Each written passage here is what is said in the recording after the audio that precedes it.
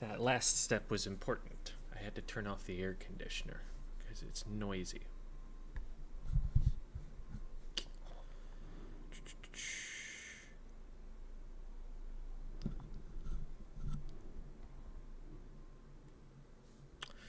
Hello to Kaiko Rosie. It is not Sunday, that's correct. This is not Silly Comp Sunday, nor is it Sunday. Hi Vipple. Hi Splat Meme. Yes, this is neither Sunday nor silly. Correct. Hi Lima Bean. Serious stream Saturday. There's going to be a little bit of serious stream Sunday too. Ran a 5K this morning, legs hurt. Good for you. Running good most of the time.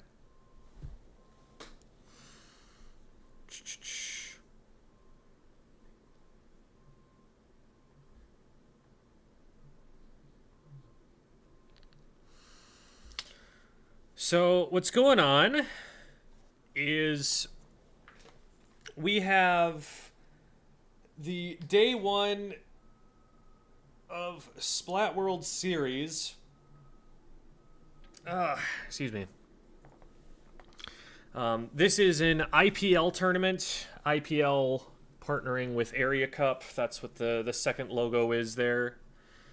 Or I think they still call themselves Area Cup, even though there's like Canvas Cup and stuff too, which is run by the same org. But this is basically the two biggest grassroots tournament organizations, IPL being from NA and Area Cup being from Japan, and they partner to put on Splat World Series. Yeah, that. Man, I wasn't done with my background image. They partner to put that on to showcase the talent from both scenes and also give them a rare chance to compete against each other, because we would be entering a lot more like Japanese tournaments because Japan is the strongest Splatoon 3 playing region in the world, if it weren't for the fact that time zones make that very difficult.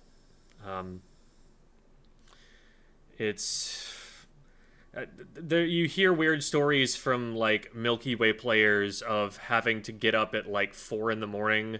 to play, just to be on the JP time zone. It's kind of brutal what they have to do to their schedules to figure out how to compete in those. But Western players have been doing that more and more as time has gone on, trying to go and play in the elite level competitions with the players who are best in the world, who are in the Japanese scene, and try to pick up what they can from there. And it's been leading to some incremental progress.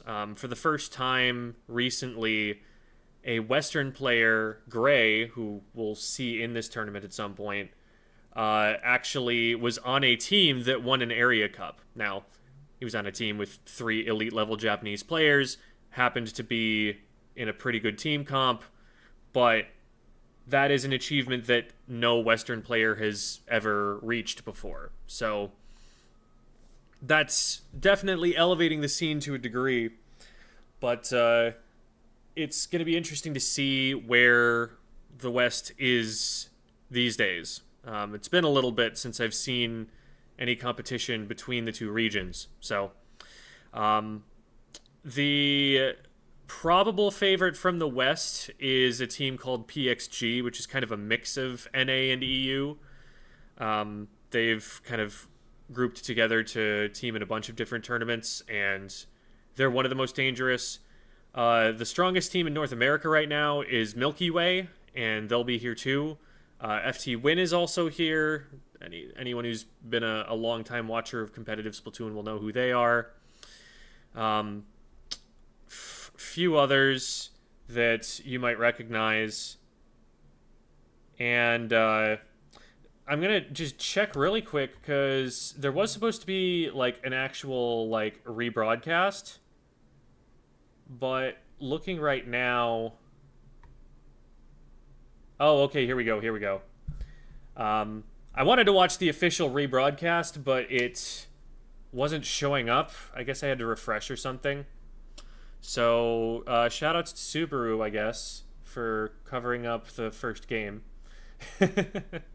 I was already planning on maybe like pausing and rewinding a bit. So I think what's probably going to happen is the very first thing I'm going to do here is just rewind. There we go. Okay. Where's my pause button? Is my pause button really going to be hidden by the frickin' taskbar? Okay, 1 second. Taskbar settings. Okay. Taskbar eliminated. You couldn't even see what the problem was, but because my mouse goes behind my head here, but I couldn't reach the play button down there.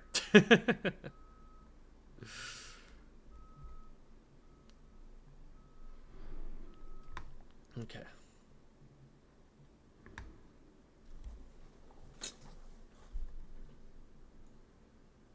Am I not able to rewind? Okay, we're going to the YouTube stream of it, because on the YouTube stream of it, you can rewind live and then go back to live and all sorts of cool stuff. Except I don't know if they're... Okay, we're just going to watch it from the YouTube video. We're just going to watch it from the YouTube video. Better playback.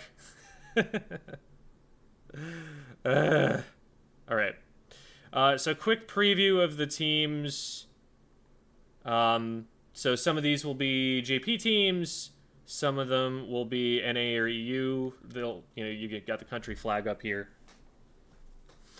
I'm not recognizing a ton of the names of the Japanese players here, but there are qualification rounds here, so just because it's not a player we recognize doesn't mean they didn't earn their way in. So this team looks relatively conventional. They've got double midline, pencil, and then dualies, dapple dualies, which is something that's a lot more common in Japan. They like their dapples a little bit more than you tend to see them here. And it's routinely been put pretty high on tier lists in Japan, so this is nothing especially surprising.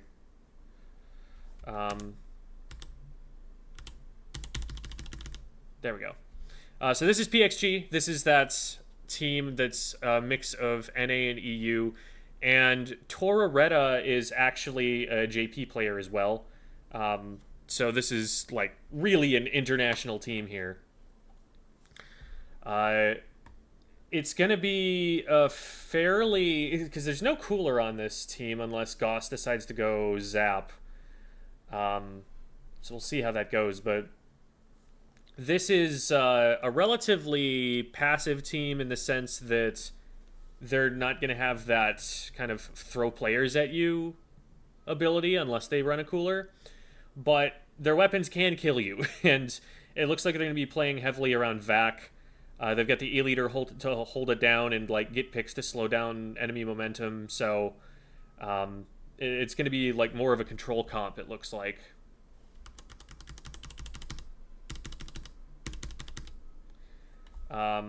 Another feature of this kind of a comp is that you're running weapons that are relatively independent, like S-Blast, Bucket, 52.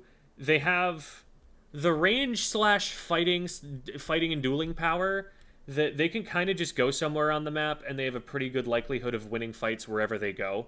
Whatever range they end up at whatever position relative to the terrain they end up at. So these are weapons that, like, while, yeah, you need them to not be going down, they also kind of have the ability to not go down. 52 can literally create cover for itself. And then these guys have the AoE to hit around cover. So I can see, like, a lot of value in that approach. QDNK, I've seen this team name before. I don't know too much about the players individually, but they've been around. As far as the comp, like, this is pretty off-meta, what they're running. Like, Splattershot is something that you haven't been seeing an awful lot. The bow, it's definitely, one of the stronger off-meta backline weapons. It's something that can contest the chargers. Um, Splat Roller, it's been around and everybody knows that it's been somewhat good, but it's also not something that you see that often. Um, it's going to play a Sharking playstyle, and then the nice thing about this roller is that as soon as it gets a pick or as soon as it gets itself into trouble, it can just throw the bubble out there, and it's like it has an extra life. It doesn't actually have to um, push in to do stuff. It doesn't actually have to. Um, not let me reword that. It's not that it has to like push in and like hard commit to everything. Like it can get a single pick, then pop the bubble and back up and reposition and try again. Um, it's a continuation special, is a way to think about it.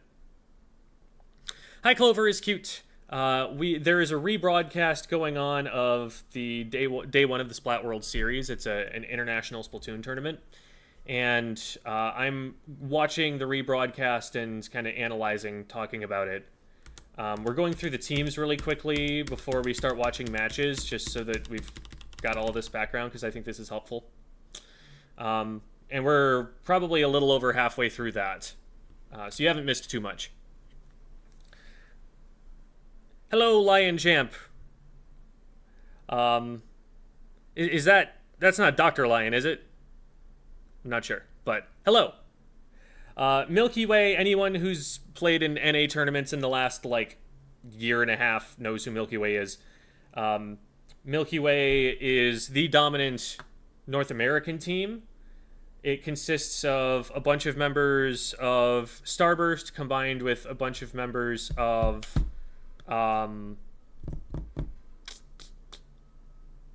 trying to remember what the name of that team was. But you've got Bran and Jared and Q, and they're bringing on Shadowwind for this one, which, like, that's obviously not a normal part of their roster, but that's also, like, no surprise. Shadowwind has been a top player forever and has subbed with a whole bunch of different teams. But that is going to make their comps really interesting. Because Shadowwind doesn't play weapons that align with the weapon pools of almost like any of the other Milky Way players. Nobody's really been doing anything with Tent or Mini on those comps in some time. So it'll be interesting to see how they adjust to play around Shadow specifically. Bran, as usual, on Bucket and can go other AoE weapons. Jared on dualies, but looks like when Q wants to play E-Leader, Jared's going to be going Zap instead. Or maybe Shadowwind, I don't know. Shadowwind's also listing Zap, so it might be a question of, like, do we like Mini on this map? Do we like Leader on this map? Like, do we want dualies for Crab? They kind of have a pick of different options for where the cooler is going to go. But yeah, how they play around Tent is going to be interesting to watch. Welcome Non-Existent, and welcome Passion Fruit. Good to see ya. Here we go. Vacuum World. I don't know a ton about the team, but I do know that I have seen that name quite a few places before. Vacuum World is a very funny name because they are playing around vacuum. That's what they're doing. They've got a 96 cal. They're going to be using that ink vac. Japan has been pushing ink vac just historically more than the West has. The West picked up at a certain point, like, oh wait, spamming this on zones is really funny. And we had a moment where somebody broke it into an optimized ink vac into a North American tournament, and suddenly everybody had to scramble to figure out, like, oh wait, how do we counter this? This is crazy. Why does it cap the entire zone? This is so dumb. So there are still some players floating around who are quote-unquote vac merchants, people who are trying to sell you a vacuum cleaner. And that's kind of the whole thing that they're working to do. Otherwise, very conventional comp. Interesting that they list the Kraken E-Leader. Maybe they'll want beacons at some point, or maybe there's some use they have for the Kraken specifically. So that's not usually the kit that you see. Otherwise, nothing super surprising out of that list of weapons. So this is the Zenith Yoshell team. There's always a Zenith Yoshell team in the mix somewhere. So Hedit, interesting. Hedit leader. That is not a comp that I've seen played, I don't think, ever. Then they've got Dat Kid running Octobrush and Phoenix on the 52. So it looks like they're going to have like 52 running point, Dat Kid trying to create opportunities for a push in, and Zenith is probably going to have to play relatively aggressive. Like, the fact that they're listing both Hedit and Nautilus does not surprise me here.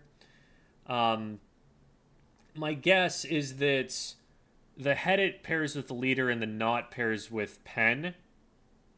Zenith also showing a Tri-Nouveau, so there might be some maps where they want that AoE more than they want the Splatling. Like, I figure if they had to go to, like, Flounder, that's where we might see that bucket.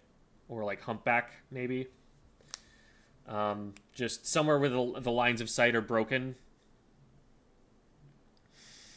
That Kid Explo being listed is interesting, but I don't know on this comp where there will be an opportunity to play that. Like, Yoshell has not listed anything that's going to pair that well with Explo. Maybe the bow, I guess. That would be a pretty passive choice, but I could see it. But Phoenix, if I'm recalling, is... I know they're European. I don't remember from where exactly, but... that's, I believe, the one EU representative here.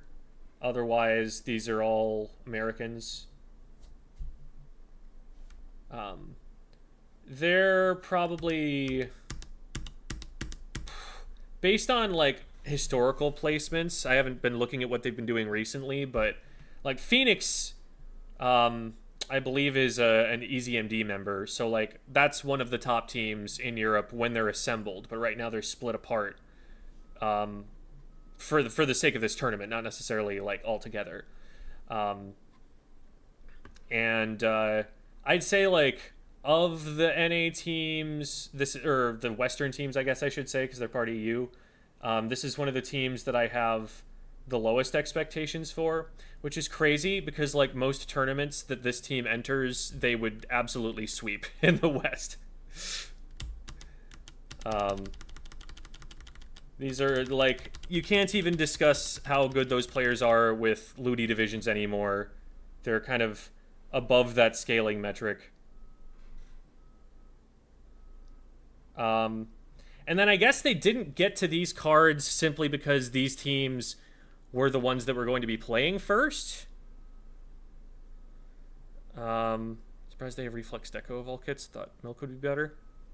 That's the slider one. That makes sense, especially for zones.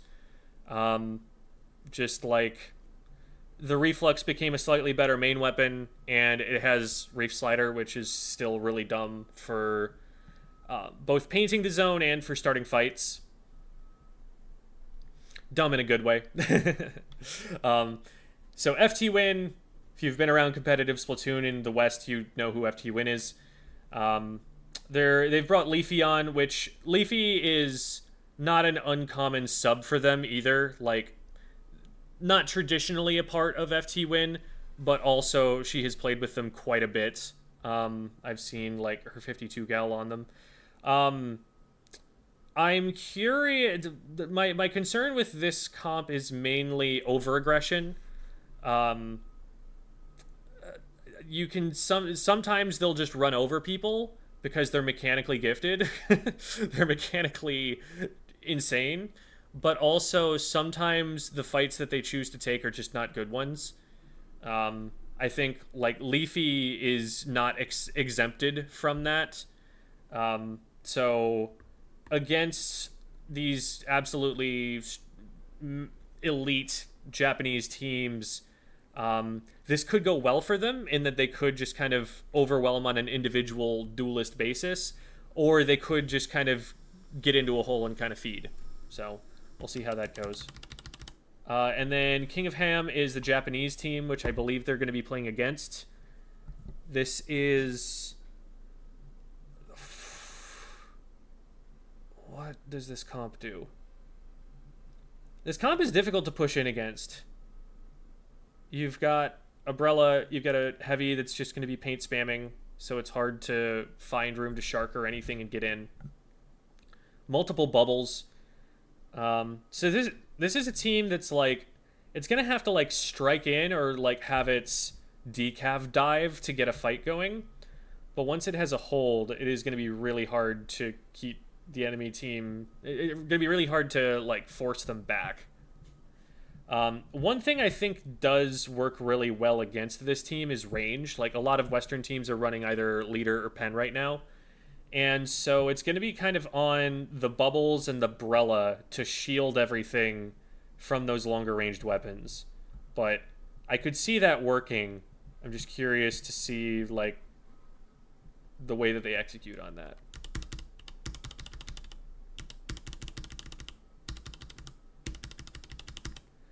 Oh my goodness.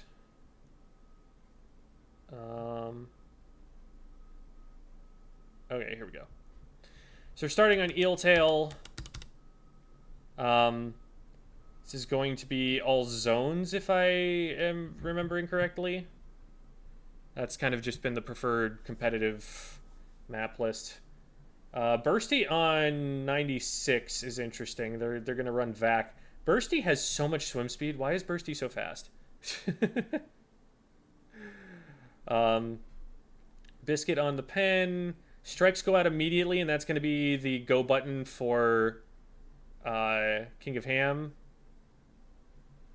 Vac is out to try and counter the push. Doesn't work. Leafy and Kyo do go down. The Vac shot gets one, and Biscuit is just barely able to survive there. So not a huge loss of space, but like even just losing the zone on this map is really tough. You have to very decisively win a fight to be able to flip this zone. Either that or like just have more paint than the other team does. Because this is, I think, the single biggest zone in the entire game. And it just... You can lose a fight in a minor way, jump your players back in and get them painting again sometimes before the enemy team actually manages to undo all the paint and cap. Like most they're often going to be able to do is neutralize. Also, higher red Parasite. What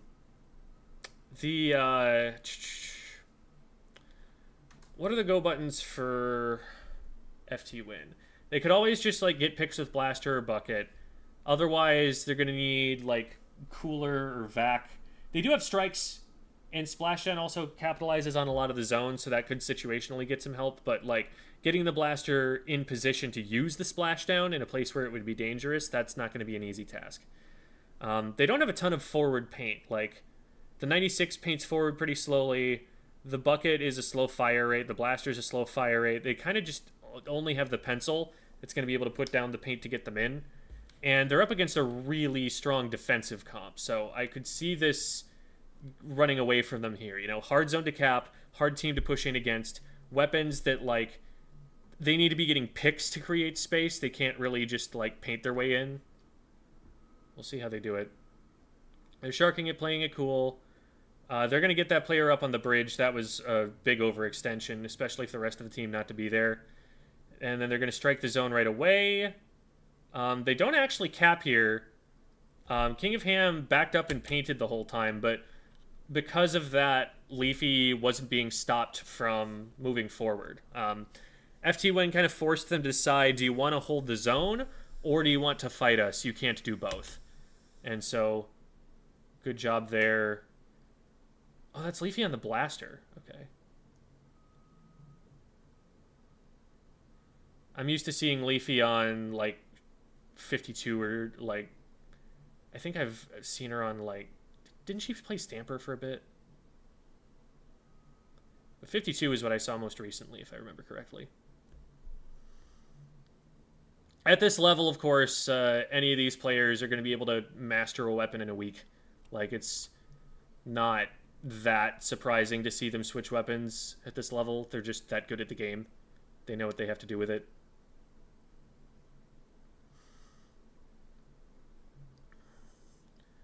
So far, really strong. I like how disciplined FT Win is being here.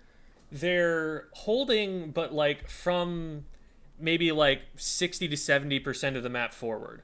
It's hard for King of Ham to approach the splat zone, but FT Win isn't diving in so far so fast that they're just like feeding and giving space back. Hi, Creator Beanie, and hi, Sherbert Land. And that splashdown, not going to end up trading or anything, so the zone probably will go back. Oh, definitely. Something happened in the back line over there. They just peeked the mini? I think they just peeked the mini.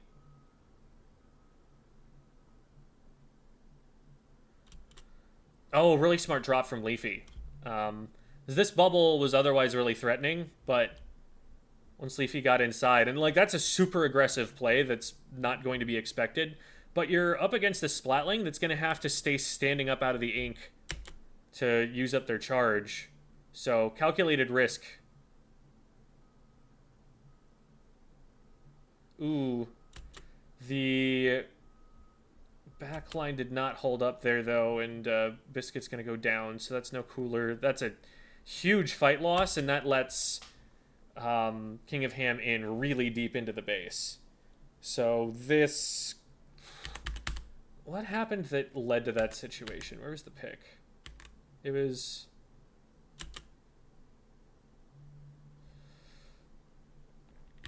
So, we've got Kyo going down. We've got Leafy going down earlier.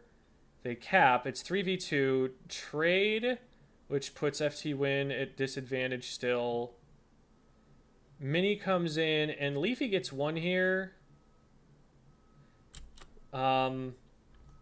Leafy probably needed to back up instead of dropping left, because once she dropped left, there was really nothing stopping the heavy from just getting her there.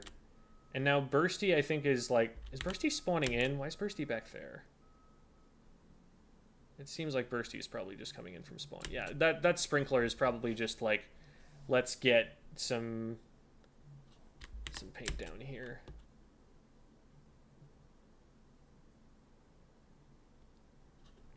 And against Umbrella, that's going to be a tough fight when Bursty's that committed. I'm surprised that Bursty's like trying to walk this far forward instead of using the ramp to take the fight.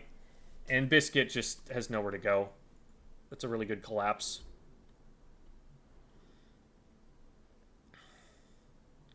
So a little bit of a stagger. There is plenty of time, but the pressure is on because FT1 really needs to make this next fight count. Kyo's already in. And does get a couple. I'm amazed that Kyo lived all that. Fantastic skirmishing on his part for the rest of the team to be able to sweep in. And they actually cap with literally one tick left. That's insane. You see that happen a lot at top level. They just like know exactly when they have to go and press the go button right at that second. It's crazy. Because like these ticks are faster than seconds. Hello, Coffee Miss, and hello... I used to be Pico, but I got bored and changed my username to clear potential confusion. Oh, okay. Hello. Oh, and Leafy has Aura right now, so that movement from Aura Flow is going crazy for her right here. Like, she was able to traverse so much of the stage with that, and not only... did it let her move, but it's painting the map so that her teammates can rotate as well. Like, that's some of the best capitalization on that ink that goes down that I've ever seen. Beautiful. And, like, Leafy knows, even though she's really lit there, that the enemy player doesn't have the ability to hit that last shot, so she stays in and takes the extra one. So Leafy and Kyo, the gank squad, coming out and spawn camping. Beautiful. Gets a third too with the right side fist. That's insane. Okay, one more opportunity for King of Ham, and it's a long shot. They kind of just have to throw themselves out there. They don't even really get to farm specials. Like they've got a wave breaker, big whoop. Decav isn't in a position where they're going to be able to paint enough of the zone. So as long as they just like don't die on zone, that's game over. Great play from FT Win there. That looked really promising. Like they had a couple of like desyncs, but when it counted, they just got so many picks and steamrolled so much momentum that it or snowballed so much momentum that they got much bigger pushes out of it. They won that on the quality of their offense for sure. And hi, randomer person. Oh, Leafy's he, him these days? I'm sorry. Double checking that real quick.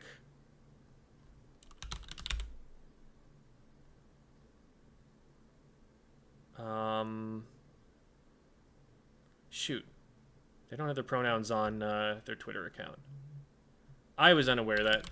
Well, maybe it would be on Blue Sky, because that's where people are.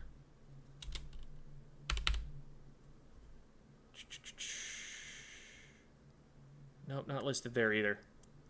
I'll stick to they for now. Thanks for the heads up on that, Lion.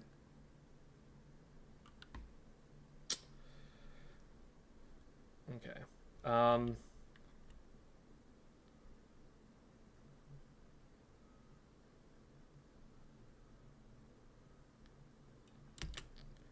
Okay. So King of Ham, sticking to mostly the same comp. They just swapped out their Zimmy for Hammer Mini. And then FT Win swapping the 96 out for a Zap. This is Urchin, so you're just about never going to see a Pen or a Leader here. Instead, going on to the Heavy. This is Western thinking. I don't know what the heck Japanese players are going to do, but clearly they're of the mind to run Heavy, even on maps where a Western team wouldn't run Heavy for this particular lineup.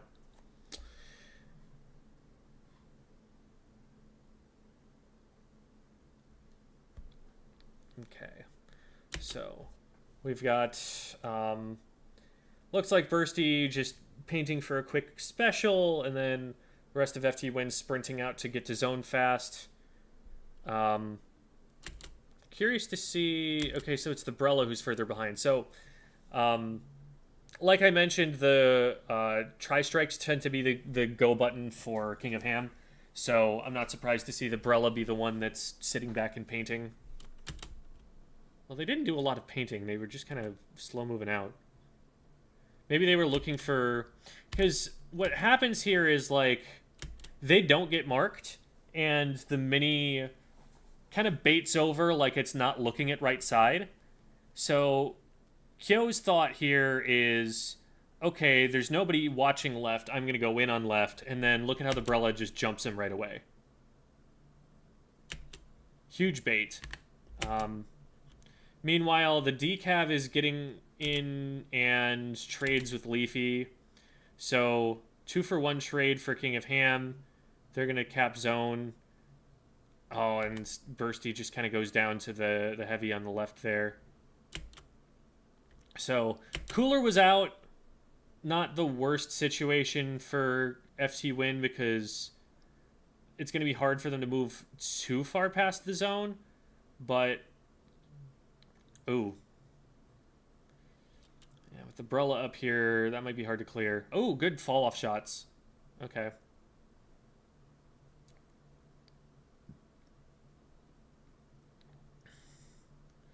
So it's been called out that the Decav is up there. Leafy and Bursty just decide, well, we need the zone, so we're going to move in from right side instead. And I think a huge value out of that. I was looking at health bars... And I was like, man, those are low, but that is because they had already won fights off screen here. So the fights are happening right now. Heavy goes down to Leafy, and then I think Bursty gets one here. No. What happens here? Why is everything happening off screen? Let's see. So where did the decav go down? That's the question. Okay, so Biscuit just catches the decav there. So those are the two that went down. They catch them on opposite sides of the map. So now Leafy and Bursty are really lit. Bursty does go down, but Kyo's able to kind of take his spot and just keep going. Yeah, easy pick to find there. And now they are on lockout, and this is going to be a good number of points. Oh, but they let the decav down there. It's going to take some attention away from the front. But Leafy just wins a fight anyway. That was a disadvantaged fight that Leafy was at. Like, that was 3v2 up there. And Leafy still comes out with it. Kyo gets the trade back. Status quo maintained. They have a special to pop. As soon as anything goes in, they're going to start using that and trying to... Again, it looks like FTWin wants to keep spreading King of Ham out so that there's no big stack of players in one place. They want them isolated so that they can just like run the gank squad around and get picks wherever they try to run them. So this is going to be lead, but FTWin probably going to lose control here for going 2 down.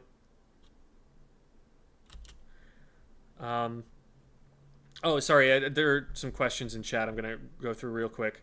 Why is there so little stealth jump? I thought it was like effectively a requirement in competitive play. Let me go back and look at that. I want to see who it's on specifically.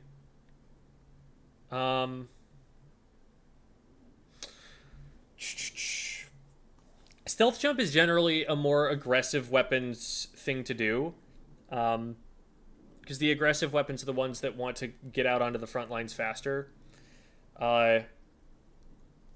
It's difficult to say exactly what the JP players are thinking. Stealth jump did get nerfed recently for the first time since like it was released. I guess it got nerfed from Splatoon 1 to Splatoon 2, but since then, it hasn't been touched. And it got nerfed recently in terms of the super jump time. What I'm thinking might be happening here is that they have they had 2 weapons that were running Big Bubbler, and maybe the thought was if we jump into the bubble, we're going to be safe anyway, and they're not going to try and push in and camp those jumps, so who cares if they see them? Let's jump in faster and be able to get in that way. It's also a very... it's not a comp that's about pushing very fast. It's not a comp about, like, going in and dying and coming back again. So I could see it being less valuable for that reason. But I am not intimately familiar with the tactical thoughts of King of Ham. So I can only really speculate from looking at it here. Is it just that Urchin's so small you don't need to jump? There's still a lot of value to being able to jump. It is a bit squished in that regard, so maybe there's a little bit less value there, but I guess we could go back and check what they were running at the beginning of the previous match, because our Eel Tail is definitely not that way.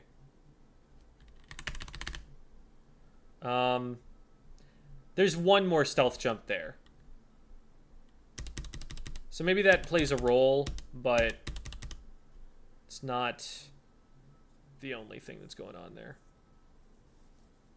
Okay, we were past this. I think it was something like here. Yeah, let's go from where they took lead.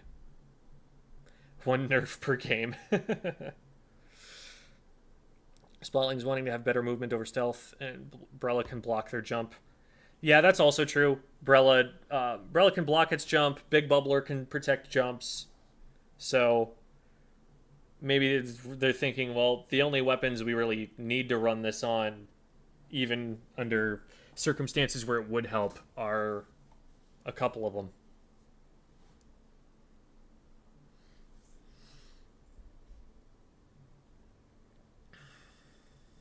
Okay. So let's see how this push goes, because they just got one. But wait, so Kyo goes down here. Yeah, I think Kyo just wasn't expecting the heavy to be looking at him right away and thought that he could kind of stand out in the open. So he tries to hit his second slosh and then isn't able to get behind cover and gets picked. Then the hammer gets a second one. The decav went down in the meantime, so it's not a full fast break just yet. But as long as they just keep trading down, they're fine. Bursty gets another one. So this is advantage state, but kind of goes in by themselves to try and catch the decav and get sharked for it. They kind of lose zone off that. Good pick from Leafy, though. Again, like, getting one pick, but then trying for a second one is what's getting them splatted a lot of the time here. So, FT wins slight advantage now. They lose. They're heavy. Leafy found a good pick there. That's, well, without follow-up from the left, that ends up just being a 1-for-1. That could have been better, I think.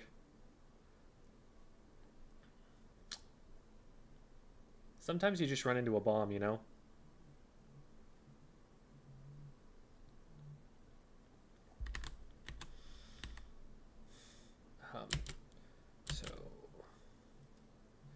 Yeah, Bursty gets one for jumping in, so, like, there was definitely an idea there. Now they know that Leafy's here, and they read Leafy trying to push back on King Inata.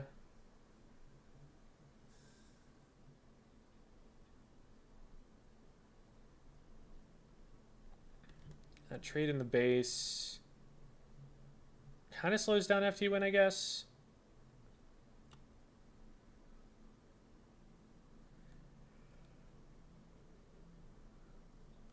Strikes have got to come out soon here. Okay, it looks like they're just deciding to give up lead.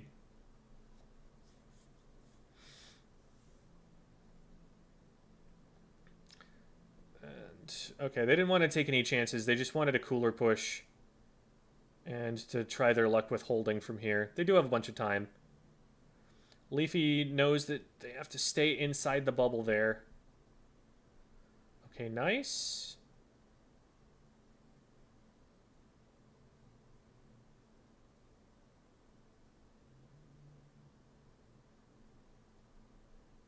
And the decav's in.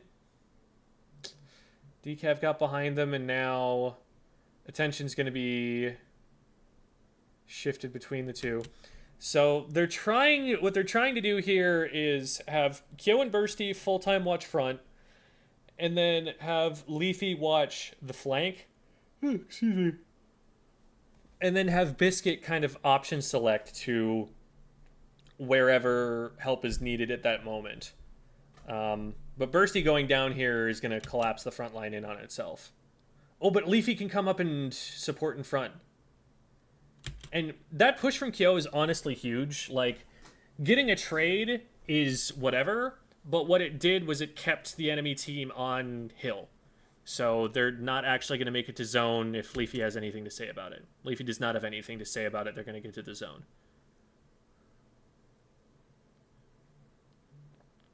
Not enough paint to put down on the zone here, though. Okay, they get it there. Yeah. I think Kyo was of the mind to try and just cap the zone, but wasn't expecting someone to be sharking underneath it.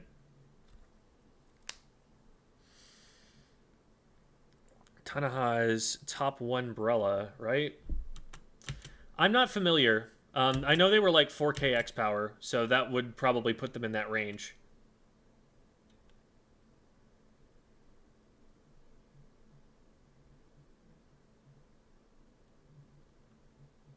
Oh my god, that was disgusting.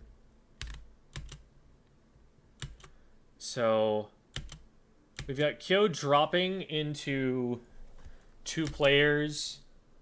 Gets cornered. Leafy drops to try and help. But then the collapse comes in from top right, and it's just over. Oh my god. This is done. This game is over. Surely.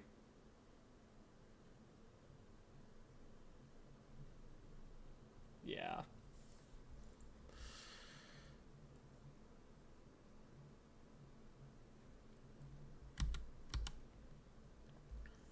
Okay. Let's see what everything is. Interesting. So they put their mini onto a Tri Nouveau instead. Looks like they're trying to match the cooler now, seeing like the pace they have to play at. Bursty swapping over onto the 96. Biscuit back on the pen that we saw on Eeltail, which is presumably what they want to run and weren't running it just because it was Urchin.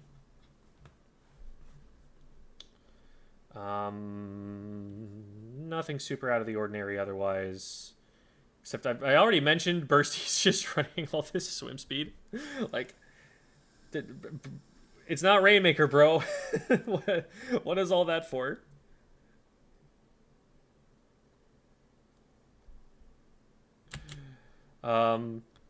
So quick pick on the decav going to the predictable flanking spot. So FT win, in theory, should be able to clean this up pretty well. A 1-for-2 trade, but they're still able to hold zone. The pen has all of the options forward covered here, and the heavy can't really contest the pen that well directly. FT Win gave up zone, and it's like, that's cool if you're gonna go and like take a fight and force them to not look at zone. But if we're gonna lose the fight, that's unfortunate. Fighting going on all over the place. So FT Win tries to vac from here. This feels like an awkward position to vac from. Like, yeah, it'll cover them from painting the zone, but the places they're going to want to fight you from are like far right and far left. So how do you cover both of those with this vac? I would think you'd really prefer to use it around the stack. Like, Leafy's not that far away from the vac and still gets picked there. I don't know if I like that vac location. It felt like, it felt forced. It felt like they're like, we need to go in with vac, and they just tried to figure out how to make that work. But everyone was grouped up in one place. There was no flank pressure. The vac couldn't save everybody.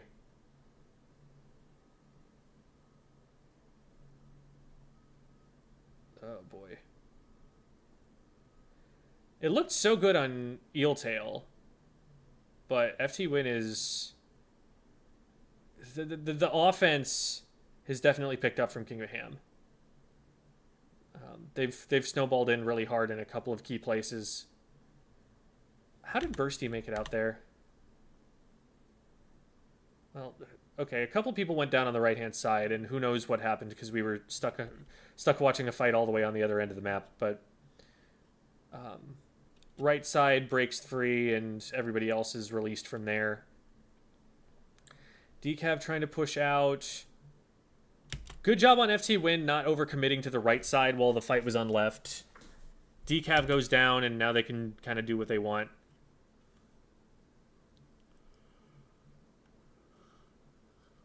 They have a vac to counter incoming specials. Splashdown cancel from the Brella. The vac is popped. So that means there's nothing really stopping the zone from flipping. It felt to me like a little bit of an early vac pop. I don't know. Like, you've got Biscuit watching this. You've got Kyo watching this. It's just one player. Is the vac helping there? I feel like you pop the vac after the decav is cleaned up if they try to keep pushing. Because now, like, what do you do against all of this?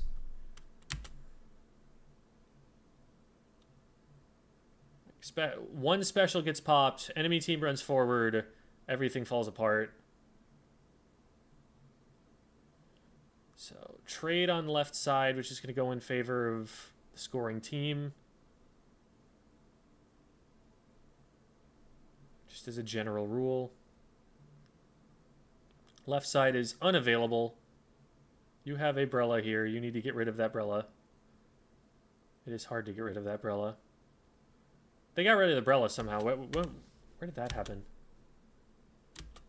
Right as soon as the camera cuts away, they go down. I guess maybe pencil?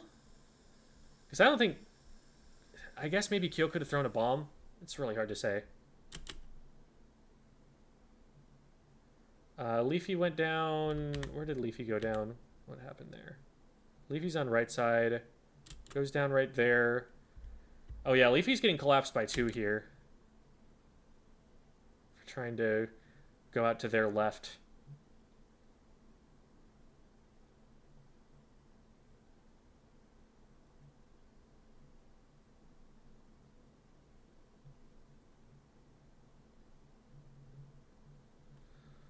Lots of value from the decav there, and that revealed a lot of positions of FT Win players.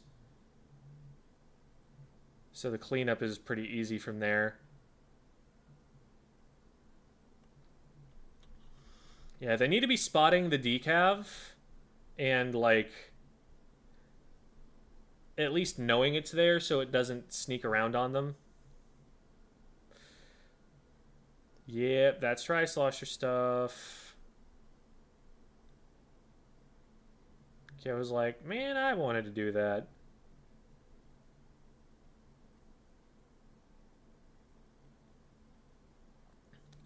There's still some time. Biscuit gets the pick there. But Leafy's down, so that's less pushing power. They're trying to make something of it. They just don't have the firepower on the right side just yet to break out. Man, everybody's low. Okay. So there's the cooler. Expect for them to kind of break out. They're trying to scout for where the... Oh my god. They didn't have the angle.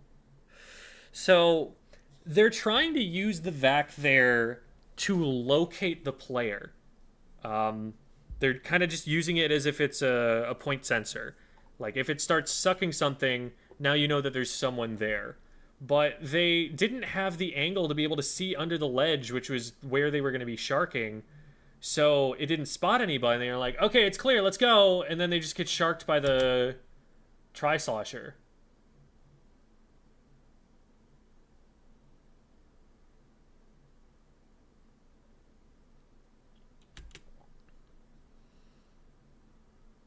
Build is standard for 96?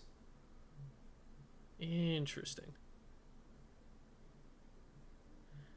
It is a slower moving weapon. I guess, like, trying to make up for its really, really slow strafe speed.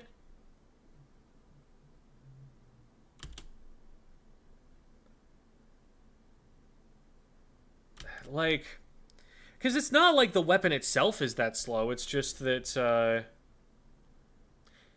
I guess maybe they need that quick acceleration to compensate for it. Yeah, the swim speed isn't the slow part, it's the walking around while shooting.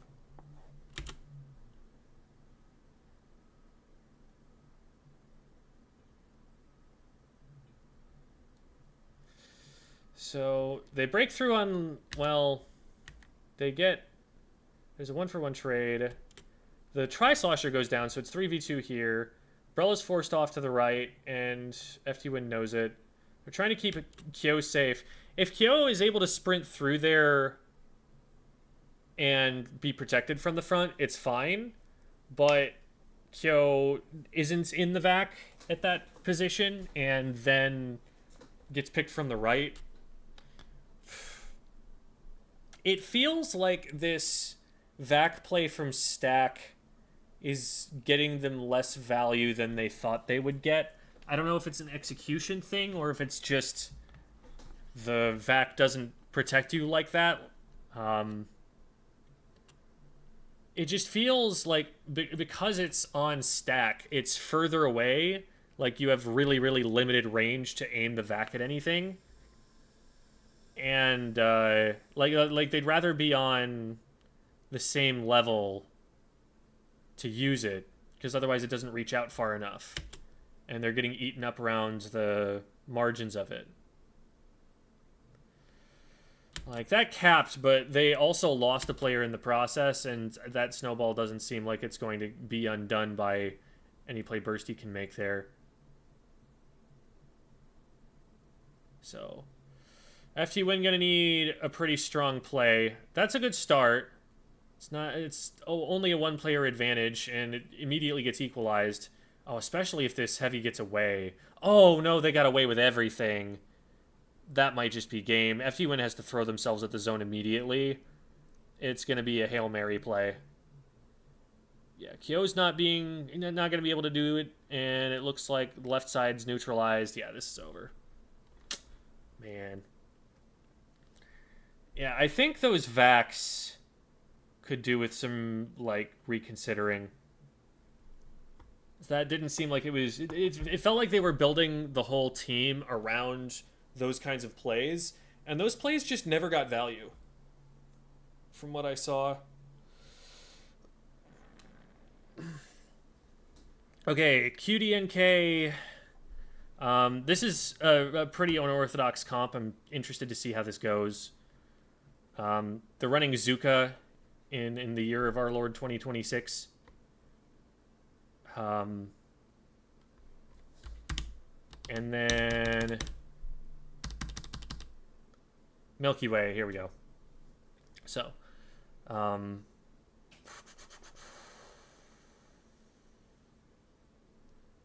would they want to do into this team? I don't know what they know about this team either. Hagglefish zones.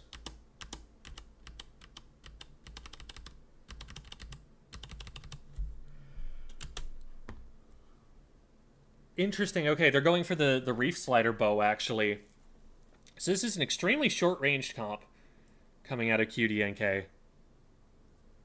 Get ready for this reflux. Oh my god, is it ridiculous? Nice. That was my favorite one I watched last night. I'm looking forward to it now. I'm looking forward to it. Yeah, I mean, Reef on this zones map is really stupid. It should not work as well as it does here, frankly.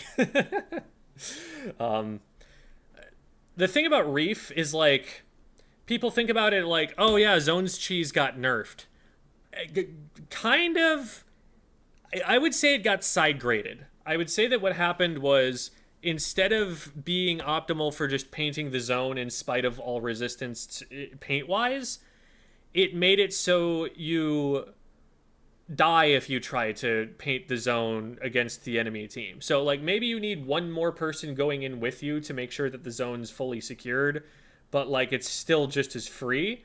Just instead of targeting the zone, you target the enemy team. I don't think it's, like, particularly weaker than it was before, especially with the change to the explosion, letting it hit over the top of cover that it didn't hit before. So... and then we've got Shadowwind on the Brella, which is something that I know he's told me before. Like, anytime he's got these, like, narrow corridors, that's when he's going to try and bust the tent out. So Milky Way trying to play a very conservative comp of attrition here, where it's like, put the tent through the side lanes, put the crab somewhere, put the pen in place. They have the ability to push in and fight, but they're also perfectly content letting the enemy team run into them and go down for it. Let's see how the rollout goes, because one major question of this game is just going to be, how does QDNK deal with range? Like, Q can take a pretty aggressive position here without that much risk of being run down.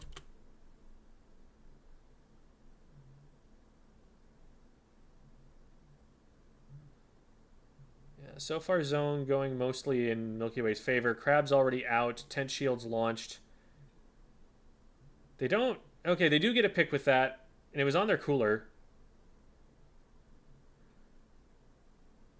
Another one down, and the last is a flank behind, which does get Q, and then sliders the zone and jumps out. Oh my goodness.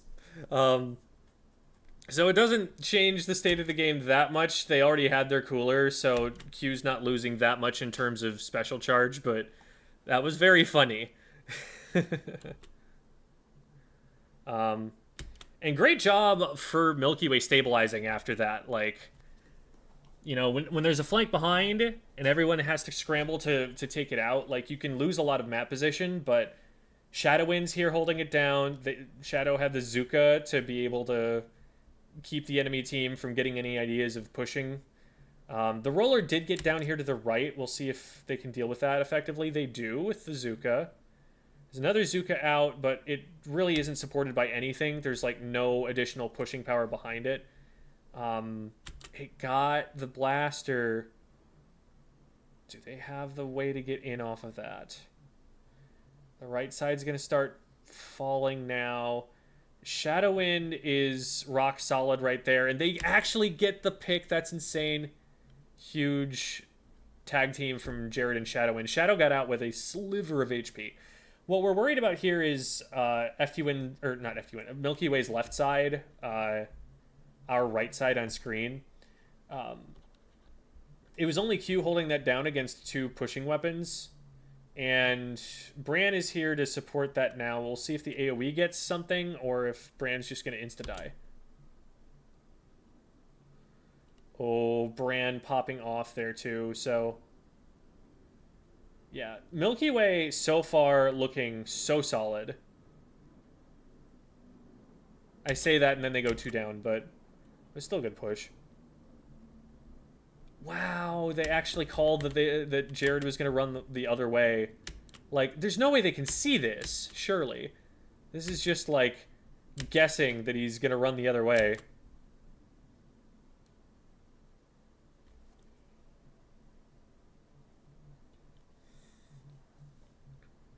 Oh my god.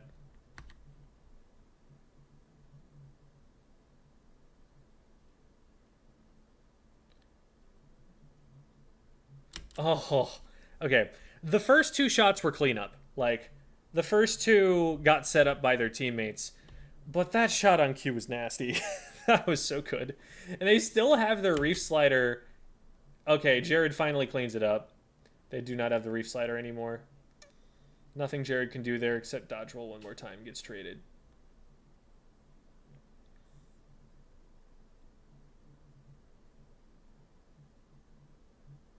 Good cover fire from Shadowin to get Bran out of there. That collapse would have caught him otherwise. Zuka's up. Crab is out. They're trying to, like, triangulate someone between those. And there it is again, you know, capping it at 1. Like, you see it at elite level often enough that you're like, oh, wait, that wasn't an accident, huh?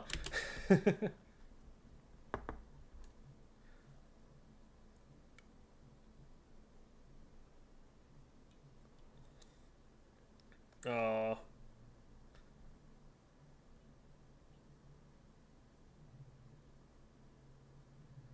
Jared hasn't actually capped.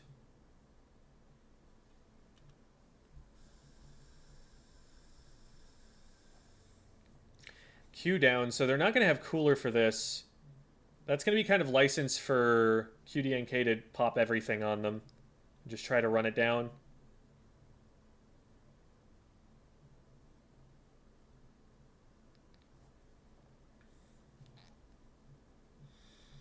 Good stop from Bran.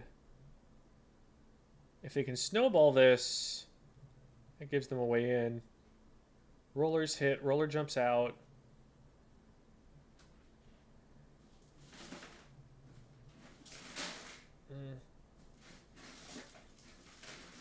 Okay, yeah.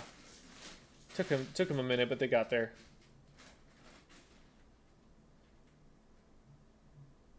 Jared just kind of making himself known over here and then popping Crab. I don't think his goal is really to get picks or anything from that. It's just, let's force the fight to be down in the low ground away from the zone so that they can't both take zone and fight me at the same time.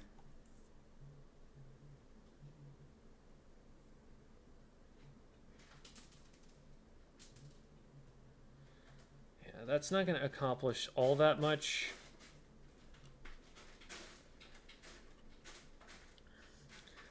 Like, a lot of the reefs are getting popped in situations where QDNK is outnumbered. They don't actually have the means to push up with the cooler, or sorry, with the reef.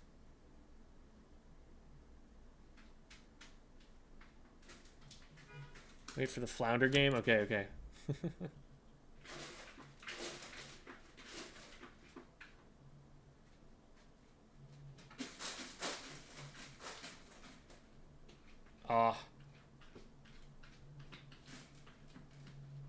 Still a really strong position, like with Bran underneath here, completely untouched. Like, Bran can rotate to any part of the map that he wants.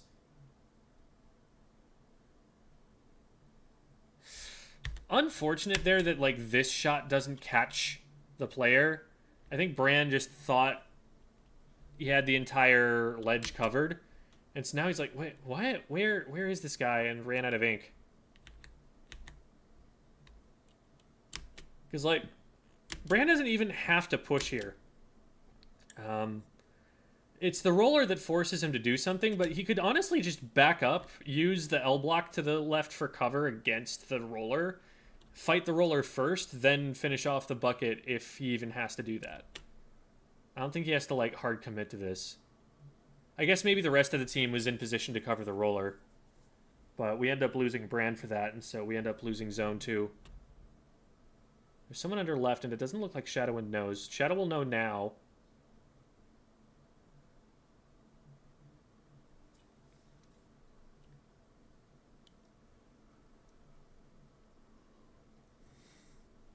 Bran gets a pick.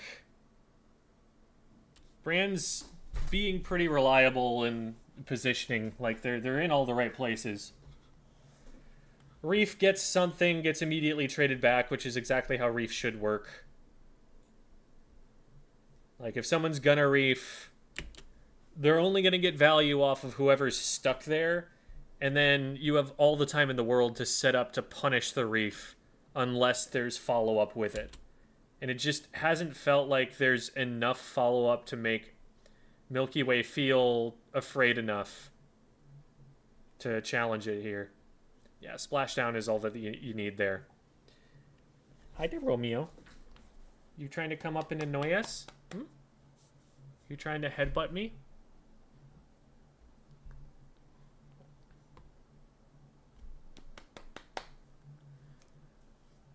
This team would be so much stronger if they had a backline with the Flux.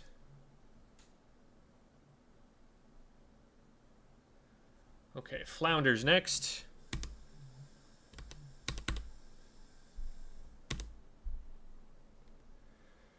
So now they have a Dynamo bucket.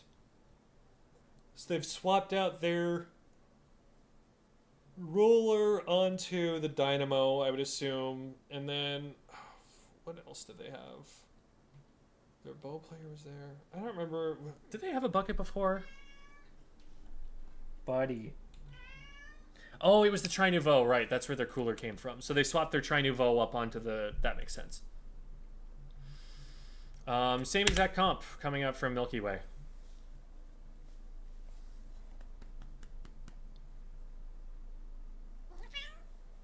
Here he is. Okay. So, pretty common start here. Shot is sharking underneath. Blaster gets covered so that they're able to do that. I don't know what got the blaster, but something did.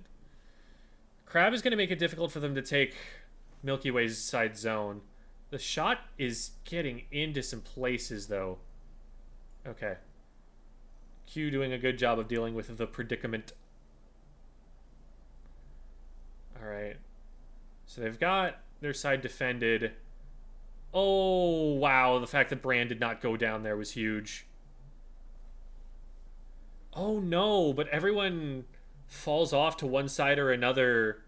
No position to help each other or trade things back. Q's alone.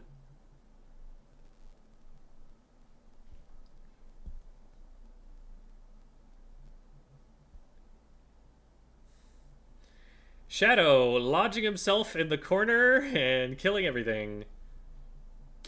It does finally get dealt with, though. It feels hard for Milky Way to push forward with all of this verticality. Like, you have very specific spots the crab has to go. Pencil feels hard to play here with all of the verticality. Like, there are definitely some good sight lines, but I think they're really dependent on Bran. As soon as Bran goes down, it's like so much harder for them to push. Like, and meanwhile, there's a dynamo and a bucket on the other team. Oh. Okay. They only got one, so this is still Milky Way favored.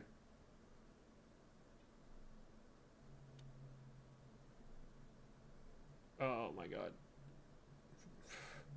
Bran is having to play such a hard game. Okay, gets one, gets out. Like, there's so much weight that's on Bran's shoulders here specifically to play the map. We love some good ink mines. Still not a single cap. Like, Milky Way has not cracked the opposing side of the map. Why is it always when you say something like that that it happens? So, how do they do it? So the bucket's down. And then Shadowin's finally able to make it to the other side. I think that's a big deal. Yeah, this is... Wait, they're alive? Oh my god. That's so silly. This bow should have been dead a long time ago. And the fact that they lived that, and then... Oh, man. Yeah, they're doing 52 things down there. And they're still living. Looking for Shadow. Giving themselves a wall they can play on both sides of. That's 52 stuff.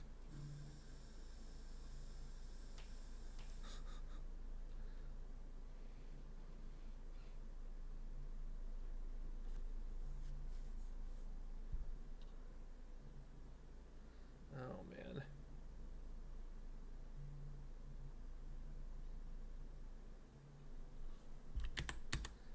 Yeah, Milky Way just having a really hard time pushing in.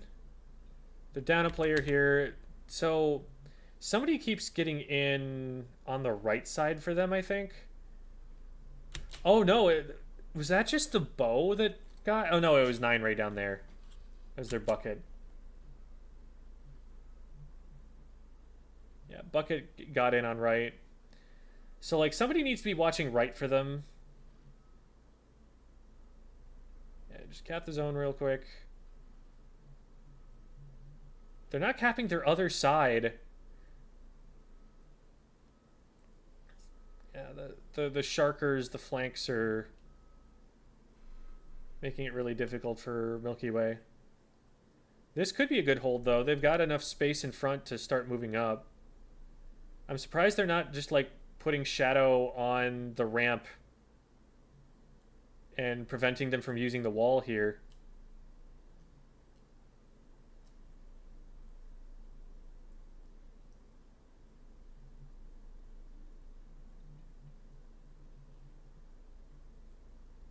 There.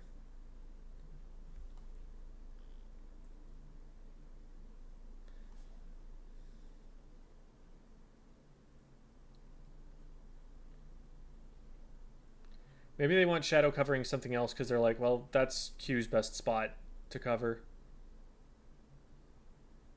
This seems like a really strong solo play, but there was so much invincibility that got popped.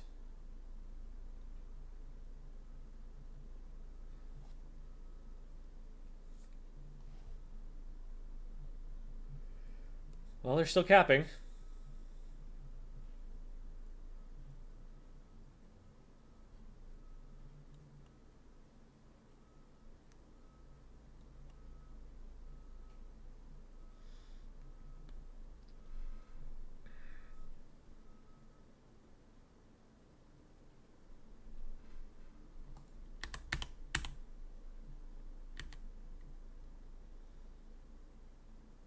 tent shield on zone. I guess you can kind of put it more in their way from up there. Because, like, on ramp, as soon as it goes past you, you get to move. But here, you can put it into a wall, and it's just going to stay there for the entire duration. Maybe that's the thought process. Good job absorbing pressure, backing up when they need to. A little bit of an overextension for Bran that might let them back in. Shadow clears. And that's game. So Milky Way looking good so far.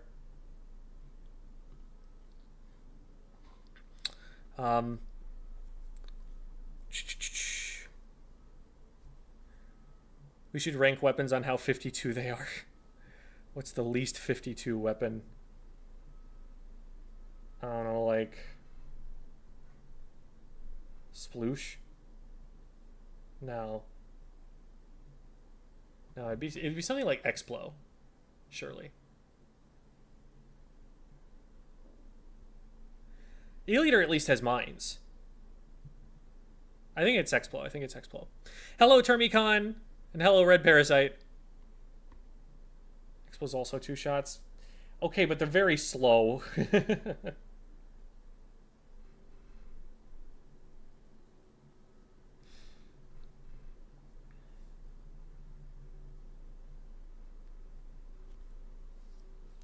Maybe bow. I don't know.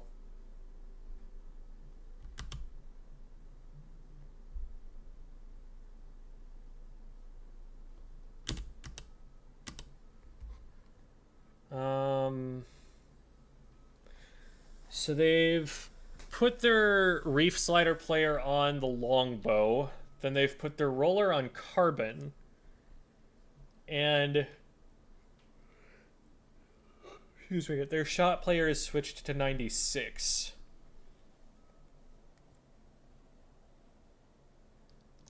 Then exact same comp for Milky Way. Explo has a wall. One of the kits does. V-Explo, I guess.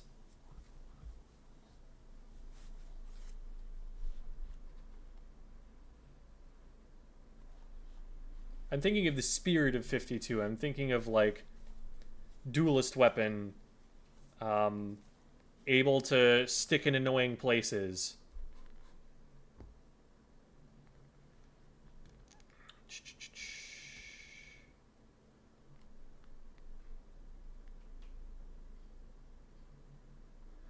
I like the scouting that they're doing early there. Like, this is a clear set play that they have for this map. So, Brella's shield goes out. Bran has already put out the point sensors, so Bran kind of knows where the targets are. And then Bran gets to safely just swim in using the tent shield. Gets a pick that way. We do need Milky Way. Why do I keep saying FT? I guess it's just I'm thinking, like, NA versus Japan. But... Milky Way needs to swim someone in to support Bran on this, or Bran just gets collapsed by, like, the carbon. Yeah, not enough support on the back end there. It looks like someone was rushing on the other side. They got traded.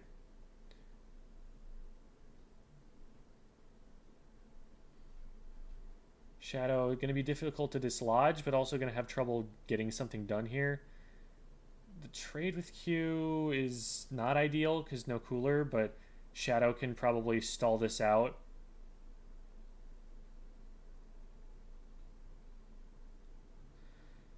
Okay, Bran wins on the carbon over there, so that's a lot of pressure relieved for the time being. Jared would really like to have Crab, but also, like, they're in the perfect position for it, but they don't have the special charged. So... yeah, as long as they trade there, that's fine. Strikes are going to come out. They're going to need to back up and paint through this. Oh, it's just caps. Nothing happening there.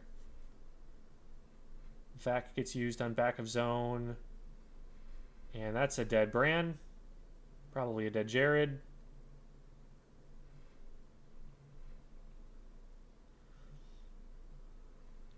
Oh, no. Oh, wow. I'm amazed that that didn't kill. It feels like one of the weaknesses of the comp here is They have location from brands point sensors, but they don't necessarily have the paint to kind of paint out the carbon. They have to kind of hard check it. Sometimes they're not going to find it.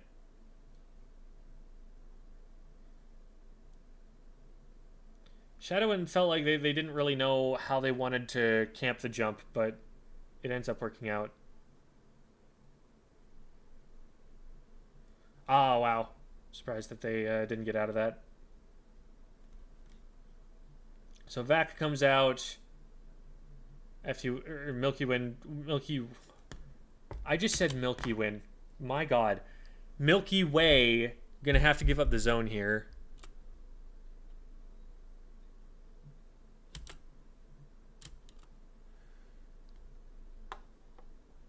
Put me in, coach. Thank you so much. I really appreciate that. It doesn't really give you much of a name on YouTube. It just calls you AB and then a bunch of random letters and numbers. But thank you. Milky Wings.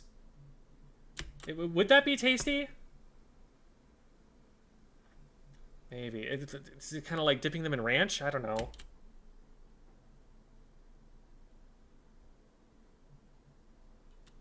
This crab has a lot of potential.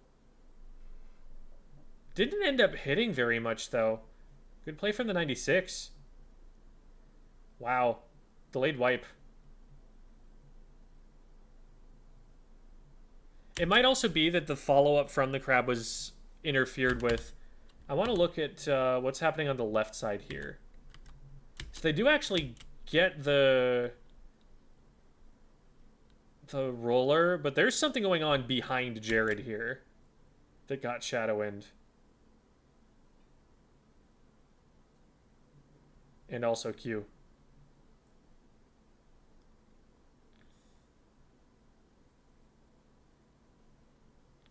Yeah. Somebody saw that trail of ink and they were like, this seems like where a carbon would be. Oh no, Jared gets caught by the bow shots. Q trying to suppress that, but also has to like focus on getting cooler up and stuff. So lead's gonna flip.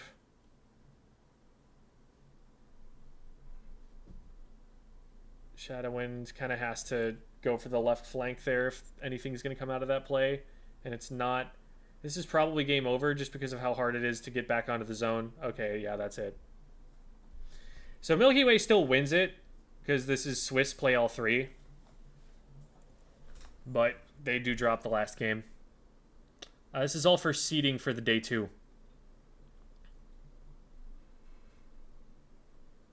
Okay. That looks like enough time crown spinning. I am going to really quickly go use the restroom and probably grab some food to eat, but I will be back to go over the rest of it soon. Wow, I thought that was the same donation, but then I realized it's a different message. Thank you again. At this point, how much of an advantage do you think Switch 2 players have over Switch 1 players? The advantage is not in like gameplay performance, I don't think. Like, I guess maybe there's some times where you've got a lot of stuff on screen and there might be frame drops, but I don't think there's any meaningful gameplay advantage. It's in like things like loading screen times, in like whether the game is framing when you're out in the square looking at all the art and stuff spinning around. It feels nicer, like it looks nicer, but I don't think it's impacting gameplay on such a significant degree that you should ever worry about it. Like, definitely don't go buying a Switch 2 if you think you're getting a competitive advantage out of it, and that's the only reason you would be buying it. I could see it helping for Salmon Run for sure, but I don't think it's going to have an impact on like competitive Splatoon.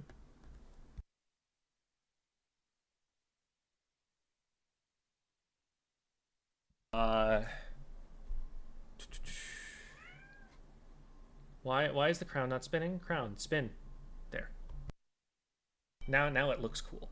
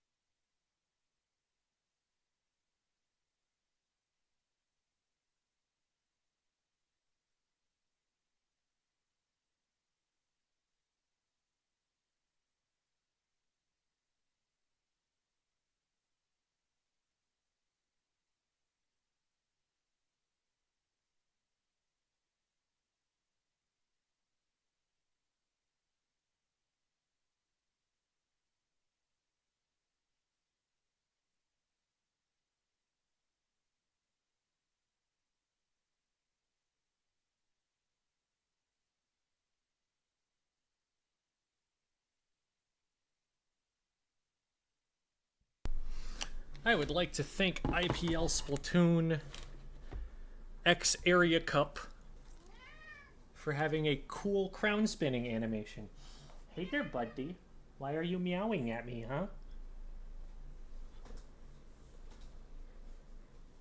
Well, you stopped meowing as soon as I started petting you, so it looks like that's all you're looking for.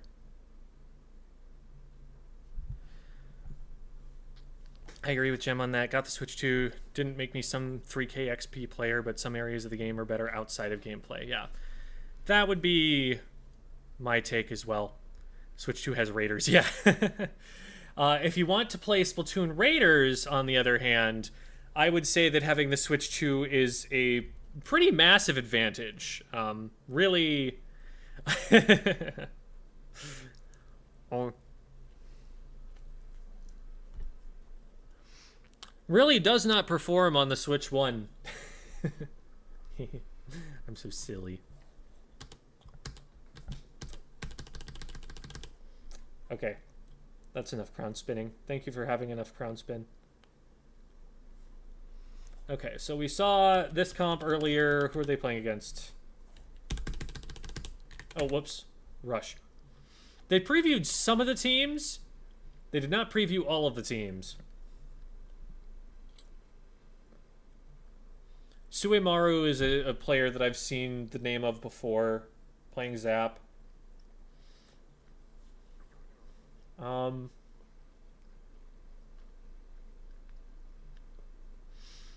Certainly a playable comp, not one that I've seen before.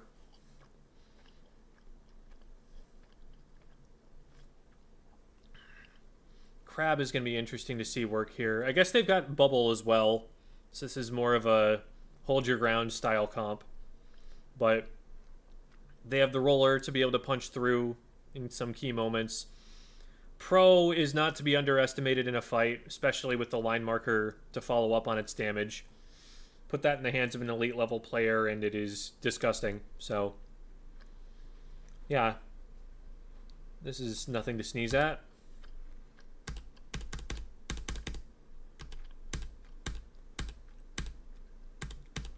I think Let's Go Brother is going to be doing more of the initiating into Rush's defending. But Rush absolutely has the tools. And this is a different comp than what we were shown. We've got a 52 on the one side. And we're going double cooler. Oh, that totally makes sense for this map, though. This map is huge. They've got the double cooler, and they've also got the beacons. So, very fast re-entry, especially with... yeah, it's a very fast re-entry. And then on the other side, you've got Vac. Okay.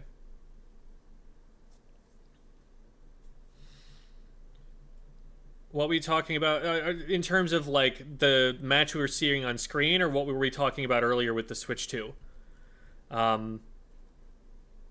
What we're looking at right here is Splat World Series. This is an international Splatoon tournament that is co-run by IPL Splatoon, which is the big NA tournament organization. And, I mean, there are more big tournament organizations, but it's the biggest one. And Area Cup, which is the most prestigious Japanese competitive tournament.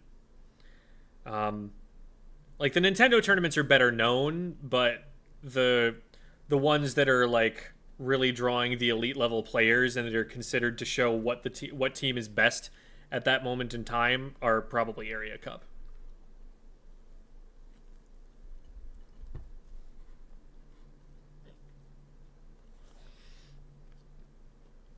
Yeah, this is a map from Splatoon 2. It is bigger in every way.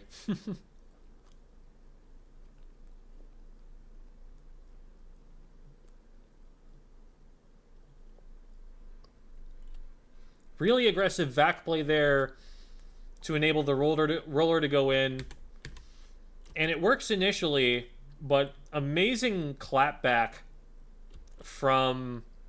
Let's see, yellow is Let's Go Brother here. Right.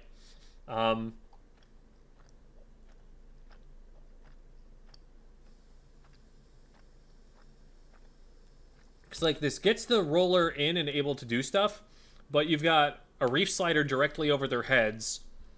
They didn't have any tools to clear top mid with. Like, a lot of the time in Splatoon 2 metas, you would see a Splatling trying to take position on the grates and just constantly be threatening the enemy bunker. And it's specifically so plays like this can't happen on the push-in. Because that is now your whole push dead. You never capped zone. You lost 3. And this is a team that is going to be, like... They're going to live in your base like fruit flies live in a trash can. They're just going to keep going in there as long as you're... I don't like this metaphor anymore because it's gross. But they're just going to keep respawning really fast. They'll have beacons to jump to. You got to clear out the beacons. You got to clean the trash can. Okay, we're back on this.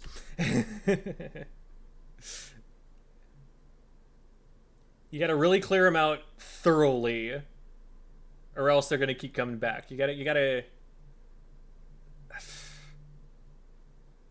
Yeah, we're done with that.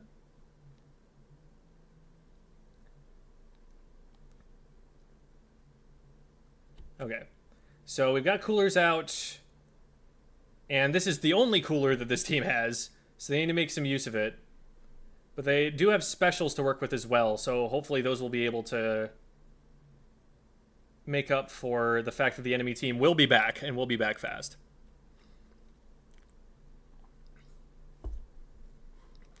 Heard something about Switch 2 has Raiders. Yes. So we were talking about, like, is there a point to getting a Switch 2 for the sake of playing Splatoon 3? We were saying that there isn't really much of an advantage, and then the joke was, oh, but for Raiders, the Switch 2 definitely the better way to play it, because it's only on that one. Haven't followed the game since January patch. Excited to get back into following the game. Well, this isn't a bad way to I mean, obviously it's harder for us as Westerners to follow the competitive JP scene, but this is a good way to see how the Western teams are faring against them. Do you prefer single zone maps over double zone, other way around, or you're both fine? It really depends on the map around it. There are some places where double zone maps are atrocious. There are some places where they're definitely the best way to design the map, and it really just depends.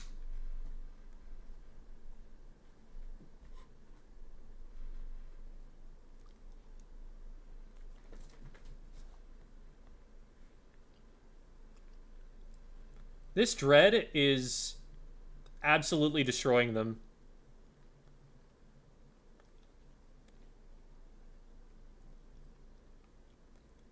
They've been coming up huge, like, all over the place.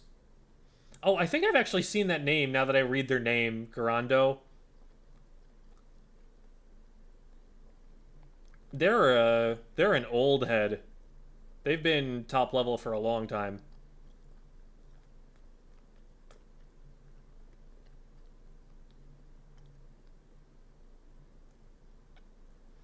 All right, finally get caught out by the roller there.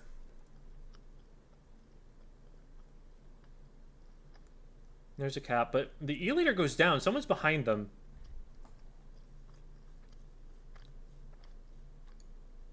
Rats. Rats. We are the rats. We are in your base. Call pest control.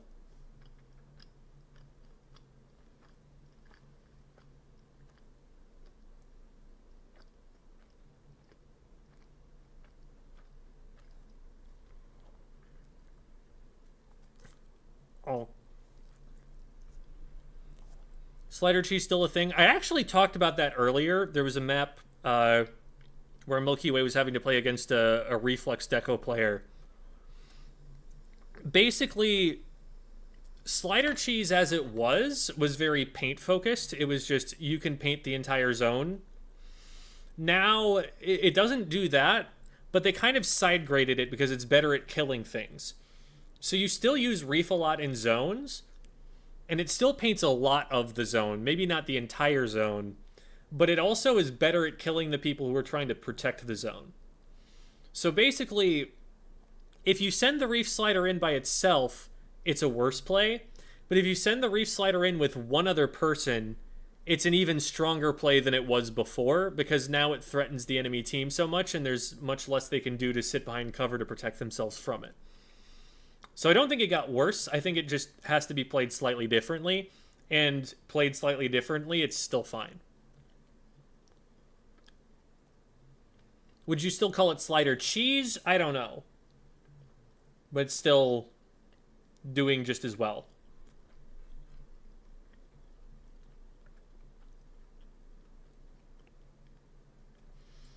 .52 gal play.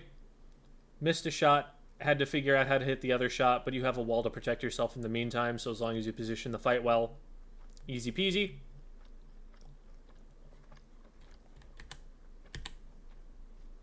So we lost the Dapples on the other side of the map. .52 got a bunch. Oh, it got their cooler too. Finally goes down here. But I don't know, with all of the coolers and the beacons, I feel like Let's Go Brothers still has time to actually get back into the zone and defend this. The vac is out. It's protecting the roller to try and give them a way over the top. I don't know how the Reef Slider doesn't kill anything there, frankly, but it's fine, because they still haven't capped the zone. Grando goes down, roller goes down. Okay, this should be the cap. They need to cap the zone right now. They're not going to have time if they don't cap the zone right now. Okay. Looks like they caught someone jumping in too, so maybe they saw something I didn't, and it was a better play for them to actually camp that jump. Gives them a little more control. They didn't do much into the enemy street. Oh, roller does it. Oh, the roller. If the roller got spotted there, they were so dead. But 52 never knew.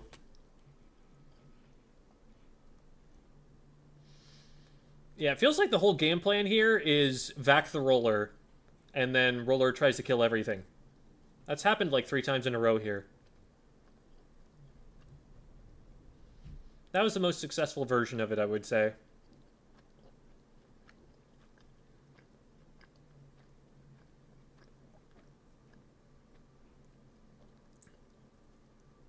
Really good play from the roller so far.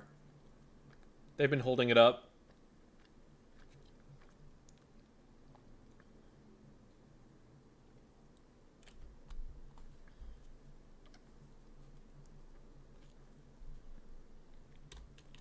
So, like, they did cheese the zone.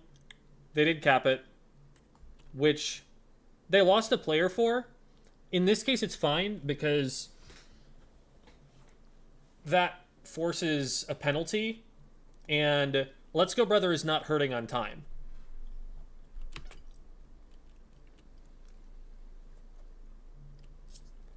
They need to stop losing players this fast, though. Like, it doesn't matter that you have cooler if you just run in and die every time. You have to get something out of that.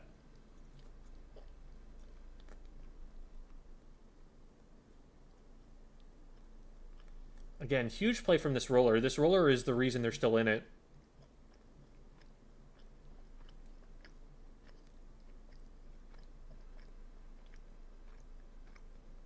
A little too aggressive from that roller. Oh, man. They might still be able to hold it, but... Oh, no. They need to get rid of the Dapples immediately. Yeah. Wasn't happening there. Eating bagel sandwich.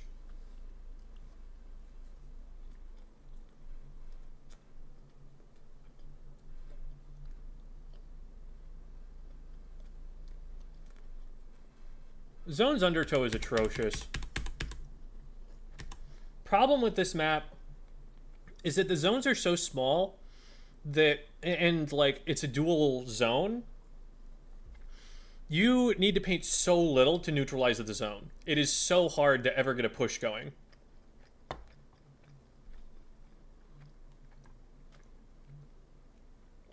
So Garando goes on to the standard slosher, which makes a lot of sense because they can like solo cap zone with tri-strikes. They're like, it's like you bomb one part of the zone and then strike one part. Can you solo? You can definitely solo neutralize the zone. I don't think you can solo flip the zone with a strike, but it's close. Like, they have more than the burst paint they need to be able to cap the zone here. But it would be harder to do that into an ink vacking 96. They've got the exact same comp on the other side that they had before. And it is still double cooler.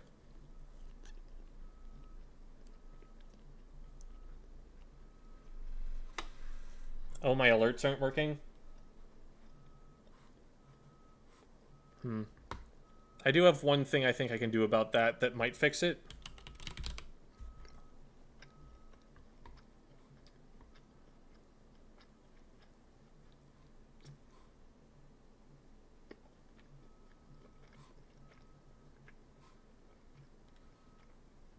Maybe two things.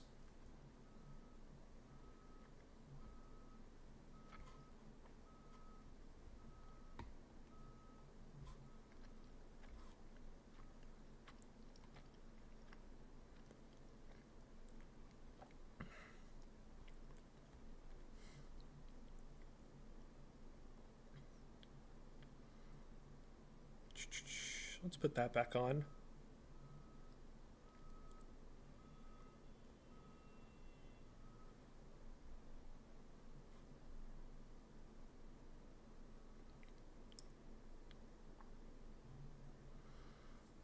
Okay, let's try this now.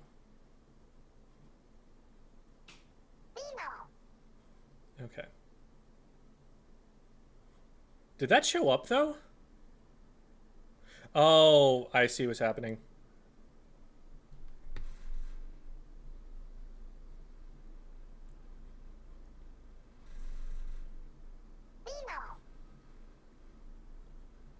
Okay. Thanks for letting me know.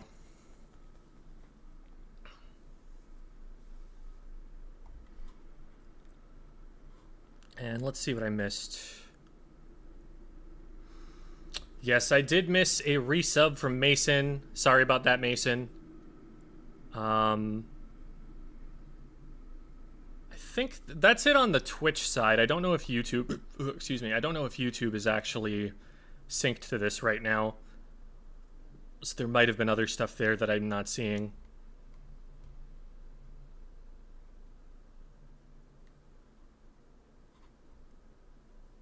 It keeps telling me YouTube not enabled, which is weird. But I think that's probably the best I can do right now. I might take some external setup to get YouTube back online. If I miss anything, let me know. I did see like the donation come through on Restream chat, so that at least was successful.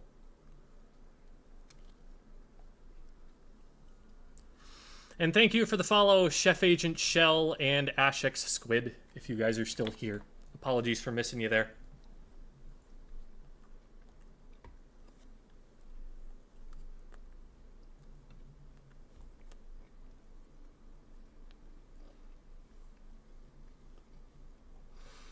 Oh, I mean, Kaiko Rosie, feel free to, like, post that yourself if you want. Like, it's something you made. It doesn't have to go to me. You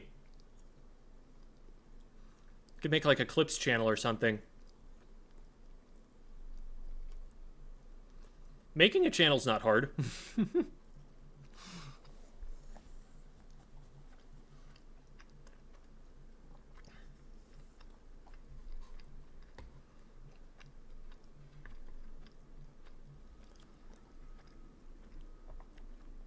I guess if you really don't want to, like, I could put it on the, like, secondary VOD channel or something.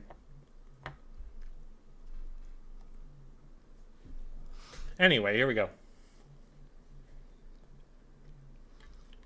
Um, so we've got two pushing out really far on left early.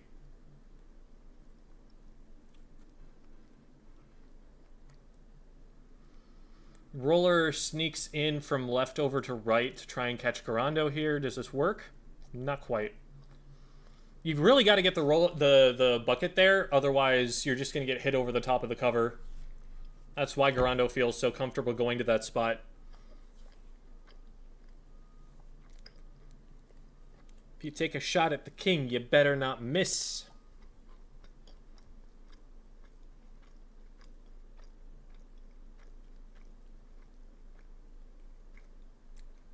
I wonder what Garando means. I'm going to look that up.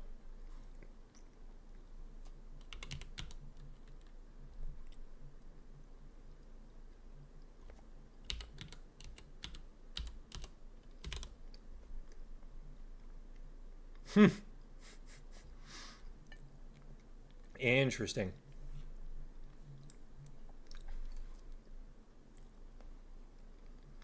So like void might be how you'd translate their or like empty shell, hollow.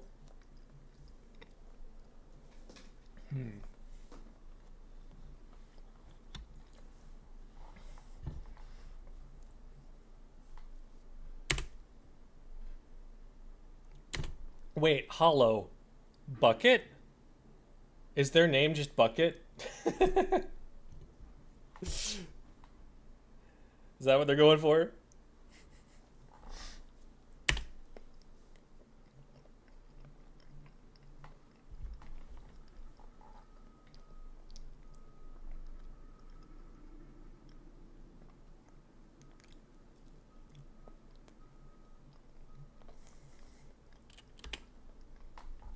You may notice, dear viewer, we are almost a minute into this game, and the zone has not been capped for more than 4 ticks. That is because this map is silly. Okay, it will be capped now.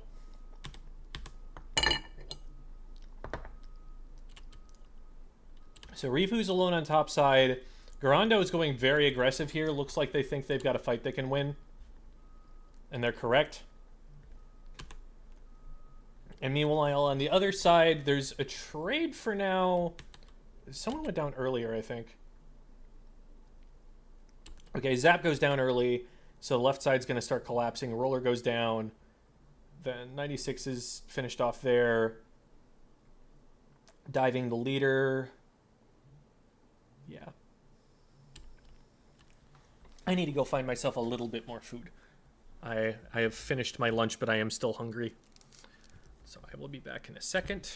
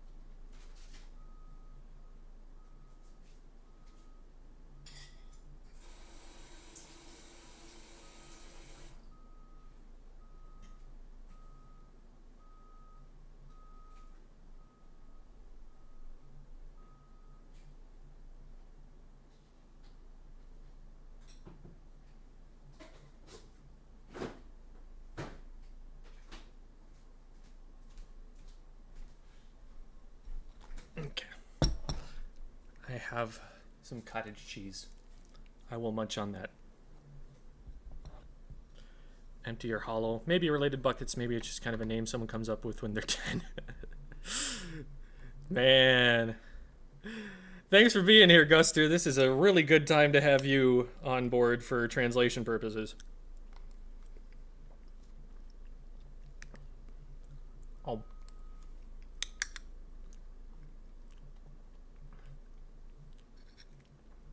Staring at a suction bomb about to explode dapples.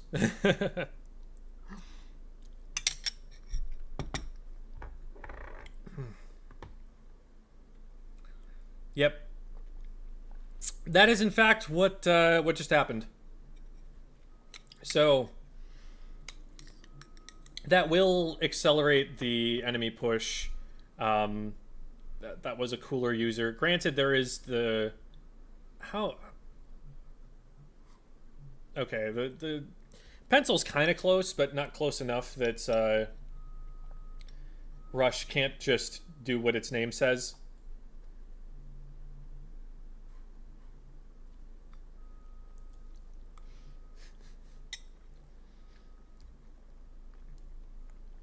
For those who don't know, there was a video I made a while back about the Splat World, or about the World Championships, the NA Championships, or sorry, the Nintendo Championships,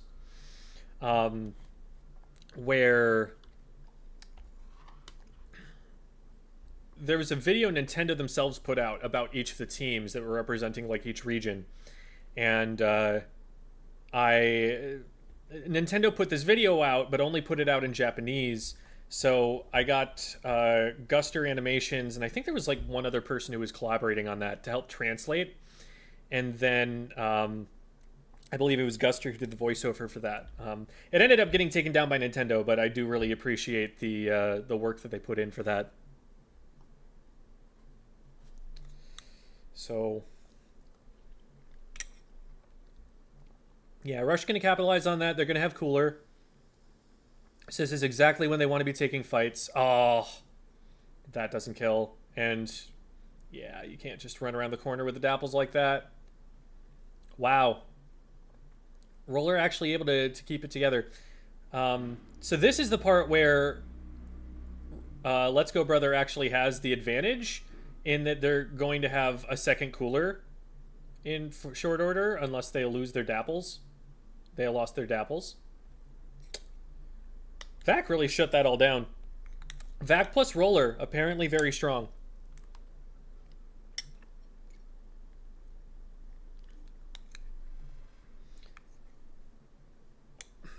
They've been getting so many picks, but they haven't been managing to actually get the zone kept back. And again, there's that kind of double cooler zombie comp. You can't kill them. They just keep coming back.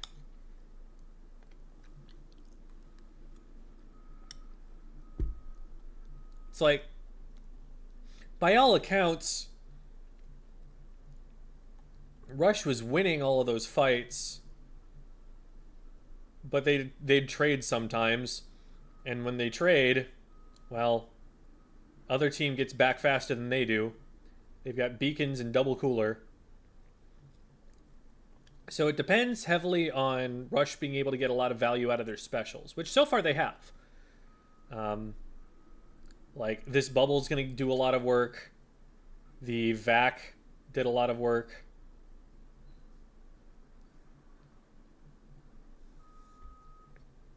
I was well played by Let's Go Brother, forced the Roller out into the open, and even though they traded, it was able to go down eventually. That's going to let them potentially get the zone back. Although, oh, yeah, that's going to get them the zone back for sure. Well, what is happening elsewhere? So it's even numbers right now. They take out the leader here. And then someone's behind them. What? Oh, Roller. LOL.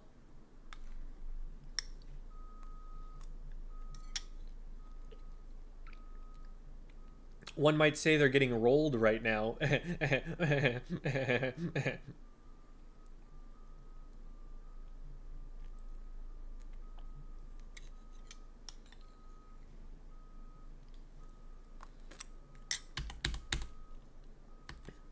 Why do they stay so far back here?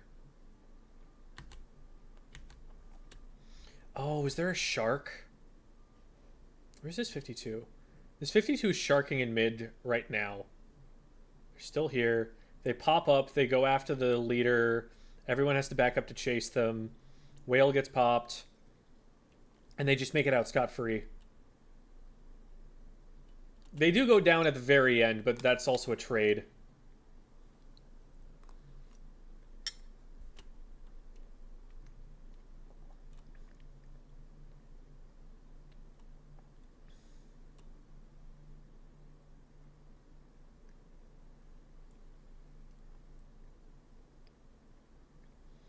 Crazy that the roller even managed to trade on that. That was really aggressive. That was like a 1v4.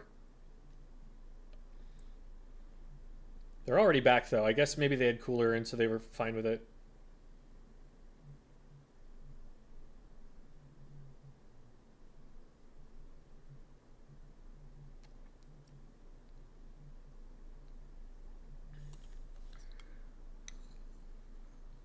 So far, looking good for Rush.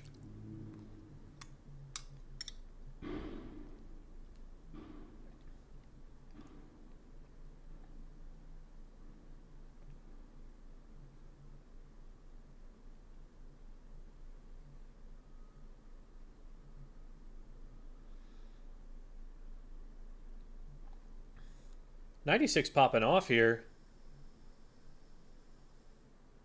Oh, this is so over. They just pop Vac as soon as the enemy team tries to push in. You can't neutralize the right zone. Don't have access to the left zone. Well played.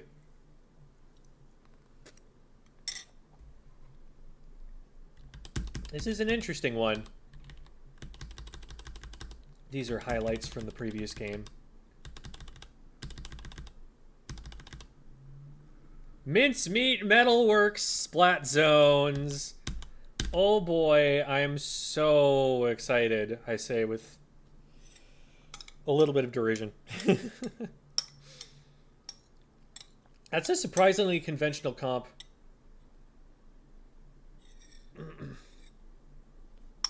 Double slider is interesting. Abandoning the double cooler idea. Was that just a snipe? What happened there? Oh, roller underneath. No, I don't think the roller even swung yet. I think that was a leader shot. Yeah, that's the leader. Leader on this map is dumb and shouldn't be allowed to exist in the game. I guess the hope for Let's Go Brother is to use the pencil to paint more and to just cap the zone and not let the leader see anybody. But, well, that's how that's gone so far.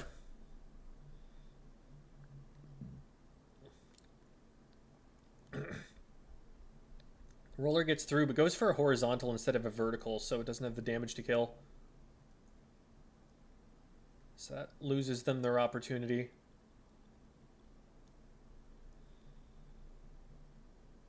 Vac the roller.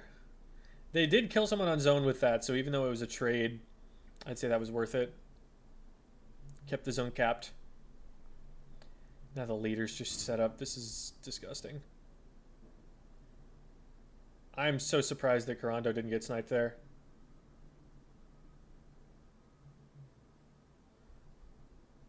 They're losing their front line quite a bit there.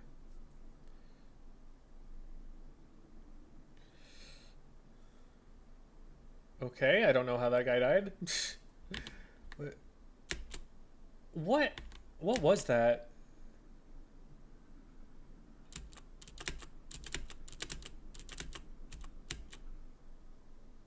Huh? Oh, we're not watching the leader anymore. Whoops. Leader was over there. Okay.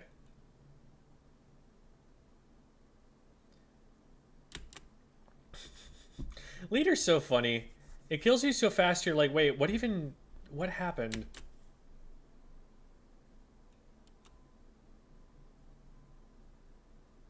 That is an annoying spot for Garando to be for them.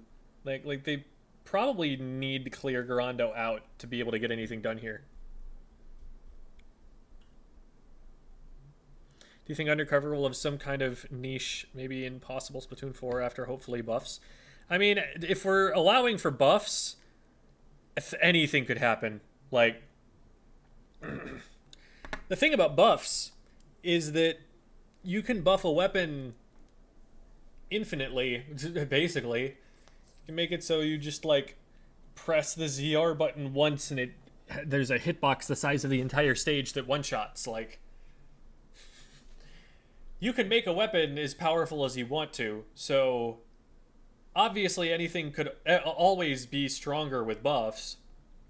It's just a question of, like, what kind of buffs are likely to happen and what that weapon needs.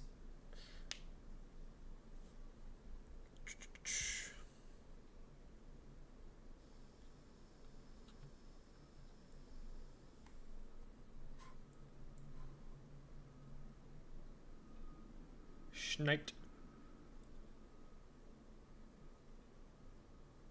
Nice.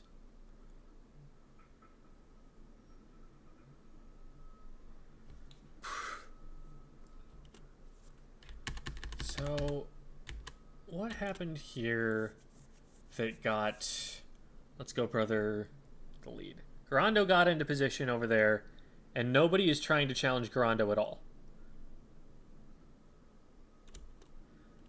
52 comes in, trades the roller. So it's just E-Leader and 96 here, and they kind of got rid of the two weapons that are going to try and push in. So even though this is an even trade, they're going to hold the zone off of this. But then they keep getting sniped.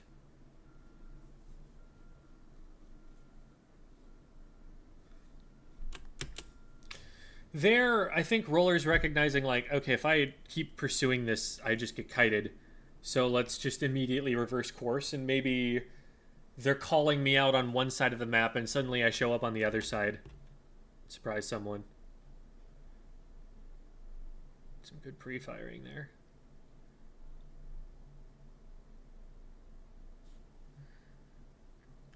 So Grano gets in and at least gets a trade. Great play from Suimaro, getting two there.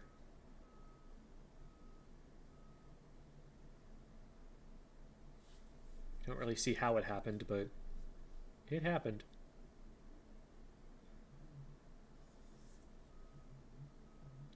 So they save their cooler, their vac charge. Jump in there. See if they can get a casual, cheeky pick on the pencil. Someone went down on right, but 52 went down on the other side.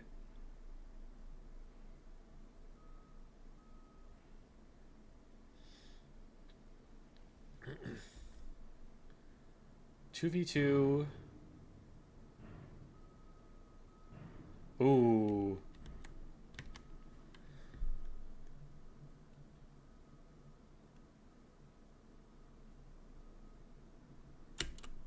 Yeah, good collapse there on the part of Let's Go Brother.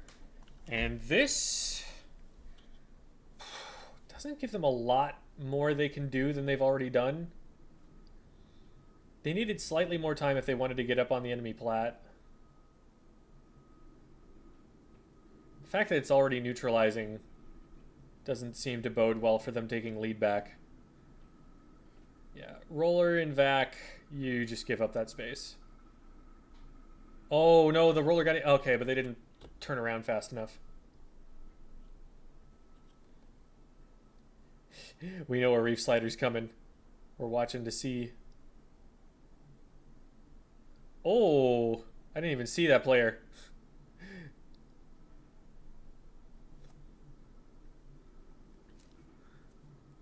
And Garando's back in that spot on right. Now, what they might do is just try to rush down left and ignore... Oh, it's actually Nispa that's over there now. Just kind of a coordinated collapse on zone, but they lose two for it. And they didn't get lead or anything, so it only really delayed. Oh, huge from Soppy. Wow. Great recovery there from Let's Go Brother.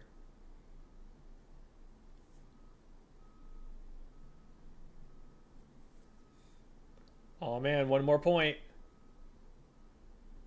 One more entire point.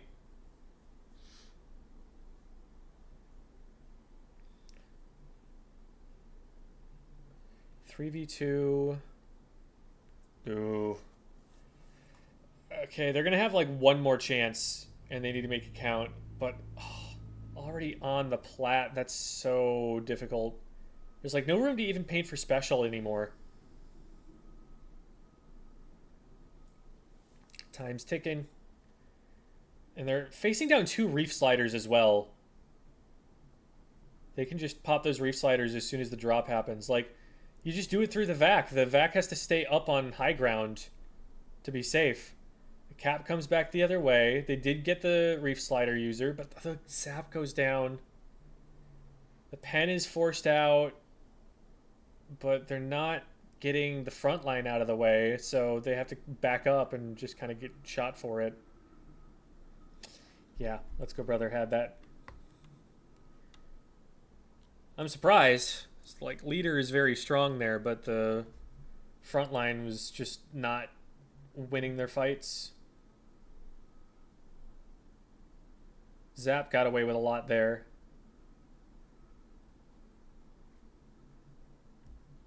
Okay, so now we've got PXG. So this is a team that's primarily European, but has a mix of NA. And actually on this roster, Torareta is a Japanese player. And then Paint Prime, which is pure Japanese. I've seen Ruby's name. I don't know if I recognize everybody else. But this is a really conventional comp. Bucket, blaster, backline, and then support. Got a 96. They've got a cooler if they need it, if the other player wants to play leader. So nothing super out of the ordinary there.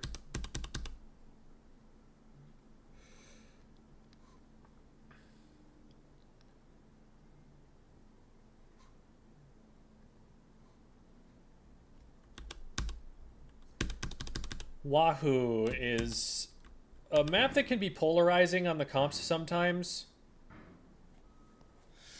but it did not have that effect here. These are very similar comps. You've got a core of blaster plus bucket, and then one side decided to put their cooler on the back line, the other side decided to put their cooler on the zap in favor of running a leader. But Gray is a very well-known comp player for those who are familiar. The only Western player to have ever won an area cup. Granted, you know, they were on a team with 3 elite-level Japanese players, but even so, that is still a fact.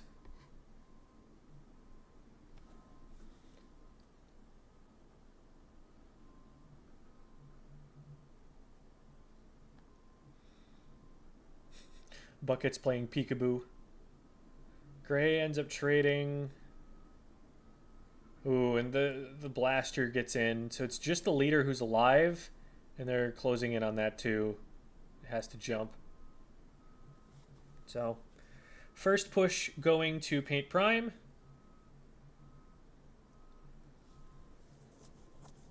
They lose the... Oh, probably a leader snipe. That player's going to go down as well. So, oh man. So, yeah, the strikes go out. Yeah, that covers pretty much everything. That way that they sloshed was really good to spread the hitbox out.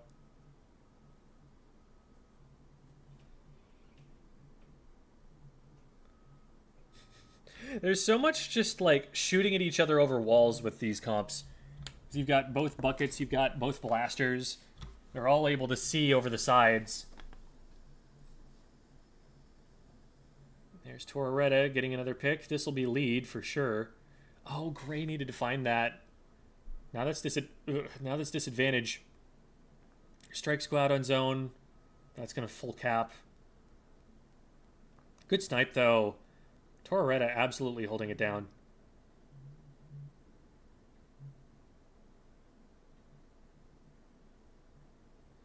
Gray going to have to...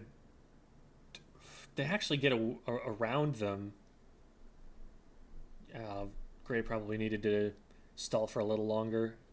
Very spread out now is PXG. They do have lead, but only just. Here's the trade down below, which trades go to whoever likes the status quo. I think in this case PXG was probably cool with it.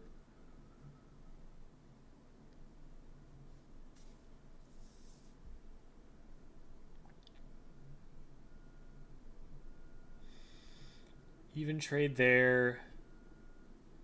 Paint Prime trying to gain space on them here. Doesn't manage to run Gray down. Doesn't dislodge anyone from that position.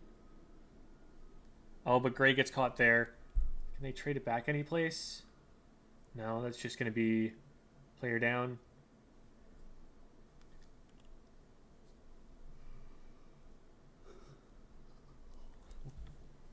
Paint Prime hasn't been able to hold for long enough, but they have been putting on the pressure by keeping... Oh, Gray popped off there. That was so big. They've been keeping up the pressure by staying within range of being able to take lead back. Doesn't take an awful long hold for them to get there. But with Gray popping off, with Torretta hitting another shot, this is looking much harder. Paint Prime's going to lose some more points here. Could potentially lose the game if this fight doesn't go their way. Yeah. Gray's probably okay with that trade. Can they paint through this? Oh, they get the bucket. That's potentially it. Oh, the bubble saves them. That was a massive big bubbler that got popped to let them get enough control of zone.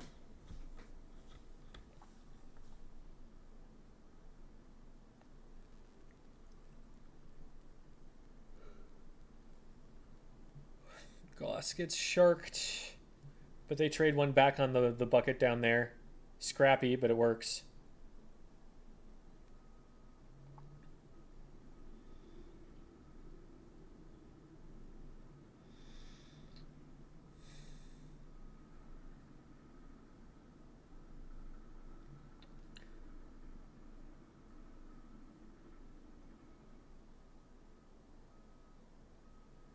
Surely Torretta's name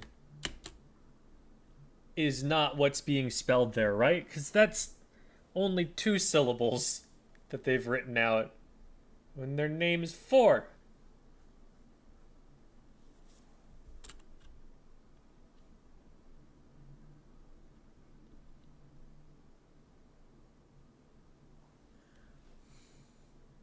I once watched a video of a top JP player and a tourney team with an English-speaking player or two. Someone in the comments asked if they could have Glay on next. Yeah, because the LR kind of get pronounced the same way.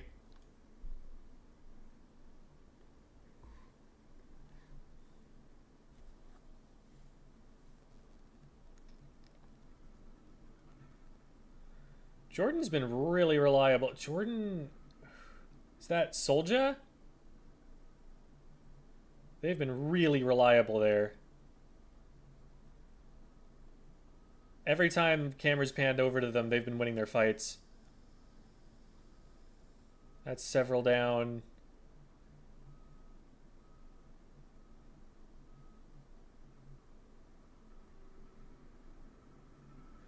Striking the zone just to have a bigger number on the end screen. You love to see it. That's optimal gameplay right there. Zone's undertow again. Oop. Any differences? Zero. Well, okay, this one has a splashdown now. Otherwise, zero differences.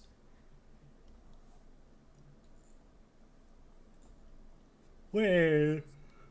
Oh, yeah. Zero differences, zero differences. I got the teams flipped for a second in my head.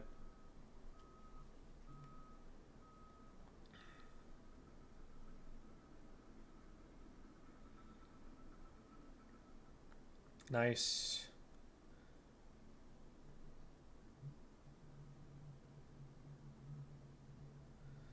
They're going to see Gray coming in. Okay, he just jumps out.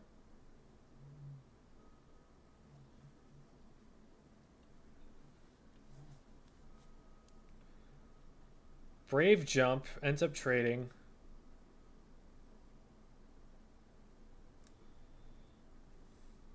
Smart play from Soldier to just get out of there. I would have stayed in there and got caught. Great jump out. Soldier finally does go down. And oh, they guess wrong on where Gray's going to go. Gray outplays. Let's go, Gray. That should have been free for the enemy blaster. Is that Rubyton, or am I wrong about who plays what?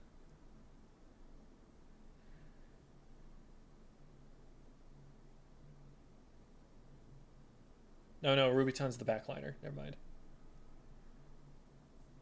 I know Livia was the shooter player.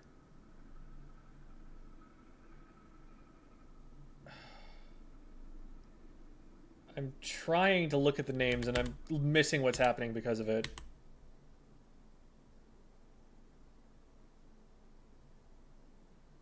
Okay, I think the blaster is Yokon, so it's Cacao? Cacao. Cacao's the bucket. I don't even remember what I was trying to figure out anymore. I'm backing up.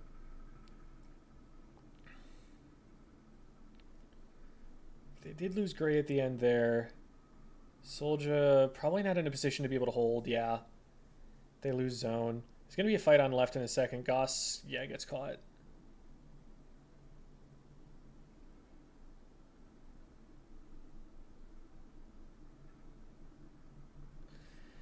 Soldier manages to trade, which probably not what they're looking for here. Gray just gets a clean one, though.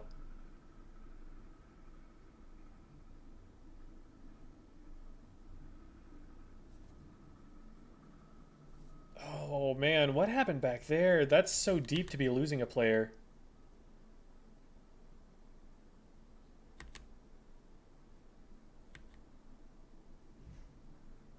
Someone going into the base? Yeah, okay, so it's the blaster went in and came back out.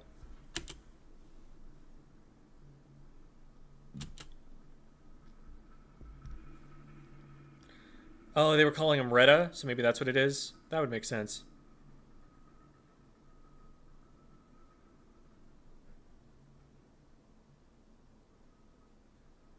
It's just Retta. Okay.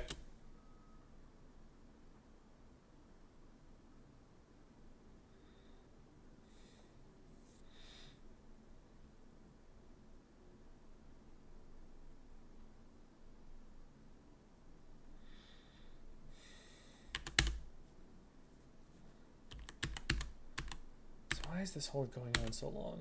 We started it off with this fight where Libya just barely lives, and then they're able to collapse on Soldier. Then they cap. Then Gray gets the pick. But I think here they lose Soldier. Oh no, they lose their zap. That's one thing. They don't have a cooler. That's a big deal. So Goss is down. And then they go in and get another pick on Soldier. So that's going to... Oh, man. That's a huge stagger there. Oh, and they're still staggering. They're still losing players in. And on no cooler, that lost them a ton of time.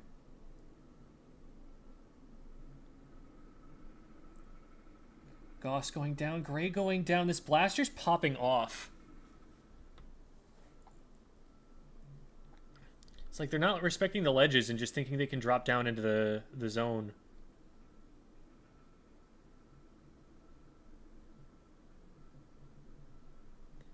cap one of the zones. It's not going to happen.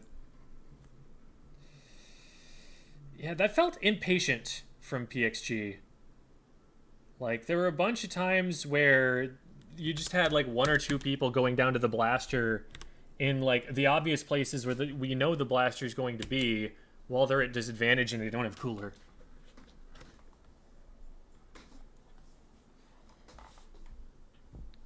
No changes to comps on either side.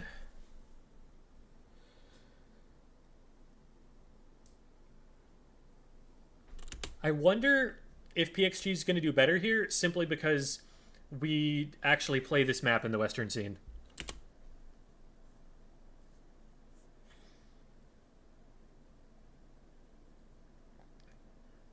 Huge, really safe picks from Solja.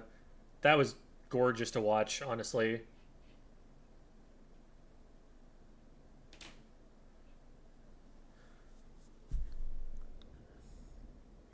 Goss hiding on the back of the block there. Gray did jump out, so they're going to have some forward pressure, but also PXG is going to know where they are.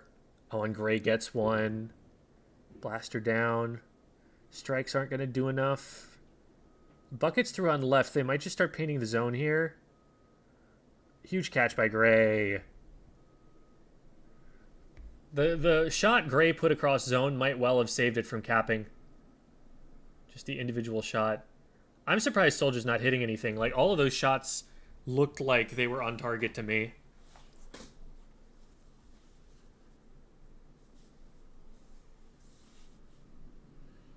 Oh, they're trying to blitz to get this KO, but it's just, I don't think it's going to happen for him.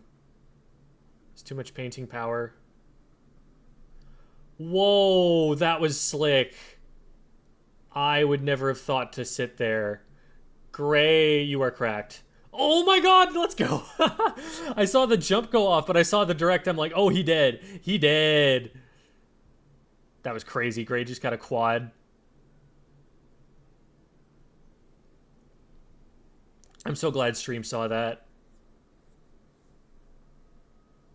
Sometimes you do something sick and the camera operator just never notices that you were even in a fight to begin with. But that time, that was exactly the right person for the camera to be on. I don't know if they can hold from here. There's too much coming in from the left side. Unless... no repeat performance from Gray. Why C Blaster over V Blaster? They're both good. The C Blaster you use for point sensor, which is a better location tool than the Autobomb. The Autobomb still is a location tool, but it's not quite as powerful. Like, you're not going to locate multiple people at the same time. Less easy to find sharks that way, for example. The Big Bubbler you use for walling off a part of the zone and like trying to fight inside it, but they're both really good, and it's just a question of whether you want, you know, Splashdown or Big Bubbler, whether you need that extra utility of the point sensor, whether you just want a lethal bomb. Like, there are a lot of considerations. You're going to see V Blaster more often on tower control because Big Bubbler's so strong on tower. We actually saw V Blaster earlier on in the set. I think one consideration in the duel versus the blasters is that Splashdown will go inside of the Big Bubbler and like still threaten it. So like you just swim in, you pop your Splashdown and kind of clears it out. And Big Bubbler will protect part of the zone, which is good, but it doesn't paint the zone itself, so pros and cons. Gray said on stream he feels like he shouldn't be able to compete with Yo-chan, that he's kind of carried by Blaster. Yo-chan plays Blaster!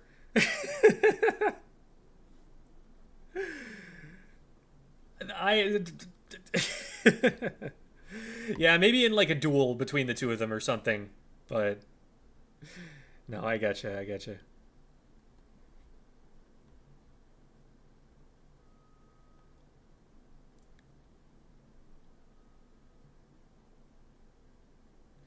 That's probably also like Gray being respectful, which is good.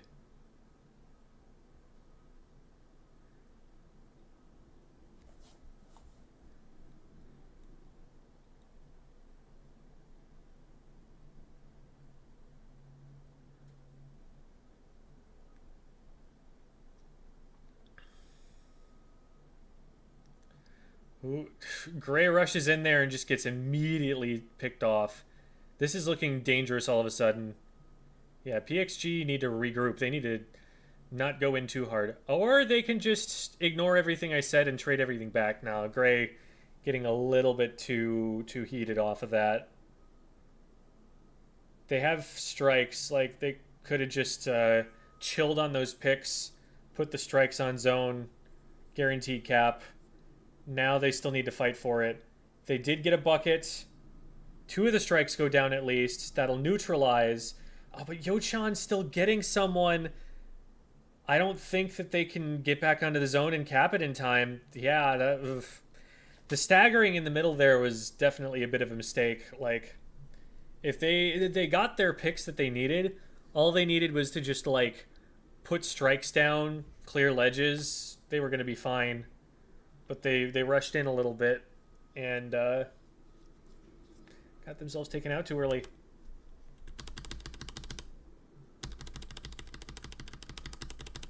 We like Magic, we like Pop Gun, but also we want to watch Splatoon.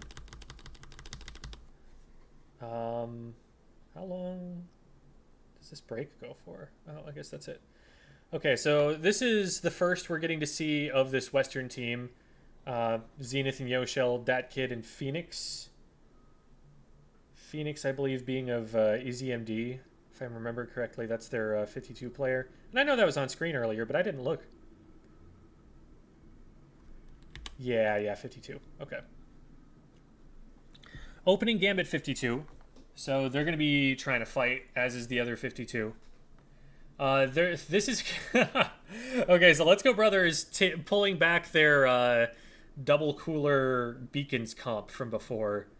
This is insanely aggressive. Garando was going kind of nuts. So yeah, no weapons that are out of the ordinary for either of these teams. This is what they've been playing before. But they're doing it on Mahi. So Phoenix trying to go in and play the fullest extent that they can. End up getting one. 2v2.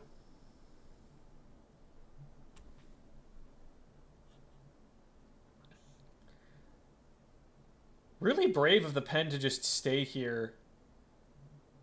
And apparently, like, well calculated. Yeah, Reef Slider does, in fact, beat a splash wall in that situation. Oh, it's disgusting that you can just dodge roll off the side and end up landing over there. That's gross. I don't like that. I don't like that they can do that. You should have to jump like the rest of us.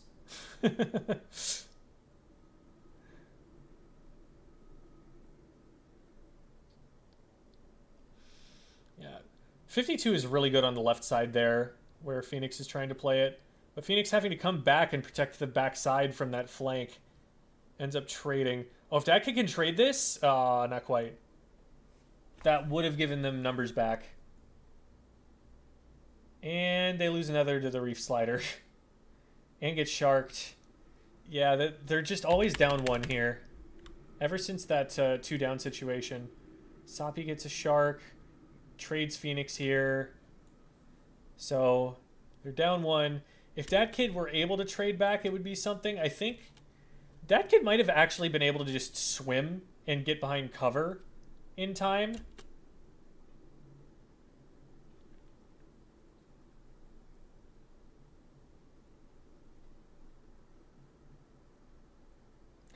And Zenith gets sharked. That kid trades back, but again, that's not giving them the advantage they need to take zone. Oh no, they need to be watching that side. You can't let a 52 get through there. That's going to happen every time.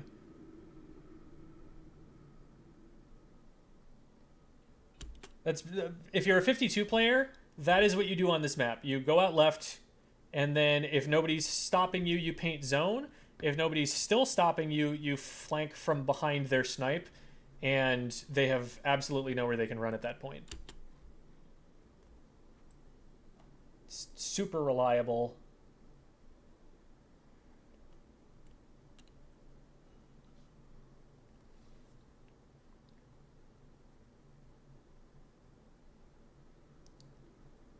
Alright, so how did they get this advantage? Zenith goes in on right, bubbles. They put down paint on zone and just use the bubble to keep themselves safe so they don't get traded for doing that. Then they find the Dapples. The Dapples doesn't really get anything going, and Yoshell has time to line up a shot, so they're up a player. Meanwhile, fights happening on left. Someone goes down early, but Yoshell is able to trade back. Dat Kid threatens to get Zenith out safely. Zenith tries to paint Dat Kid out. Someone's dropped right. Reef is coming soon. There it is. And they actually get behind the cover, so it's only a 2-for-2 trade. And the zone actually stays in Rip Pig 9's color. That's Zipcaster for you. The bubble is infiltrated, and there's not going to be a KO yet, especially not with his jump going the way it's going. Oof. Yoshell actually stepping out onto the zone in the hopes of maybe trying to trade that back. They've gotten a lot of value out of those trade backs so far, but that one was definitely an overextend.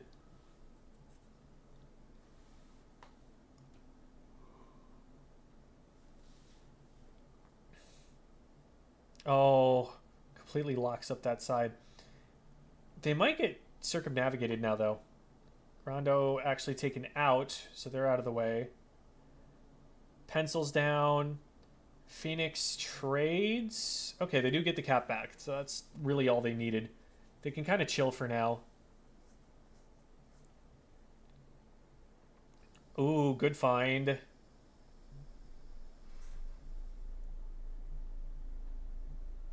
Cool. This is a good setup for Rip Pig 9. Got a really good funnel going on the right side there. Can that kid find something? Yeah, they're just going to die. Something else happened on the other side, because it looked like that fight was under control up until right about... Yeah, because like, look at his funnel, right? Phoenix is above them. The pen goes down there. Where is Phoenix right now? Phoenix is trying to collapse, I guess. Then that player who gets Zenith. Okay, it's the Dapples. They get Zenith here, and then they swing around behind and also get Yoshell. That's what the problem was. So that kid gets camped. Phoenix is never able to get anything going on the backside. So, JP basically saw all of their front line is really committed deep. We can kind of just swing someone around and go after the back line now. And they've already got someone up on the plat. Like, that's so annoying to have someone there to have to clear. It's like an extra step before you can drop. Phoenix dropping, only able to do so because of the splash wall. Does get away with it. Gets another, pops whale. They're going to lose lead, but they're going to take zone back. I'm worried about the reef. There's the reef. Honestly used in a pretty harmless way for NA. I don't really think that the trade was worth it. There wasn't much they could do. They might have been able to jump out. 52 getting Yoshell there is huge. Oh, no. Okay. Cooler out, too. Gonna be a big regroup moment for Rip Pig 9. They do have a slight advantage now. They might be able to cap.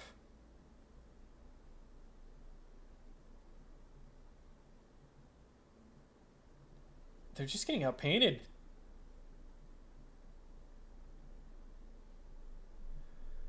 The reef goes out to cap zone. Yeah, okay. And with someone going down on the backside, that's not going to go to Rip Pig 9. It was close. There were definitely some opportunities there. Hammerhead next.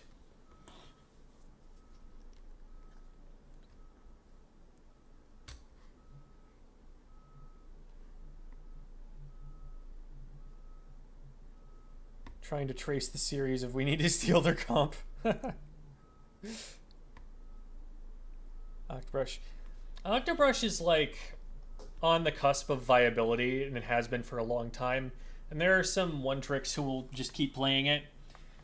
There's Red Shell, there's that kid. I know 49er is getting up there. There might be some others in NA. I don't know about how much play it sees in JP. But yeah, there's some folks who make it work at pretty high levels.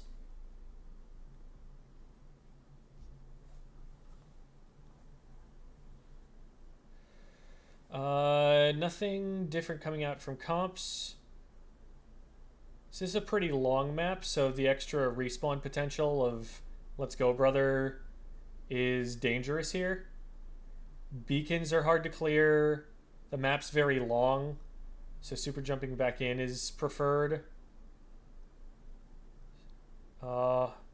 Zenith was in a good position, just didn't have the follow-up to be able to keep taking the fight. So now they're trying to set up the other way. They're getting deep, but just a one-for-one trade. Oh man, this is nasty positional play from Soppy. Oh, and Dapples this deep in your base is annoying. Oh, they take too much damage getting there, though. Good shot from Yoshell to lighten them up so that that kid could finish it. Once that happened, it was an unwinnable matchup against the Brush. They need to cap the zone, though, and that's not going to happen here.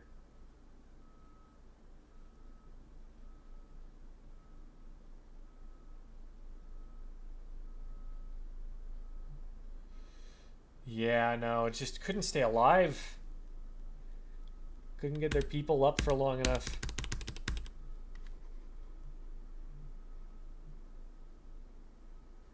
And then it is... The set is decided, but it's play all three Swiss. Every game does matter for seeding purposes. So they're going to be playing game 3 anyway.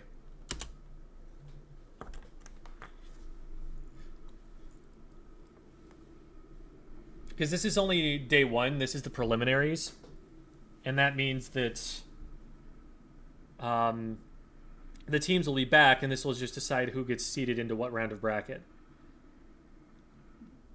I have no idea how Garando got missed by all of those brush flicks. I thought for sure that kid would have cleared that by now.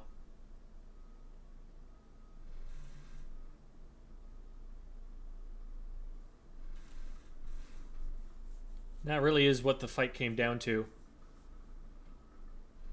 Ooh, getting a little too deep into the choke, and we're going to punish those.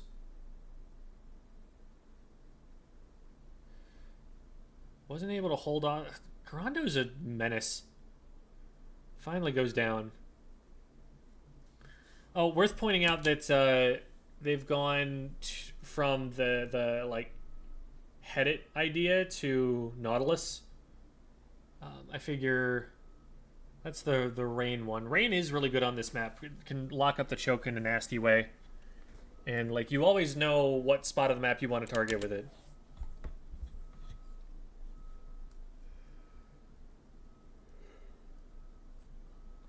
Good shark.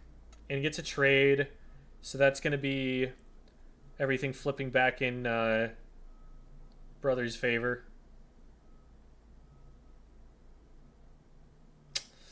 Yeah. Ooh, nasty. That's going to be a good number of points. And probably some specials. Maybe if Rip Pig 9 plays fast enough, they can get in and fight before the specials come out. They tried. It's going to be a 1-for-1 trade there. 1-for-2. 1-for-3. Yikes.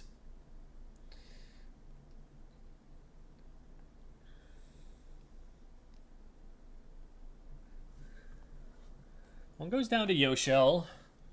There is a chance. There is also a Reef Slider, which might get popped. No, they opted to keep it. Just wait for the next push. Probably wise. 14 is already plenty of a lead. Oh, but it goes down before I think it was able to get used.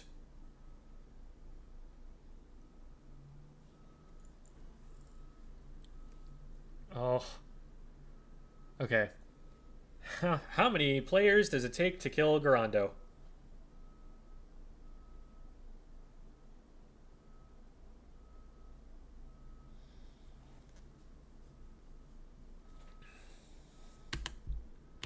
What leaves this side open here? Yeah, Soppy drops down, takes a good off angle. Ooh, well played by Phoenix. Sneaking in and getting a pick and then getting out before the other player had line of sight. Garando down, Garando down. Yeah. Lots of players down for Rip Pig 9 though.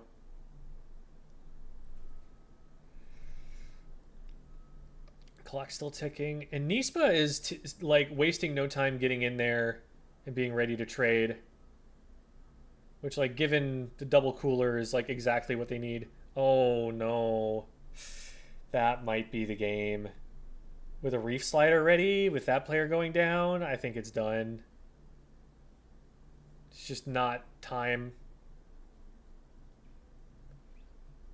Could all go down and it would be over. There it is.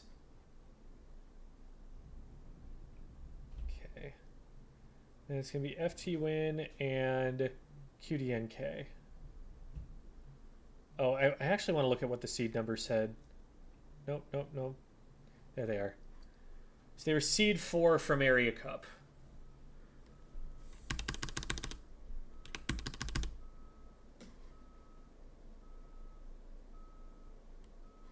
We end up on Scorch Zones. Woo!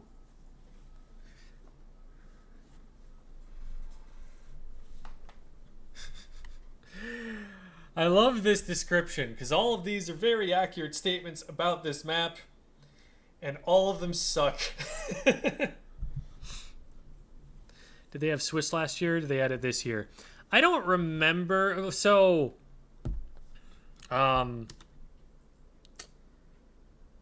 this is playoffs. It's like a series where I think Splat World Series used to be like a seasonal thing. Like they'd have a spring, an autumn, a winter. It seems like the structure's changed a lot, but I don't remember exactly how it used to work.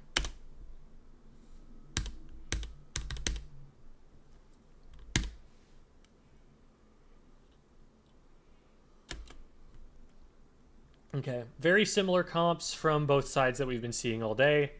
They're going for the ultra short range version of QDNK here, where they not only have the carbon, they also have the Reef Deco. So interesting. Most of them are AoE weapons, so I don't think they're actually going to struggle that hard into the pencil, because they don't have to take a pencil's line of sight.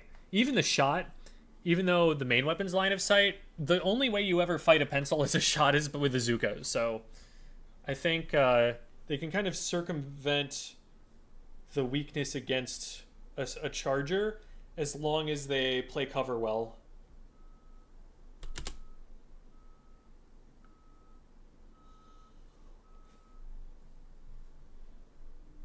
QDNK, that's the one that got beat by NA teams in the first 2 rounds.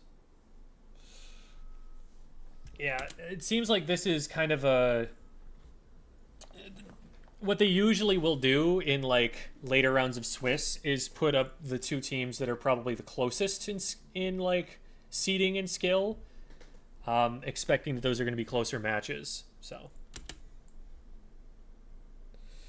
So Leafy gets picked early. How does that happen? Oh, Leafy shows there, and then the bucket's just already on.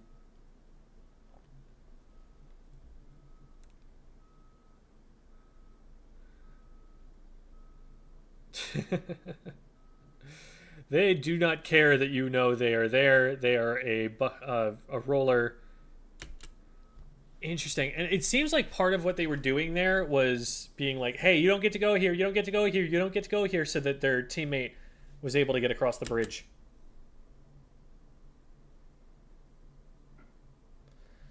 So this is a bad situation for FT Win. Okay, they're able to snipe down the blast, or the carbon, but they've lost Bran, or not Bran. My god, I keep mixing up Milky Way and FT Win just over and over again. It's so bad. I need to stop doing that.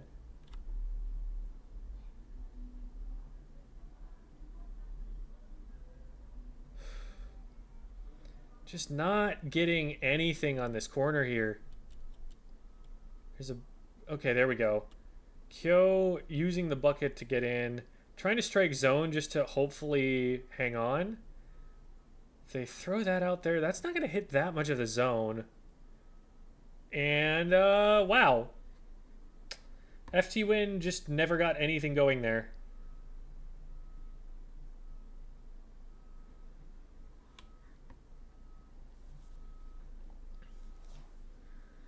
So let's see how they go next.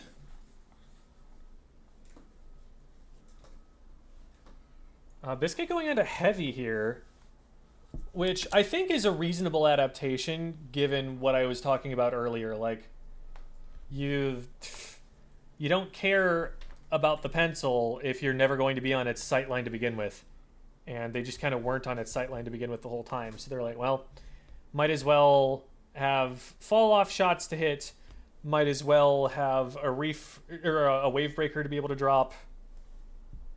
And still have a lot of paint. And it's not like the extra range is needed anyway.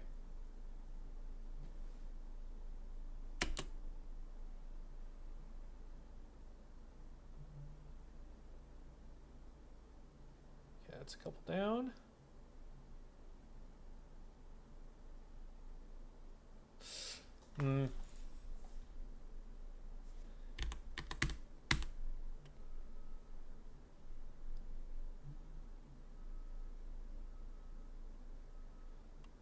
Yeah, Nene is getting a lot of chip and then just not going down, and it's easy to follow up on. They do get caught, but I think that's with cooler too. Right? No, they don't have cooler. Am I getting mixed? I'm getting schmixed.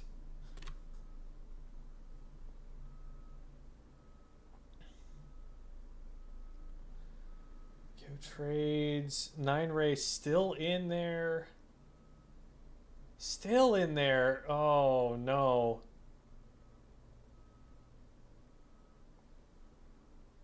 And they're out, and it's safe. I don't know. It's the slider there. Not doing much for him, but didn't need much done.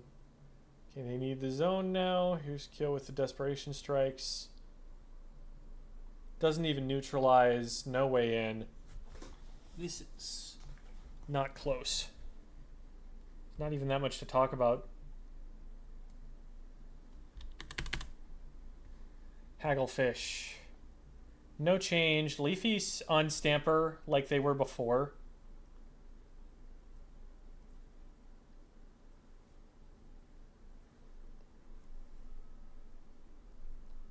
Looks like they're just trying to kite in duels. They get a trade. Just gonna go in QDNK's favor if they can stay in. They can't stay in. And there's a cooler out. Oh my goodness. They're losing all of the fights. Every time there's an engagement, they're just all going down. Kyo is the only one who even traded in that fight. Okay.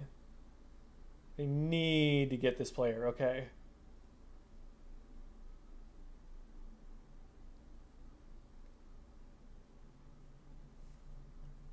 They know someone dropped out. They're moving all the way left. And then the carbon gets through mid because of it. Disgusting. Disgusting. Wait a minute. Okay, so that was... Okay, so that's the bucket who throws a bomb, rolls out this way. Does the bucket just, like, jump at this point? No, they're still there. And then the roller just takes the opportunity to run through and get everybody. Oh my god, that's such a good play.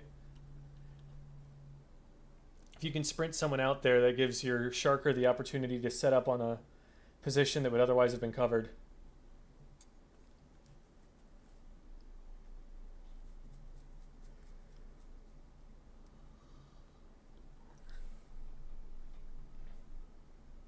Oh no, too many missed shots there.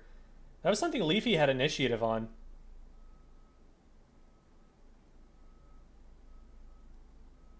This is feeling very oof so far.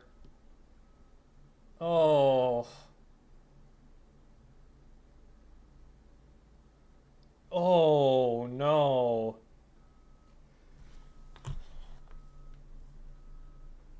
I think a big part of the reason this is working is just the AoE on QDNK and their ability to stay under ledges, and like as soon as they've got access to a ledge, it's so hard to clear.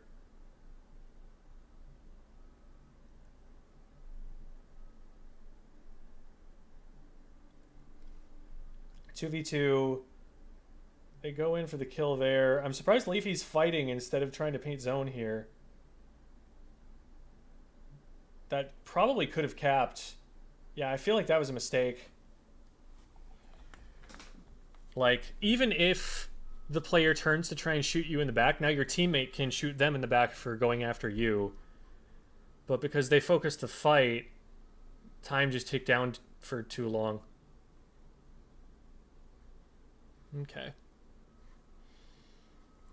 So that is the last match that was shown. There will be a day 2. It's actually happening later tonight, but it starts at like, I forget if it's like 10 or 11 p.m.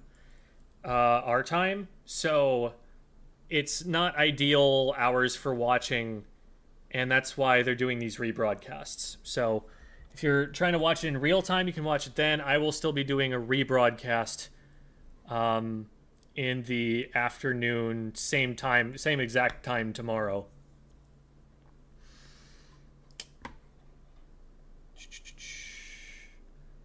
Let me check one thing. I might stay on and play a little bit of Raiders now. I've got a little bit of time. We'll play a little bit of Raiders. I should probably take a nap at some point, but let's get that all set up.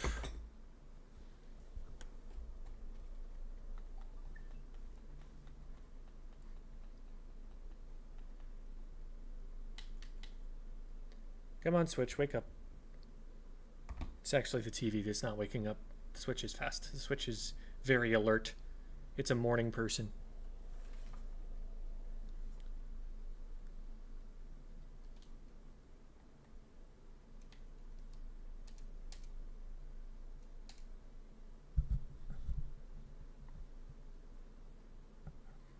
There we go.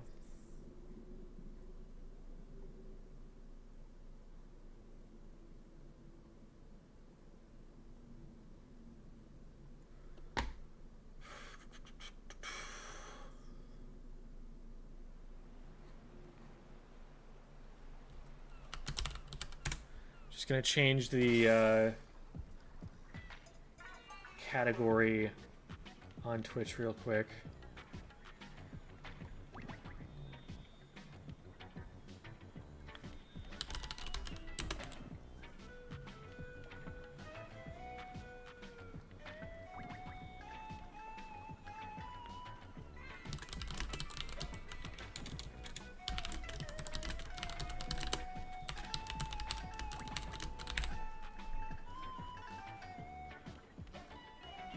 All right.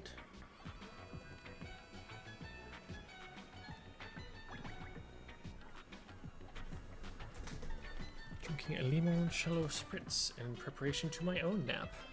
You know, that's made me thirsty. I'm gonna go and get a drink of water.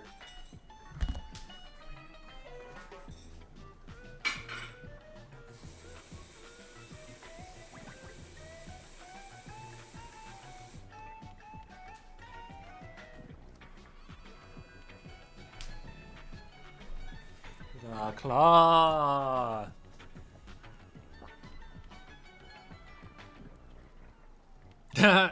That's the wrong one. That's also the wrong one. Where is Gem? Find out next time on...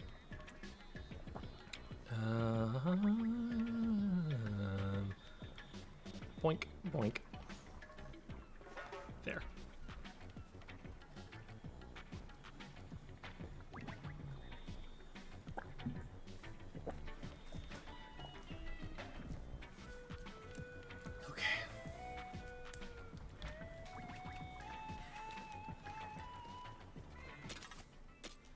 So, I do have a maxed squelcher now, and one of my next projects is going to be to lab out what I actually want to run on the thing.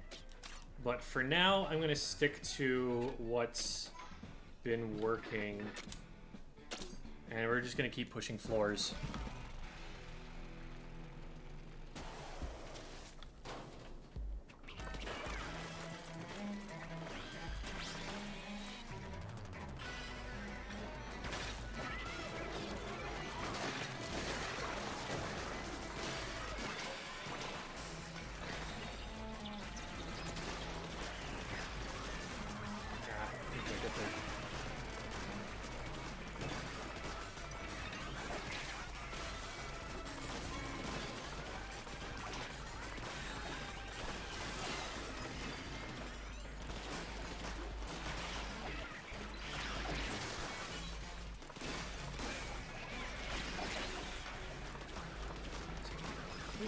But realize that's not always going to work.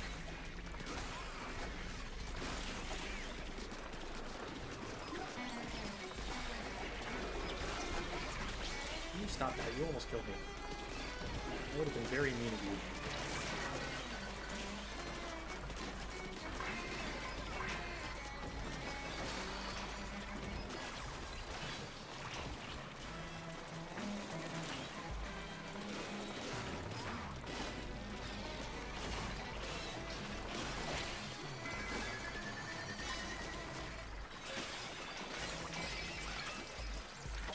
Pretty clean. Not quite as fast as I thought it was, but it worked. You usually want to play one of the sides here. You don't want to caught on the path too much.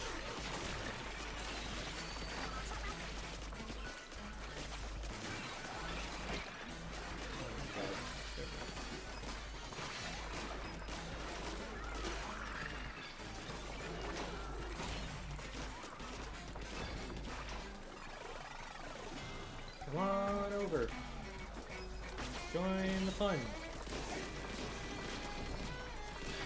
Oh, there's two of them. Twice the fun.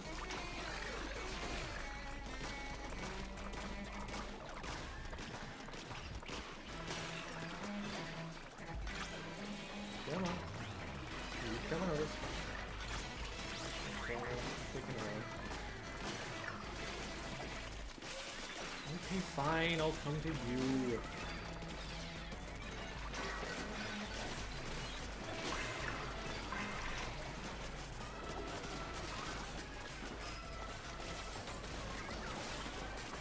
That didn't do anything.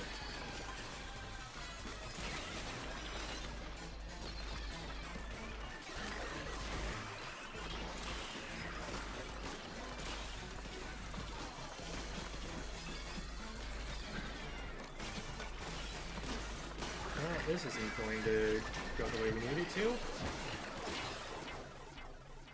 I was just expecting there to be more bosses over there, and not enough of them spawned. Probably needed to rotate to the other side once I'd cleared a certain number.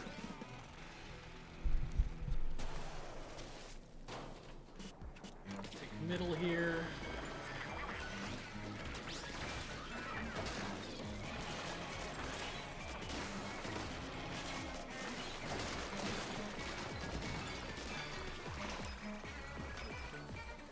Nice, let's get up here. Do we want to be down here? Yes, we want to be down here, because zooming into you.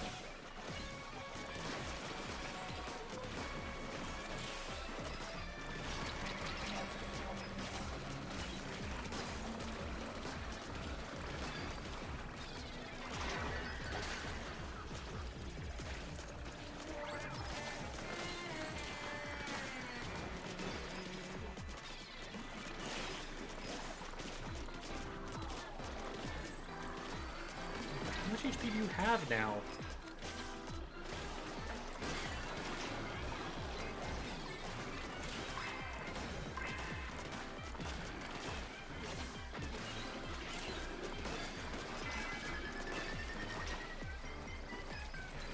Literally like one chump. There we go.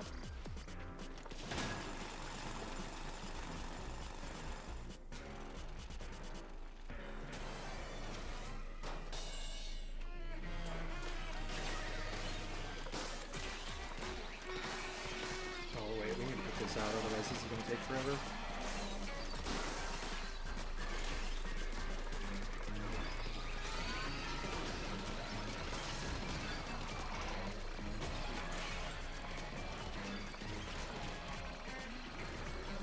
Let's get over here and take these before they become more of a problem.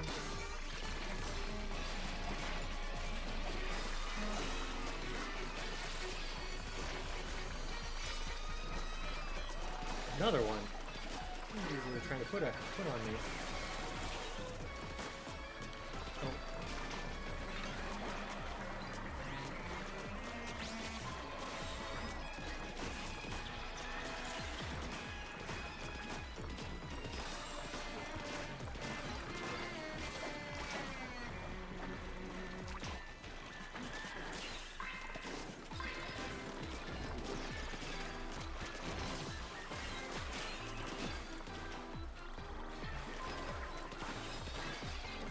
We're pretty close after we get these two. We're very close. Nice. One more floor.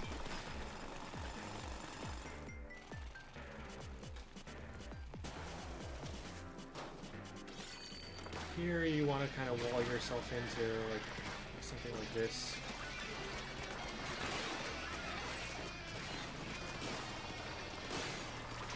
Oh, that's where you are. I just don't want to salivate everyone is the only thing.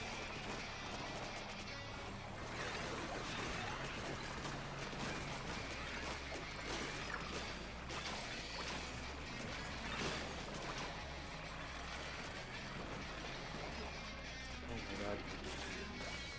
There we go.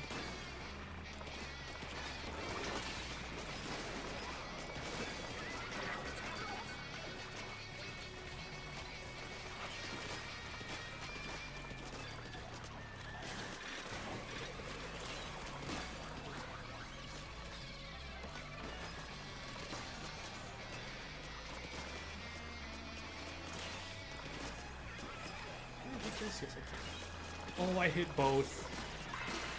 Insane.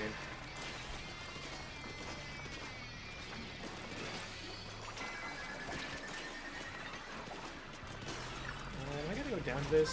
Yes, I am. I don't know how I didn't go down to it. Oof, that also would have killed me. If I hadn't already won. It was fine though. I think I had like 18 seconds left or something. You can take a death at that point.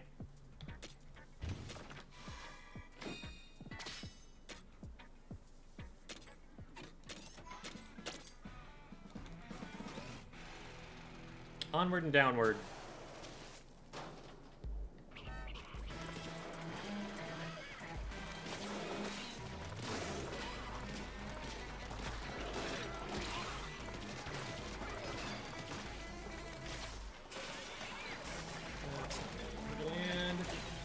You, stop moving.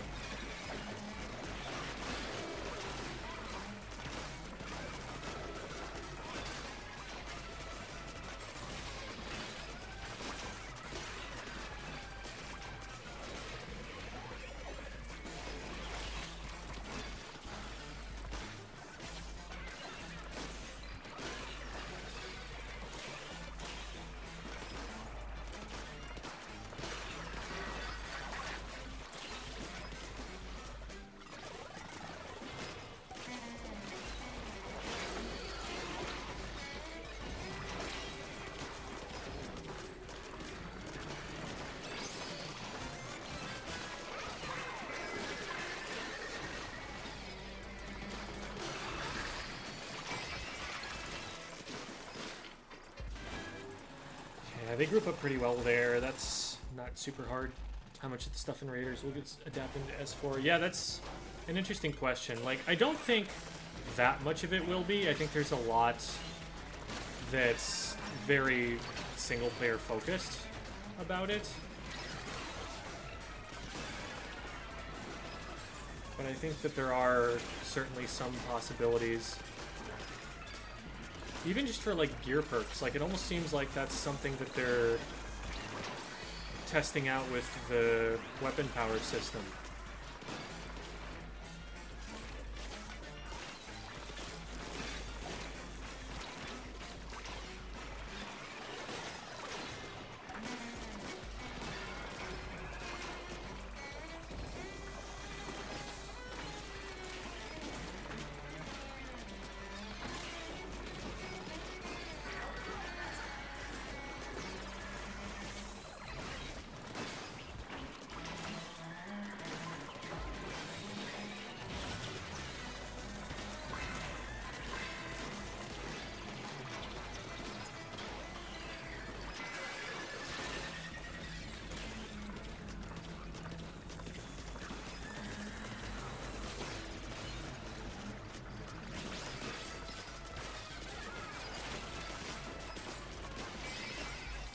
I knew that was enough. Like, why do I not have the game one yet? It's gonna fall right down onto my torque screw.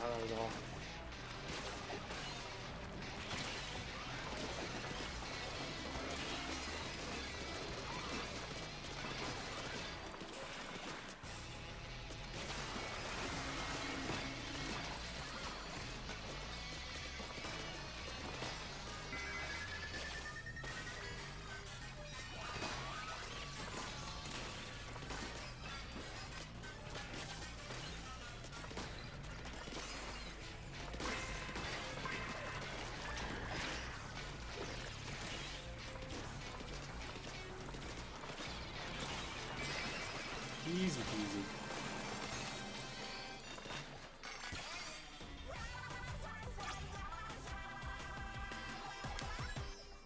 Gadget system feels like a potential subsystem rework, but I don't know if they'll be going for that. Yeah, I think they're probably a little bit too powerful for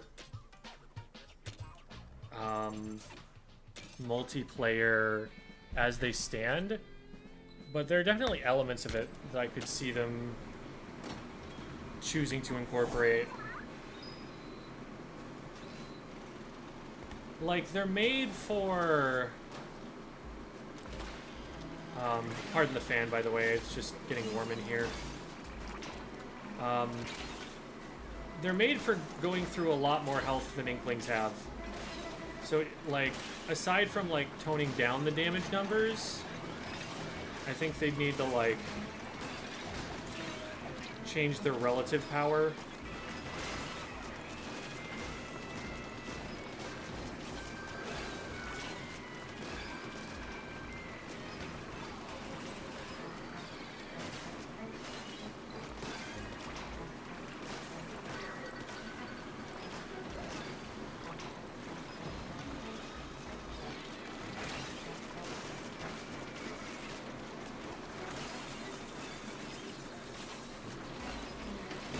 Time? Yes, it does.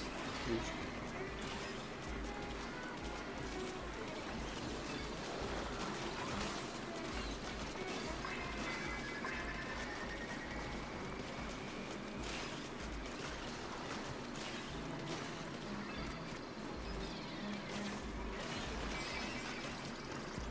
Okay. I could have done 2400 easily.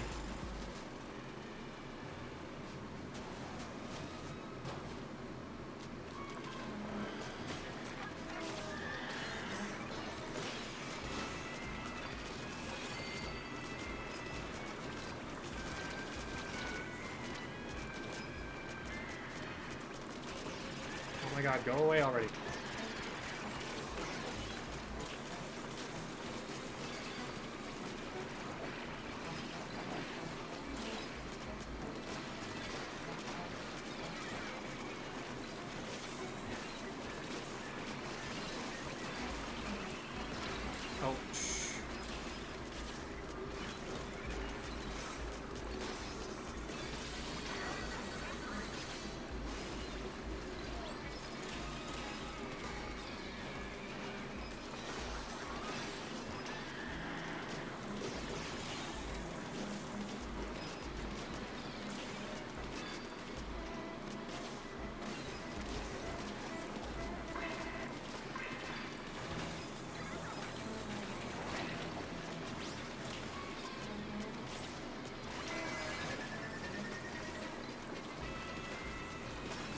Oh, that was the most annoying place for it to freeze.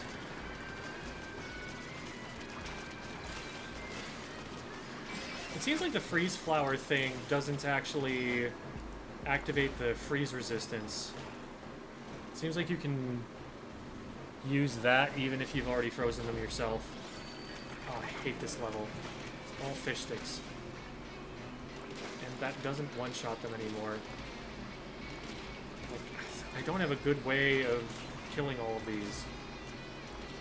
I need like a ferment explosion, which means I need to wait for this to be up.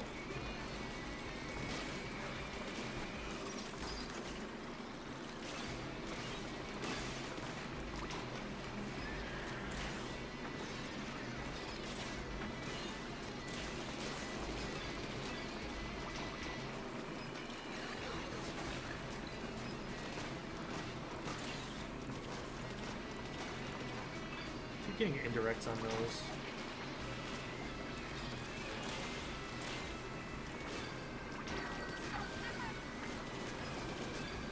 There we go.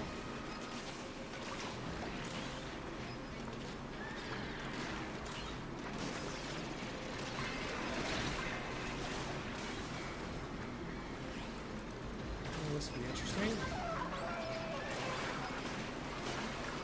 I think we're probably fine still.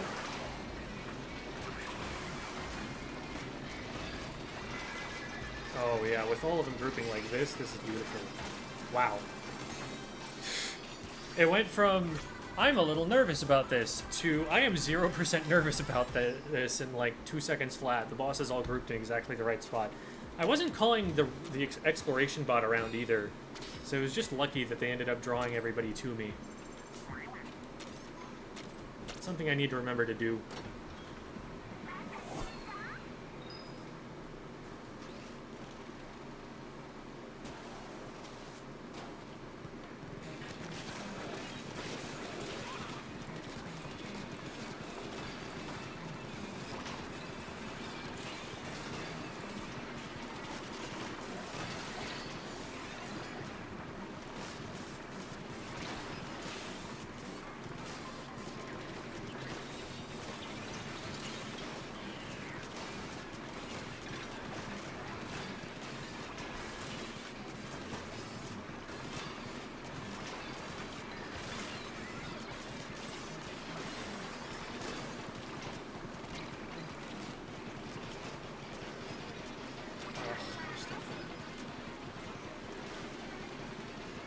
Okay, fine, you do your thing.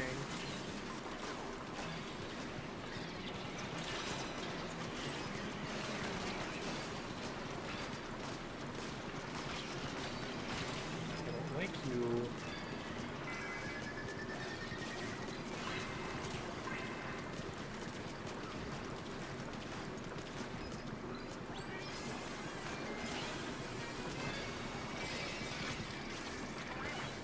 Oh, full already, wow. I didn't even notice the close warning. Best element for a power tank build. I would say element is much more dependent on main weapon than it is on gadget. There are a lot. There's like a freeze element on Meteor Mitt, which is part of why that is so favored.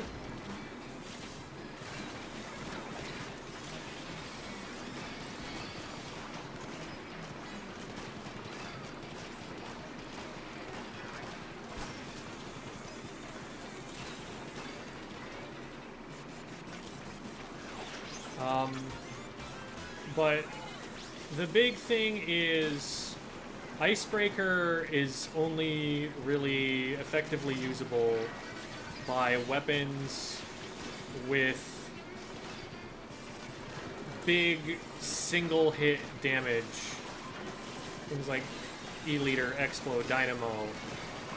You don't use those on rapid fire weapons. You don't use those on splatlings or dualies or shooters or something.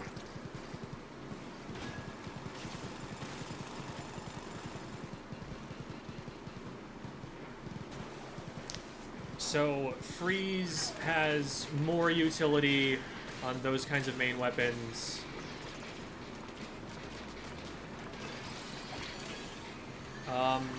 You also get more value out of explosive ferment on weapons that can hit multiple enemies at once. Because then you trigger multiple explosions with single shots.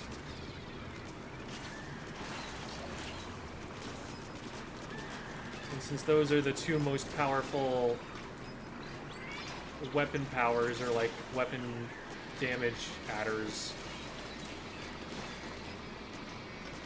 you end up with E-Liter being the meta build, with Explo going really far, Dynamo going really far.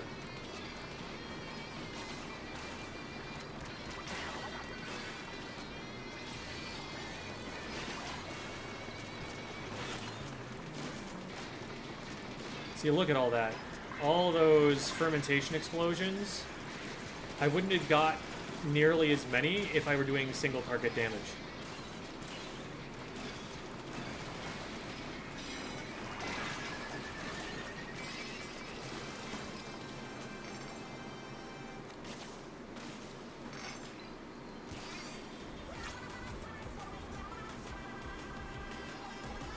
Asked because I was getting tired of freeze. Current build is a blast with freeze and ferment explosion. Yeah, I mean, you could put Icebreaker on the blaster, because there's a lot of other things that'll give you freeze. That's, again, why it's on Blast Boot. You're using it because it's movement and it's 100% freeze. Jump Bomb. Boom. 100% freeze. Freeze. So you've got stuff like you Jump Bomb, take the freeze, Blast Boot, Jump Bomb, get the freeze, which kills bosses up until, you know, a few hundred floors down by itself.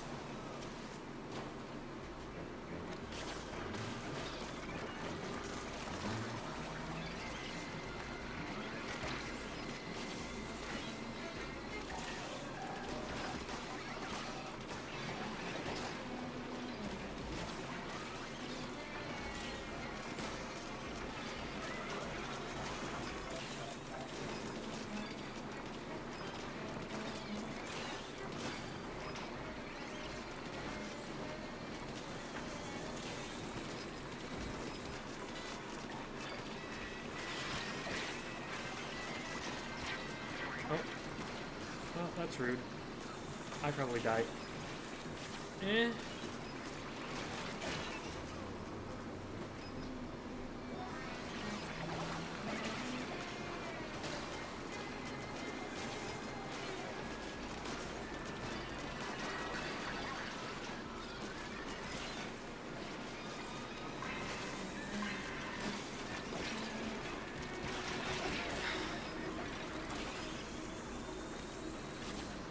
Two of them. Eh. Stop. You stop. I think this is the... No, this is not the last one I need. This one is the last one I need, though. Very messy, because they kept putting flyfish and stingers on opposite ends of the map. But we persevere.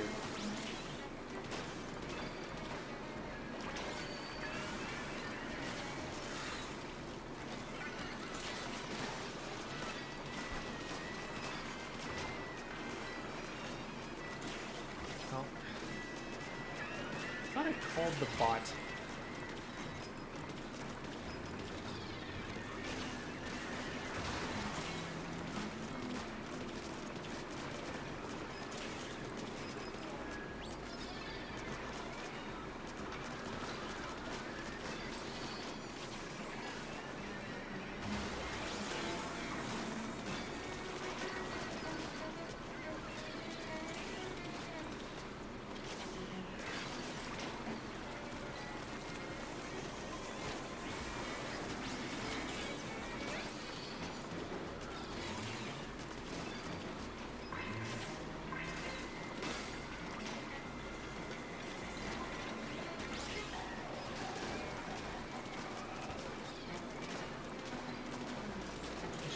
expecting something.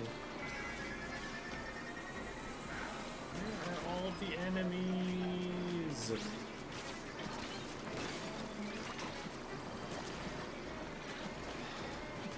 I think I have time. Definitely don't have time. Sometimes it just feels like nothing spawns. Like I had so much time, there was just nothing in front of me to kill. Must have been hiding on the other side or something. Breaker from epic explosion and freeze percent. Yeah. Like, your only other option in terms of, like, elements is Scorch, and Scorch is way weaker. It's not to say, like, don't use it, but recognize that it is not going to go as well. It's kind of absurd how weak they made Scorch.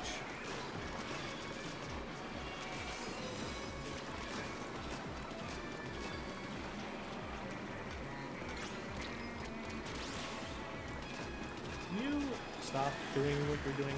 I do not appreciate this. Freezes both.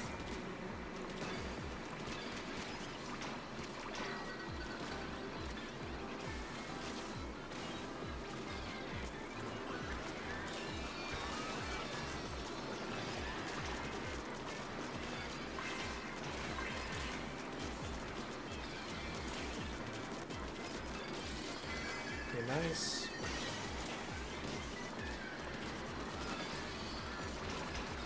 Gets 2, and then this is the last one I need.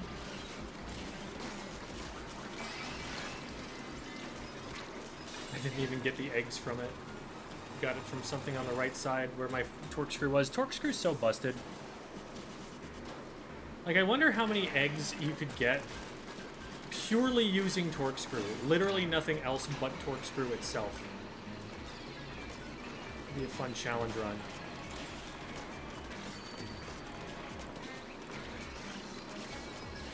Okay.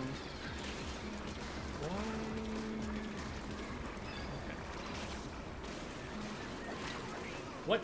Oh, I didn't even see it.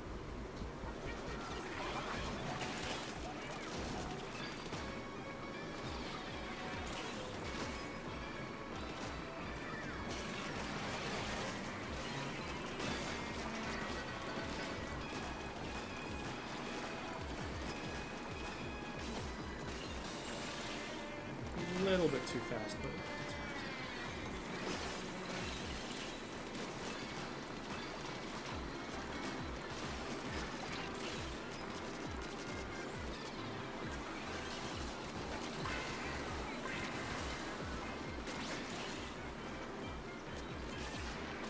yeah, let's go over here and take care of this.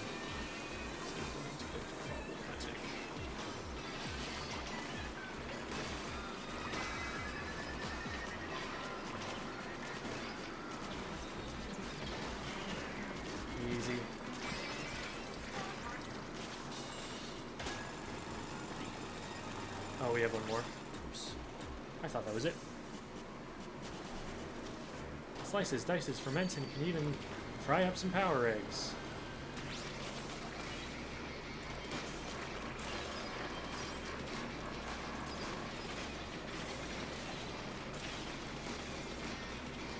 Should be done soon here.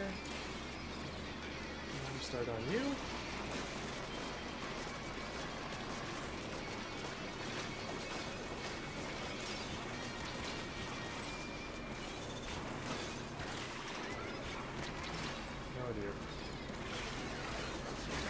Ha! Well.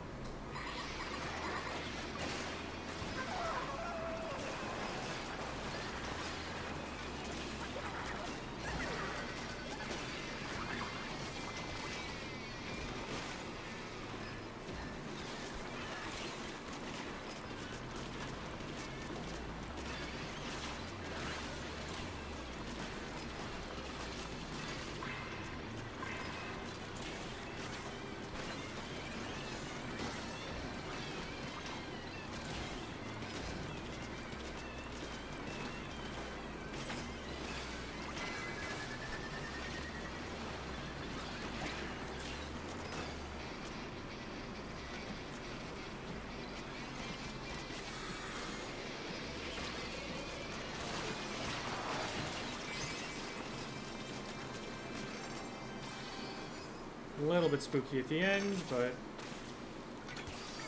we were able to find them. It worked.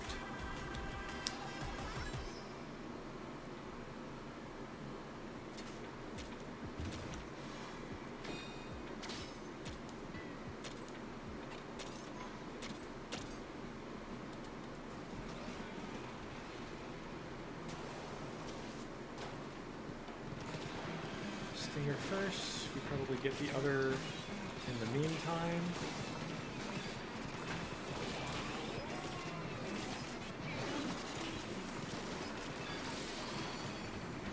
Tons of eggs on that.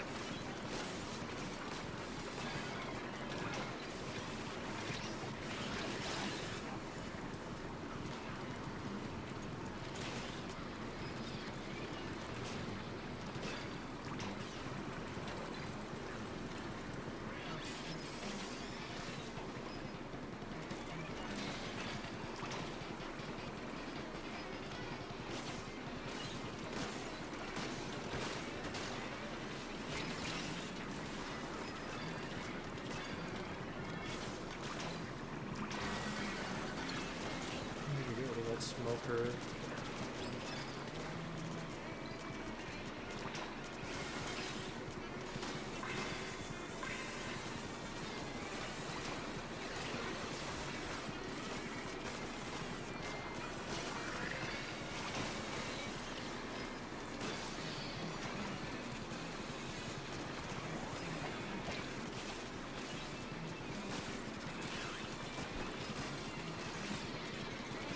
Whoa, that's not a lot of eggs. I am not gonna make it at all.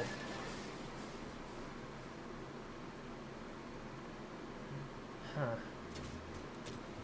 I wonder if it's again just failing to call the exploration bot to fights.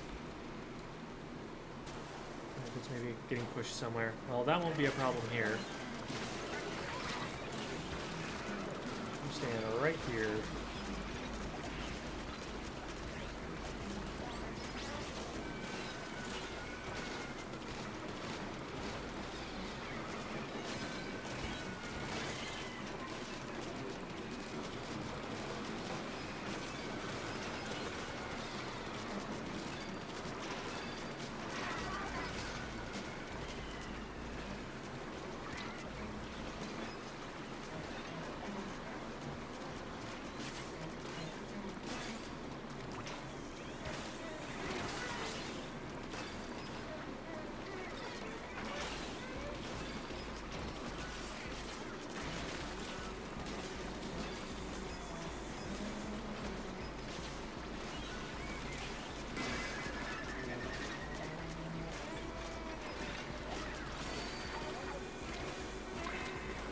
I have enough time that I could do this from Lessers alone, but let's just get rid of you.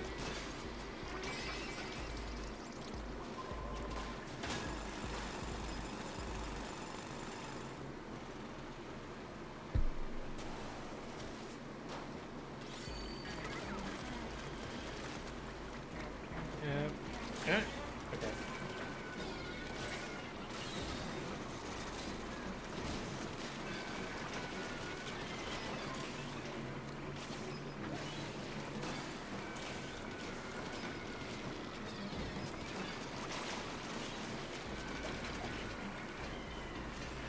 Hello? There you are.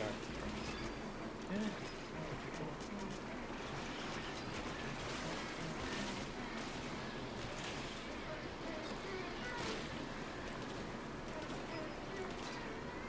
Oh my god, why are there so many fish sticks?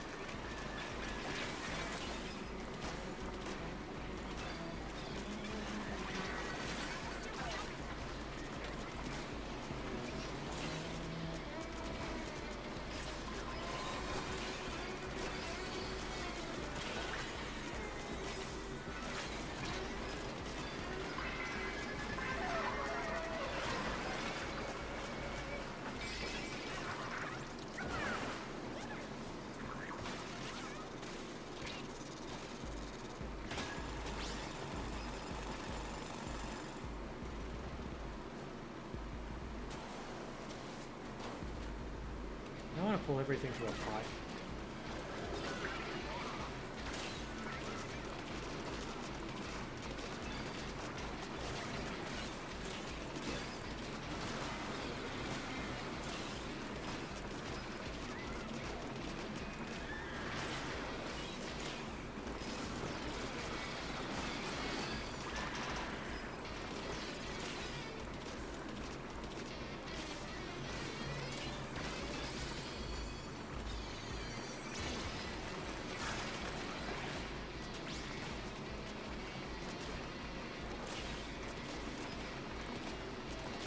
can stay over here.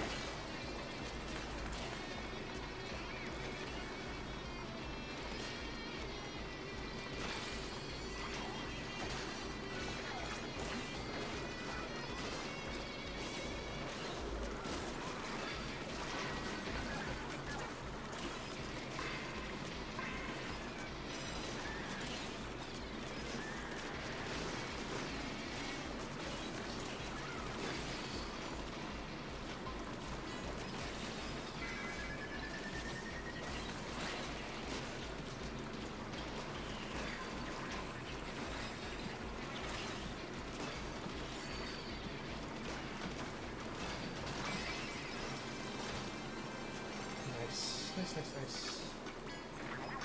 I know I don't have to pick up the gem, but it's nice to pick up the gem. Feels good. Thing to get.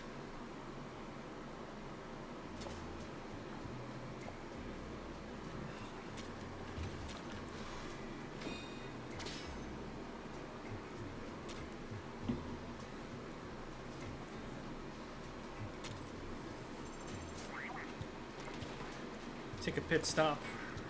Drop this stuff off.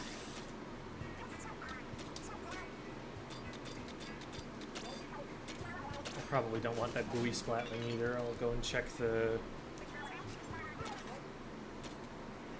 stuff here. See if it's something I don't have already.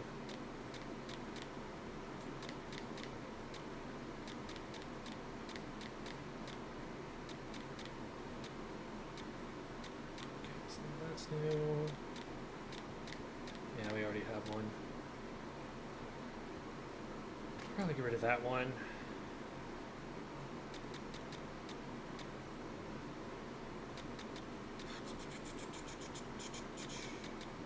Just looking through for the exclamation marks. Let's see if that's all of them.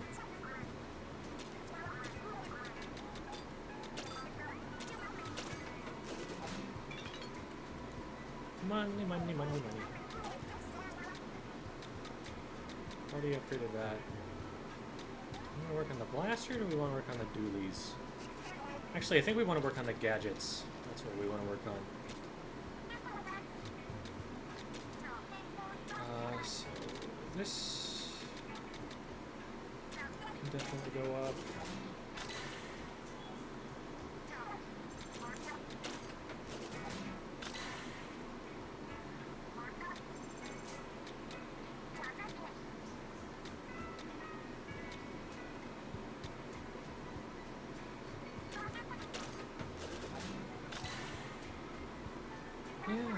That can't hurt.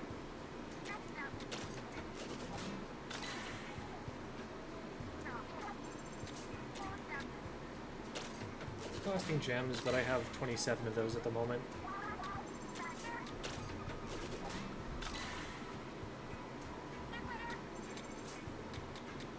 I want higher jump? I don't know that I want that.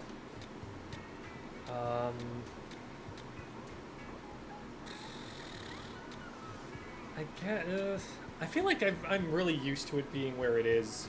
I don't know that I want to mess with that too much. I guess I could unlock it at some point, but... Yeah, this would be the only other thing. Let's see if there's something more useful. Upgrade here. Increases jump height. I don't know which one of those I even have active, if I have anything at all. Let's get the increase applies better, though. This is... definitely value. Everything else. And then I think I already went through torque screw here and did what I was interested in there. Yeah. I think we're good there. And then what do we get? We got this, which we can upgrade so that it'll be less expensive while doing more.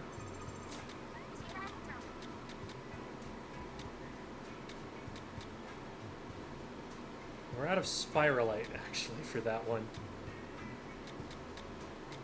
Ooh, the damage surge is huge, though. That's actually really important.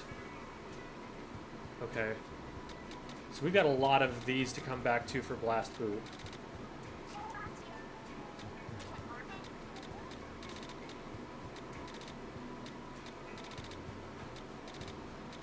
Increased supply would also be really good.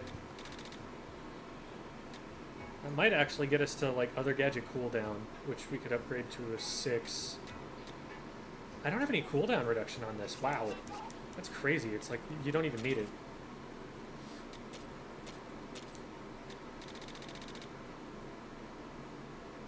Okay. So an improvement for a lower cost. Can't beat that. That lets me do big damage surge. Ooh. Ooh. That's fun. Faster jump. Makes it less expensive. I would need 2 more open slots to get the next increase supply.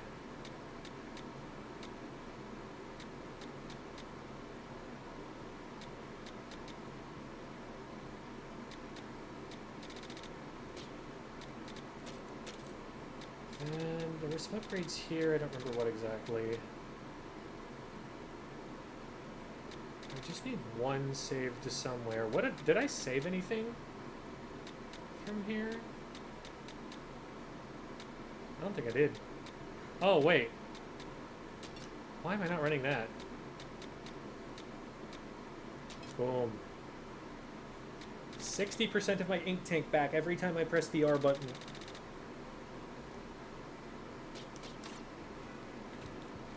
It's nuts. It's nuts. They've been saying it's nuts. And I didn't do anything new here, did I? No.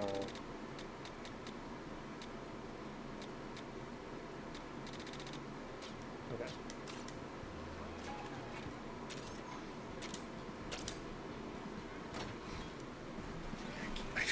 Gadget upgrades take so much in terms of shards.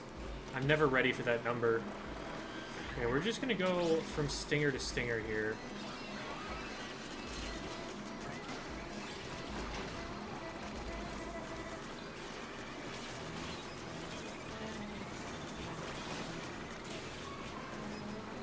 And you.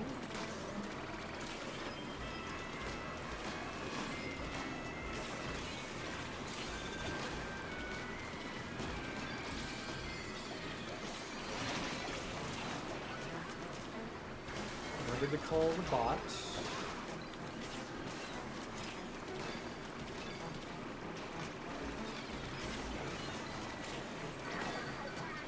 Ooh, we're hitting millions now. Damage surge goes crazy.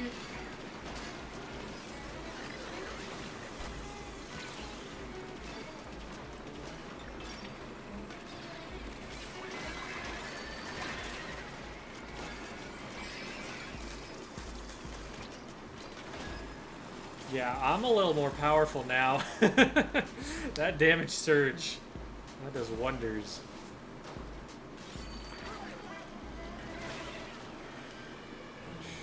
Let's go this way. Oh. Go away.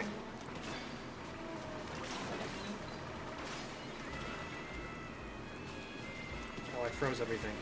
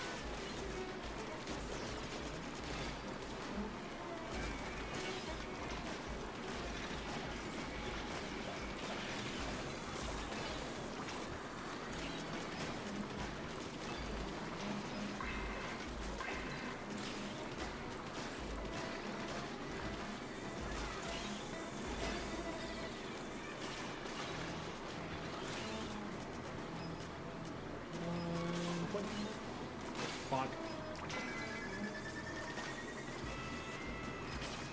Boink. Bonk. Bonk.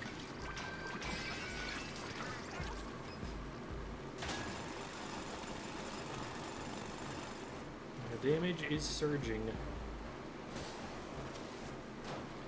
Ooh, okay. Hello.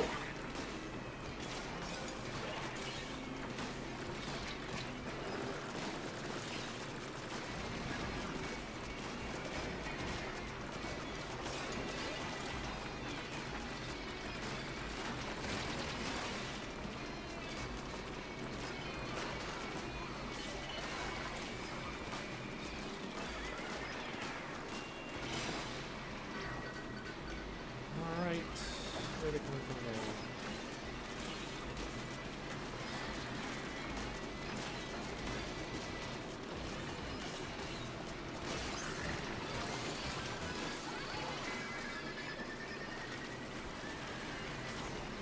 Oh my god.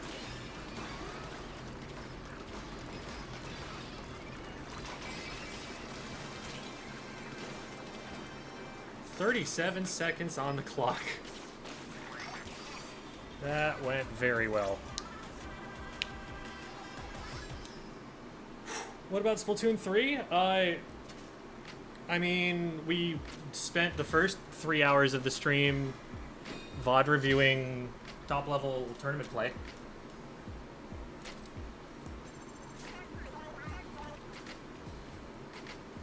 Every weapon as ink hungry as Dynamo does not need the full 60% ink fall when the blast boot has low enough cooldown.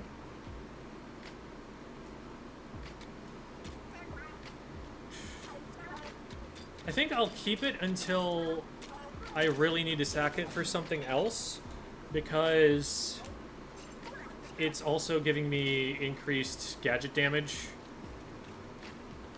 because I've upgraded it, but that's good to keep in mind.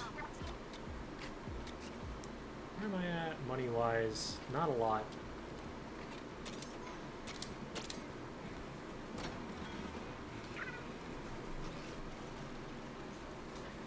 I'm not even failing very much, it's just taking a very long time. Oh my god.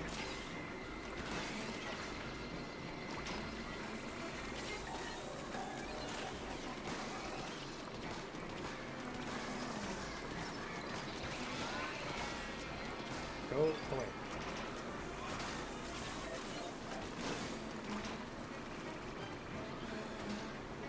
Next.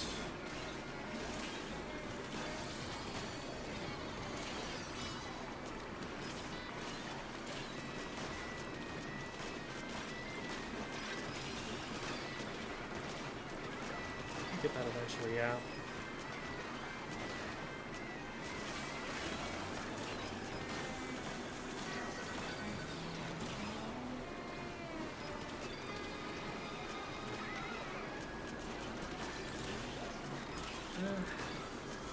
Yeah.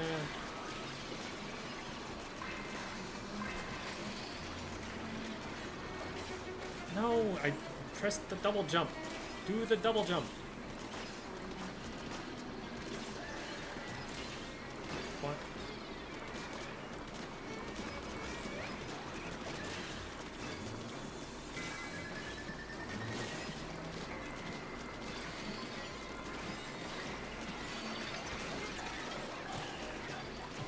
There it is. That was a little close. The platforming mix-up when I was going after that steelhead was bad. This level can get hairy if I don't kill these fast.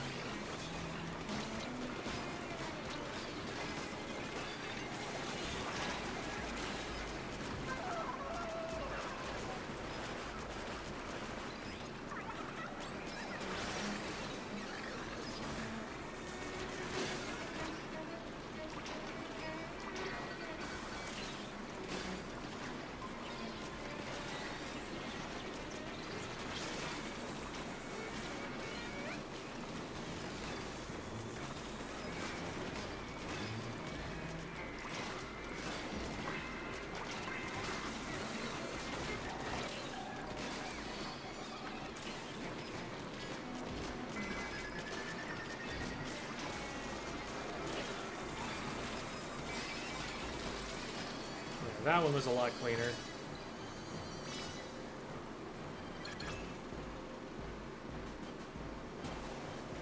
You're a top Madden player?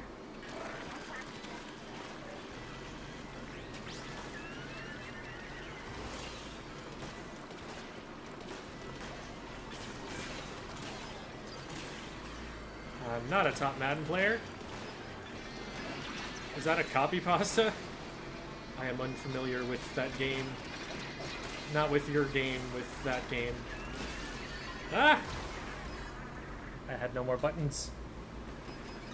I used all my buttons.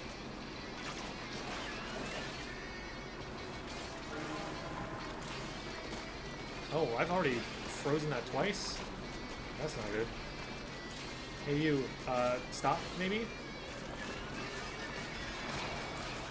Wow, rude. I was just asking him to stop disturbing our game. Oh boy.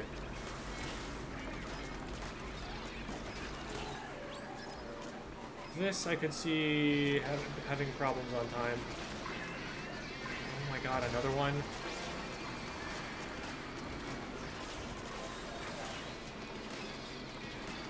At least they're grouping well.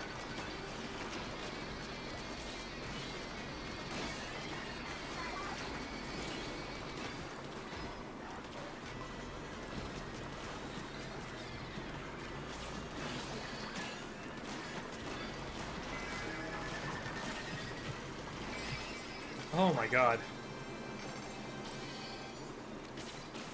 That came down to whether I was able to kill the big maws in time. Fortunately, I had a freeze proc left.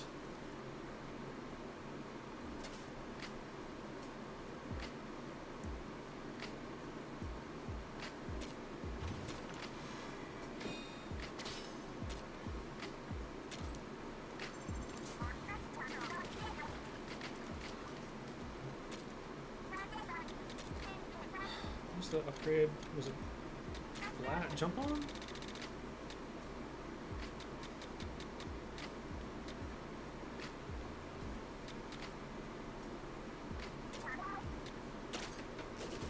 This saves 2 slots.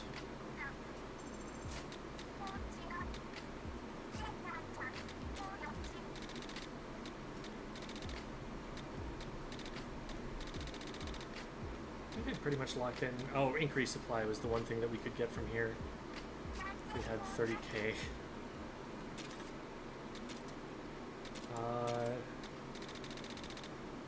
We upgraded this, which means we have 2 slots left. And is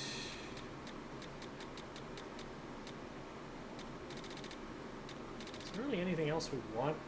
I guess other gadget cooldown's probably the next best thing. I can get into that a little bit.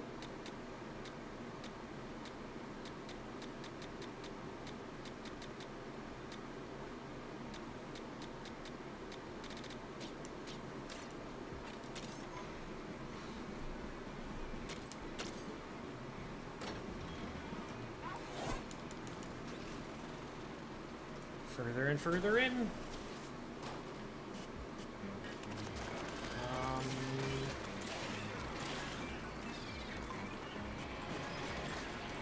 This first, because this is a time thing.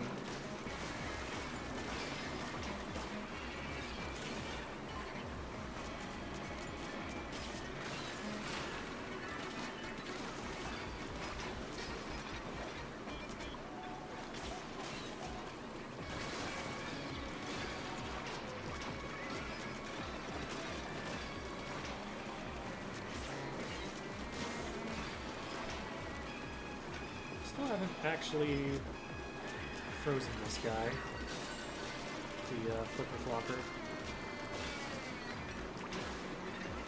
Been around for a while here.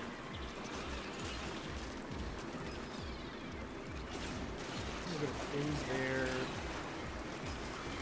Get a little bit of healing done so we can heal in the air here, and then this is going to be a lot of eggs.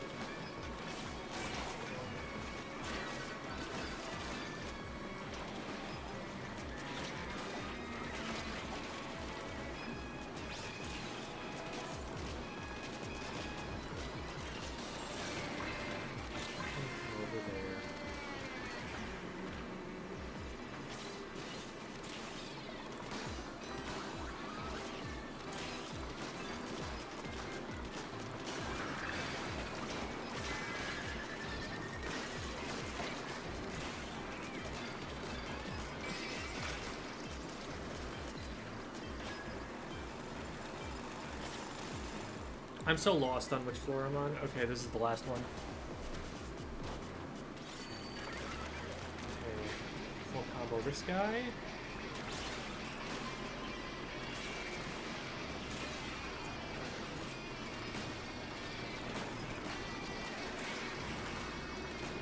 He probably goes down with just normal damage.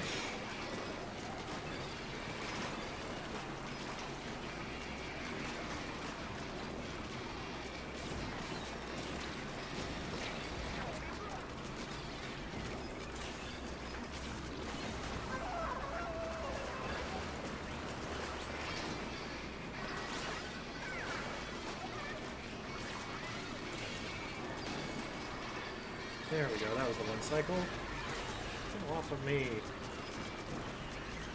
Oh my god.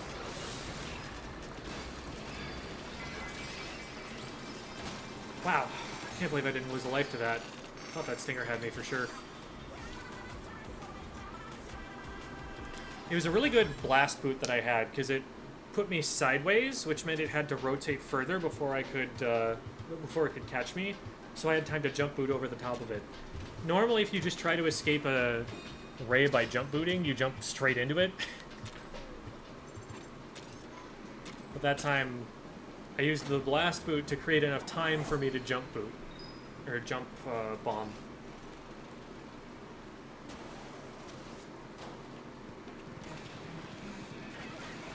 And... almost there? There we go.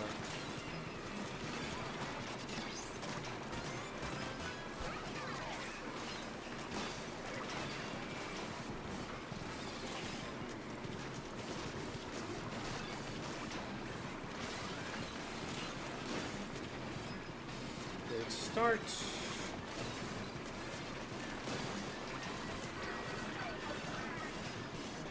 Oh crap. Oh my god. The game is very generous for not just insta-killing me for that.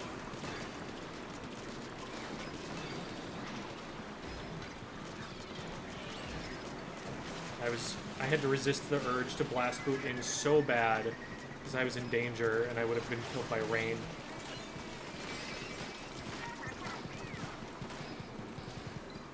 Yeah, these levels are easy. They funnel everything in for you.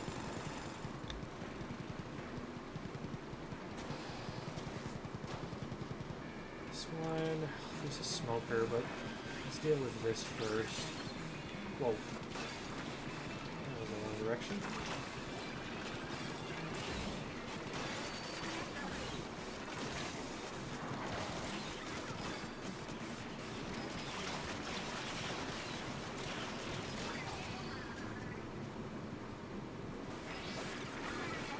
Okay, let's just do this right now.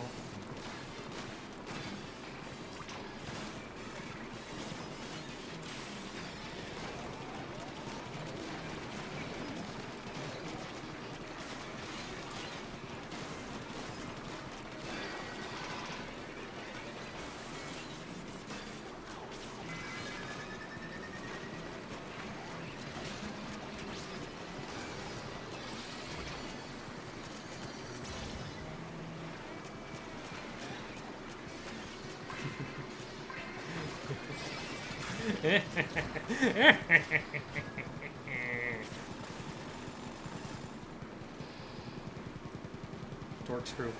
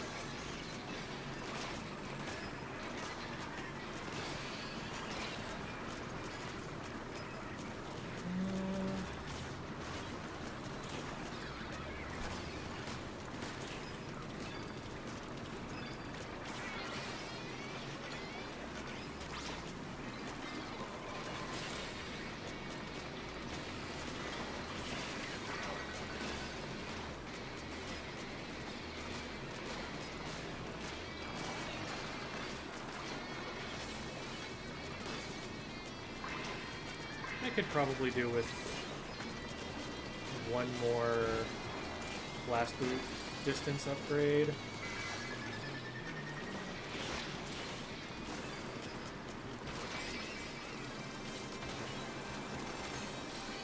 I don't think that would throw me off too much.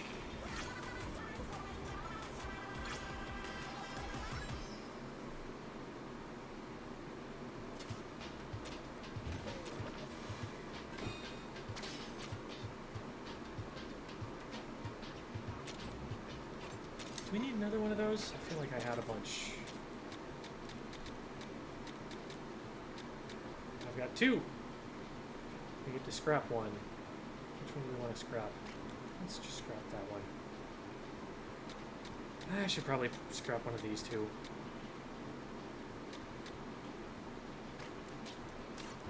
I think the money is going to get me further than having a second.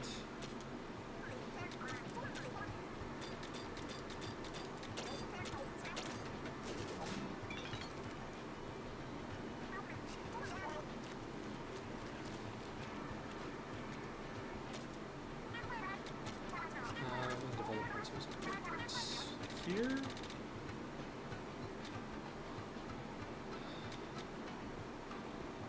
Oh, I haven't upgraded that? I mean, no shot we're not using that.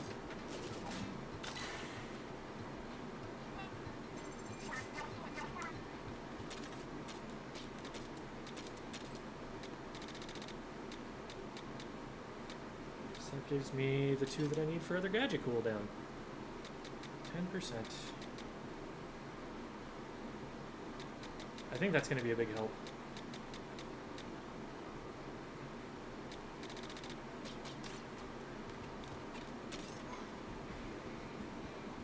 I think this guy needs to touch grass as a rude phrase. I mean, usually. Usually it implies that they do not have real world experience. It's not like a kind thing to say about someone.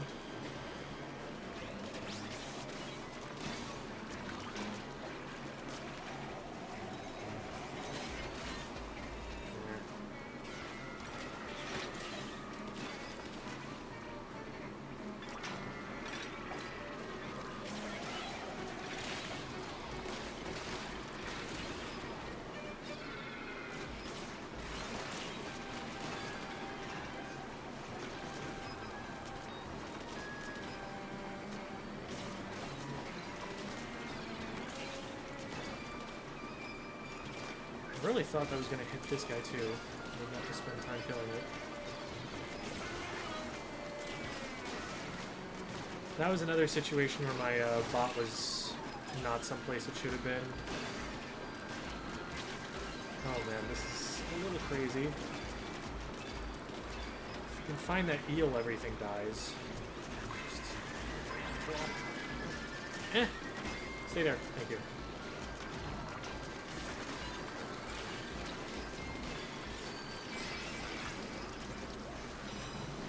Some nice combos at the end there.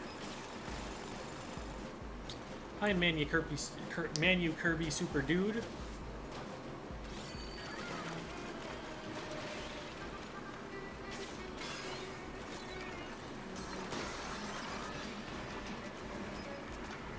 Come on, do the thing. Do the thing. I'm right here. I'm right here. Oh my god. And he froze in the worst possible. God, that was such a mess.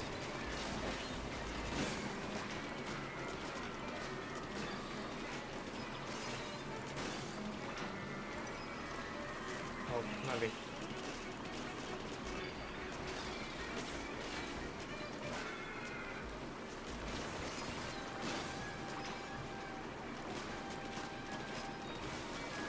I'm worried about time at this point. It took a long time killing stuff. It is only 2100.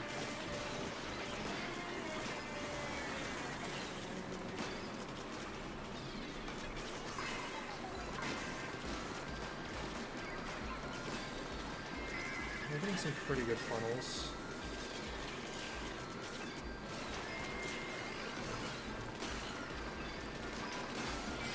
Okay. Yeah, we were fine. That was gonna be one of those maps where I wasn't managing aggro or the like enemies weren't spawning as much. Would have been a problem.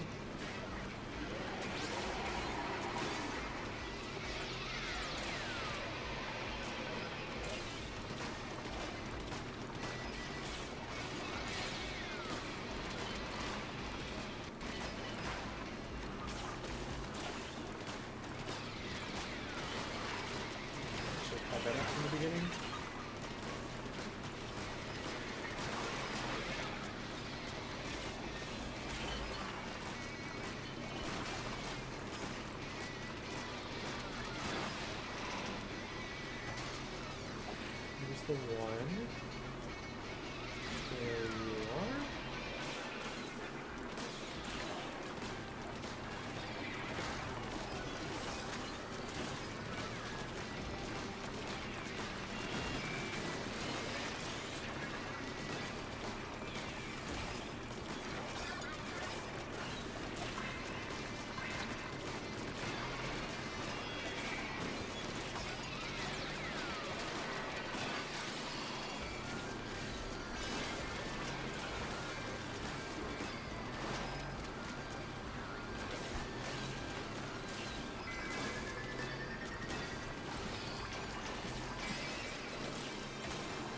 Nice and easy.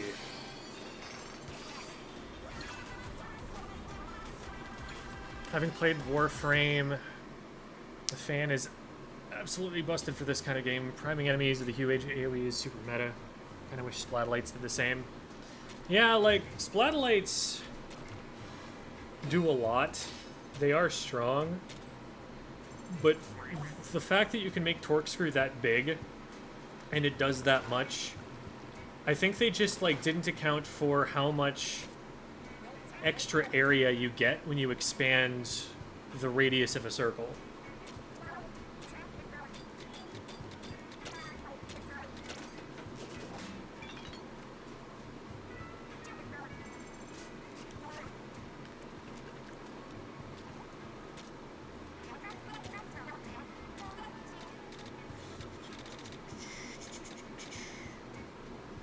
This we will never not use.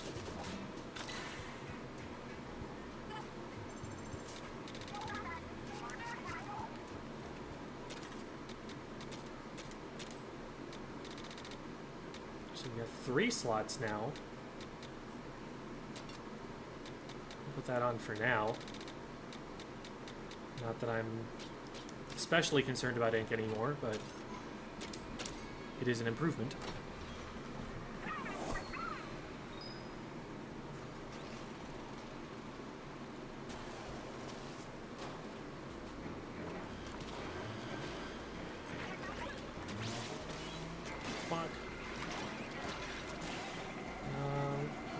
Wait a minute to deal with that. Instead, go over here.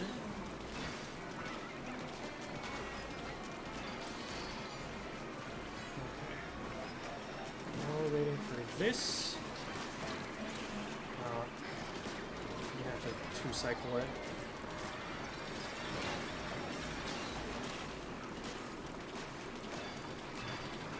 There we go.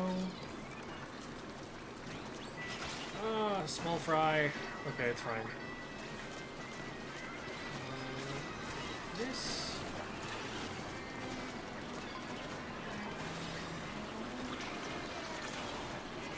Can I get around to the other side? Yes, I can.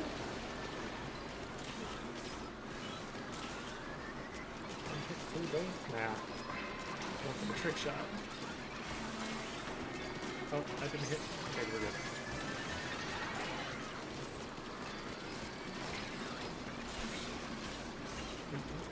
That being alive while I'm in danger. Okay.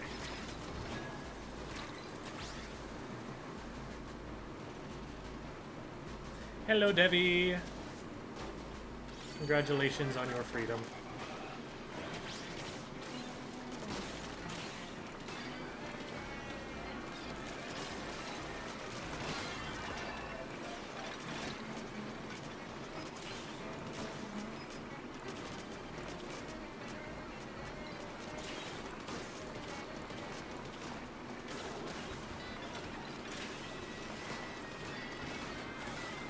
How are you still up?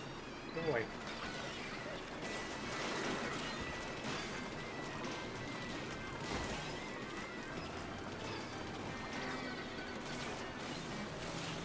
A little early.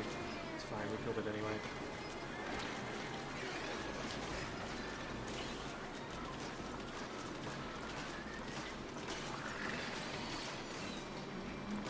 It's going to become more and more punishing to miss steelhead weak points.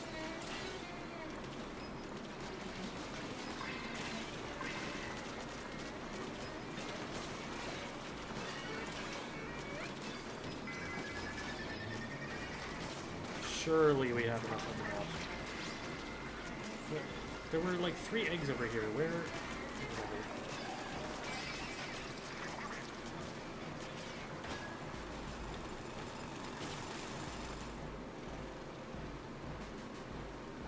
How did match reviews go? They went pretty well. Nothing like super surprising, I don't think. Like there wasn't anything I was like, whoa, who runs that?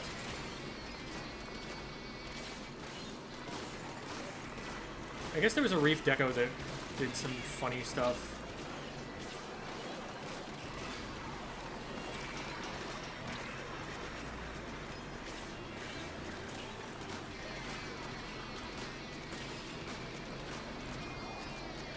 You probably just kill this before the armor, before the weak point gets exposed again.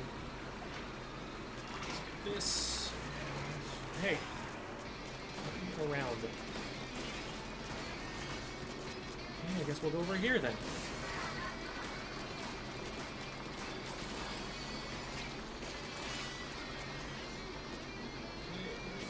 With the rays.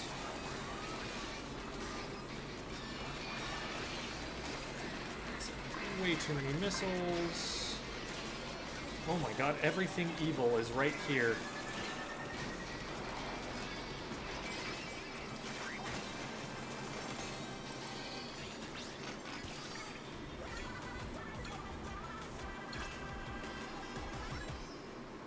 Like the virality mod that everyone applies on their weapon, 100% a must. Oh, do you mean in, are you the one who was talking about Warframe? Yeah, Warframe. Okay. I played Warframe,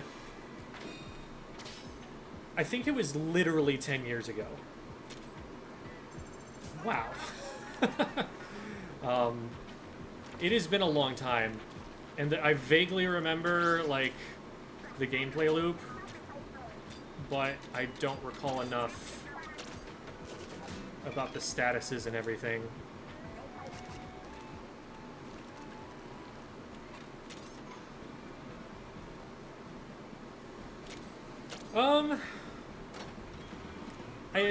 There was one team that ran a Dynamo once, if that's something you're looking for.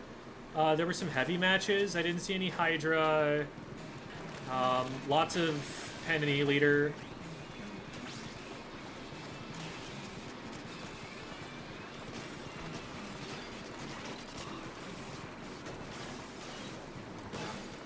That's fine.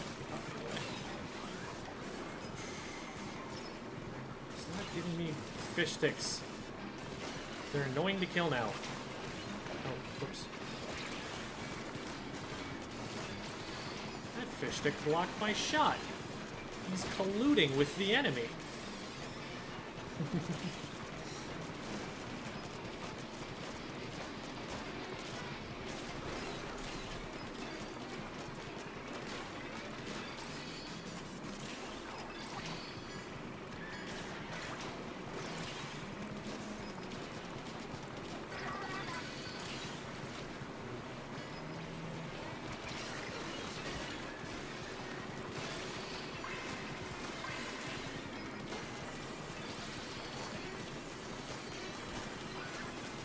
Get over here if you're not here already. You got work to do.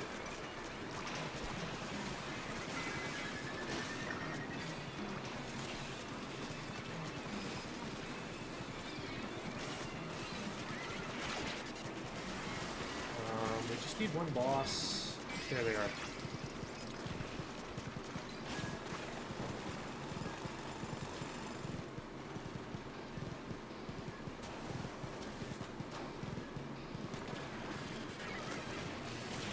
Boink. Nice. What's that over here?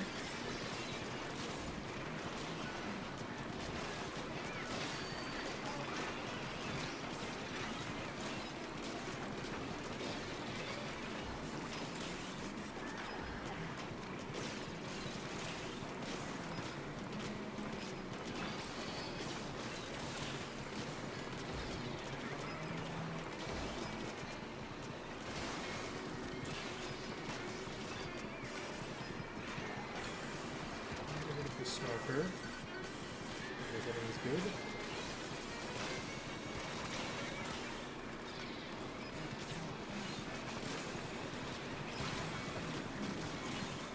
Laws. I had cool plans for that.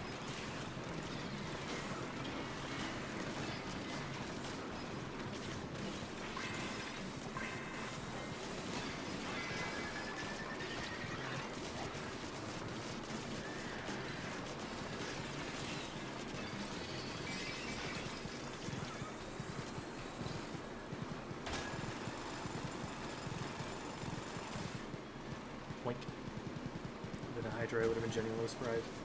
Dynamo, Dread, Mini. Oh, right, Dread. Garando. Watch Garando. Garando's incredible.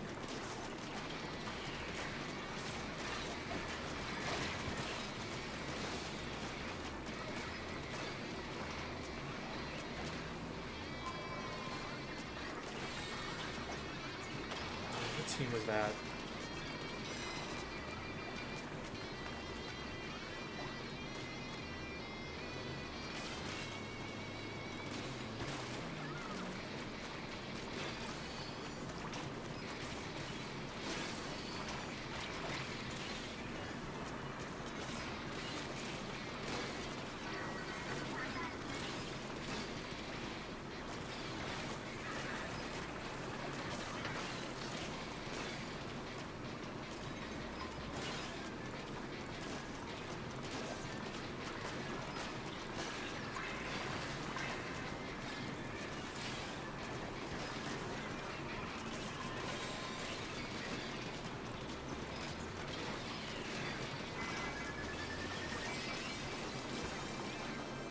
Ta-da!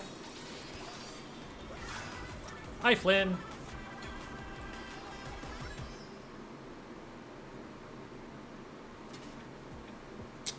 As for Mini, there was a team that was running, it was like bow, shot, roller, and... Wait, was that the team? A Primo Plastic. Huh. Alrighty.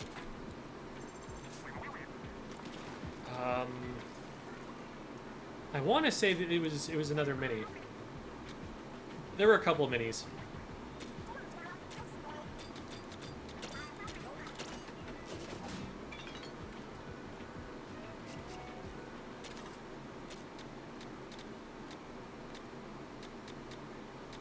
The only Primo I've got.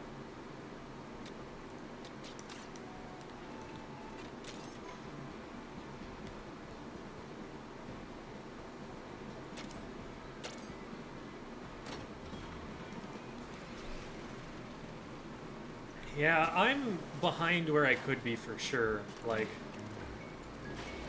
I've been going through these levels reasonably quickly, not that many fails.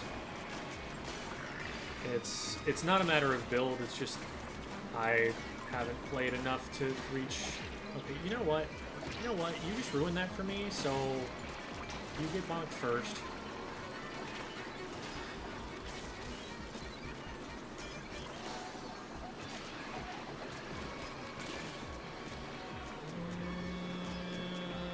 There we go.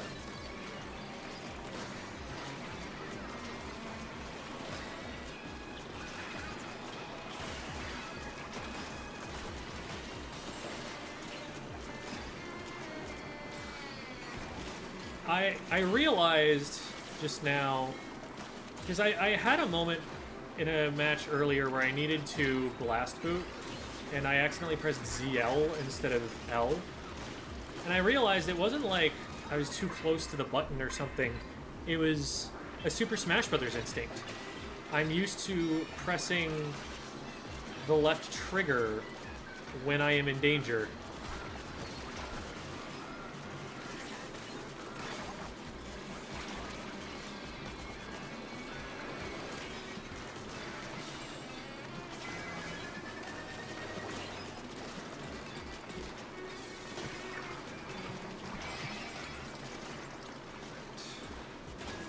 A little tight, but I knew I had enough to do it.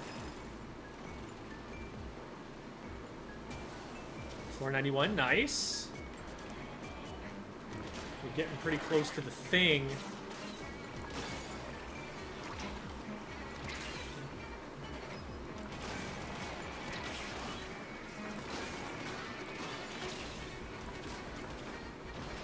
Wow, I actually still have health. Crazy. Not a lot of it, but I have it.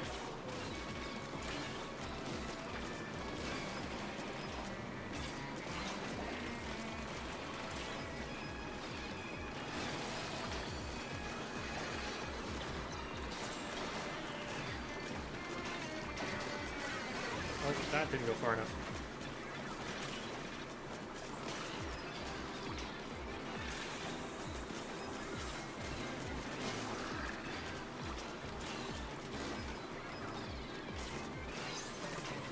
That's annoying the way they turned.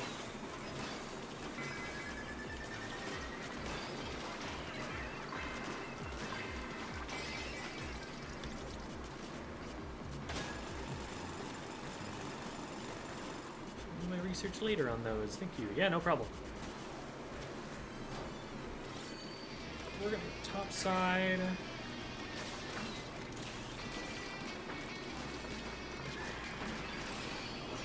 Oh.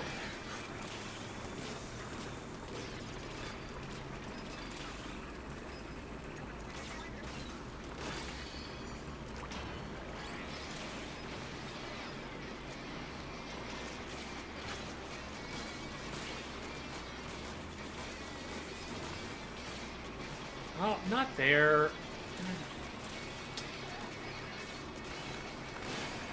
we go.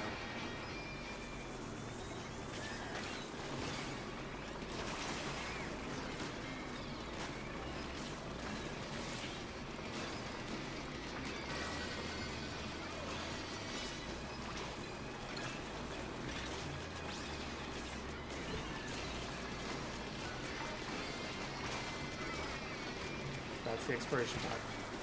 I'm shooting the exploration bot.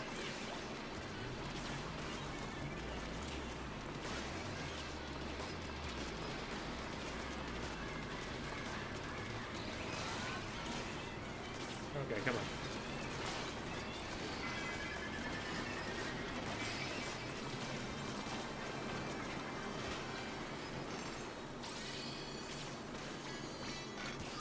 Did my jump get shorter? Did I, like, unequip the jump length or something?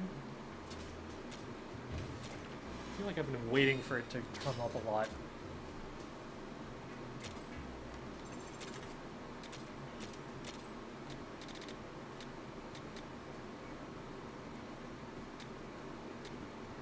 No? Weird.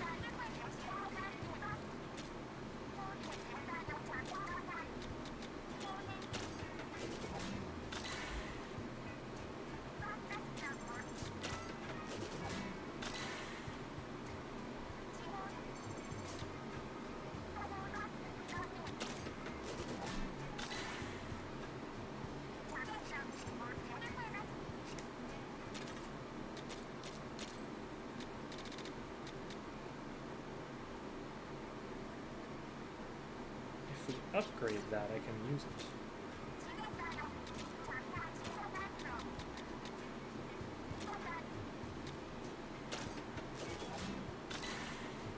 Faster jump cancels out horizontal movement up. Oh. Is that...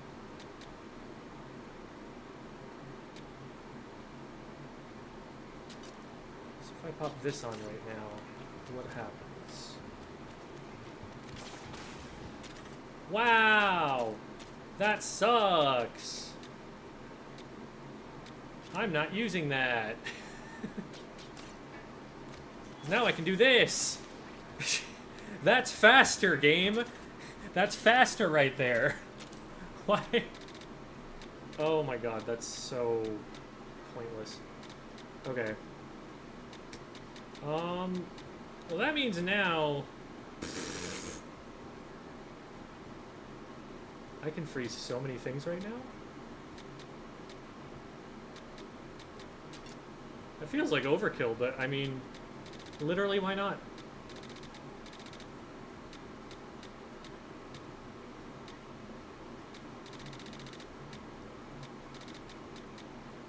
Boink.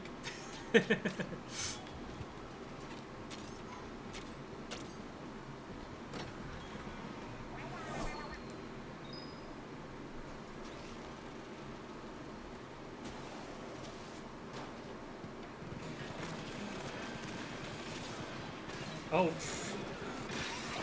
This is gonna take some getting used to. I think it's worth it, but it is very silly. No, no, no. Whoa. Whoa. Okay. Oh. Oh boy. We're in for a ride here. We need to learn to aim this down in a hurry. Good lord. No, no, no, no, no, no, no. I'm aiming at the floor. Oh, shoot. We've flown to... Oh, no, I can't aim it down. It has to go that far. Okay, this is too much. This is too much.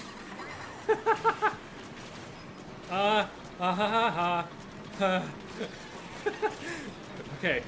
The power of torque screw. The power of torque screw shall carry us. Surely.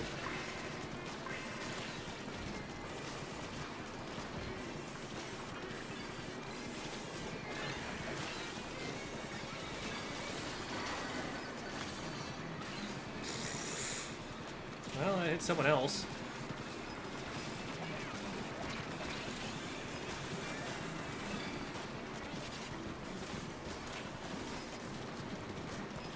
Okay, the power of torque screw will not carry us enough. Oh my god. Yeah, I didn't need to turn that down a little bit.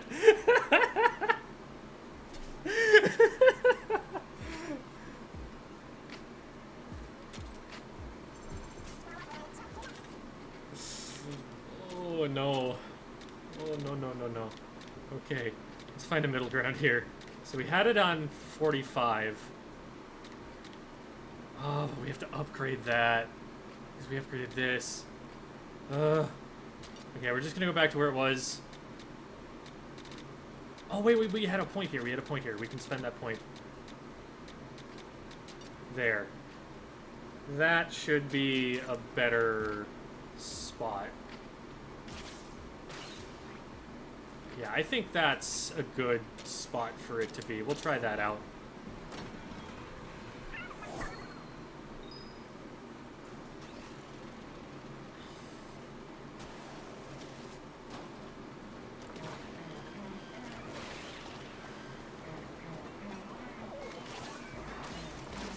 Oh, that's so nice.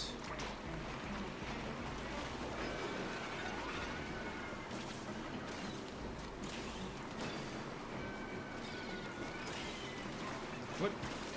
Whoa, whoa, whoa, fish stick, move over, buddy. Watch where you're going.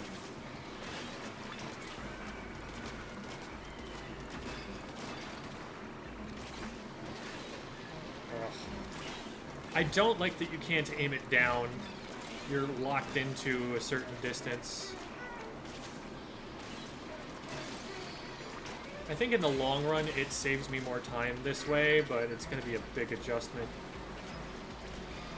I use that a lot for stuff like aiming down weak points of steel eels.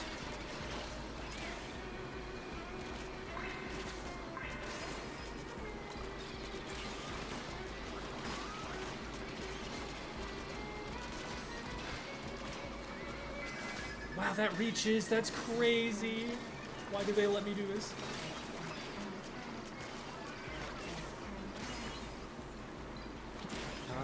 actually do anything about you.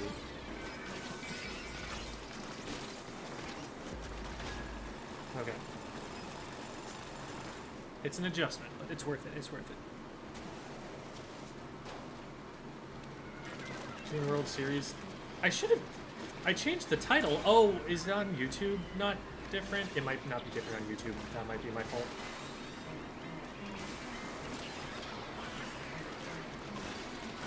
Yeah, I changed the title on Twitch. Forgot to change it on YouTube. But this is now... I got through all of those matches, so it's not like I didn't do that. You can go back and check that out if you would like. I don't know how to hit those. So that's up. One of my ideas was to use Blast Boot, but Blast Boot aim is a little bit more precise these days.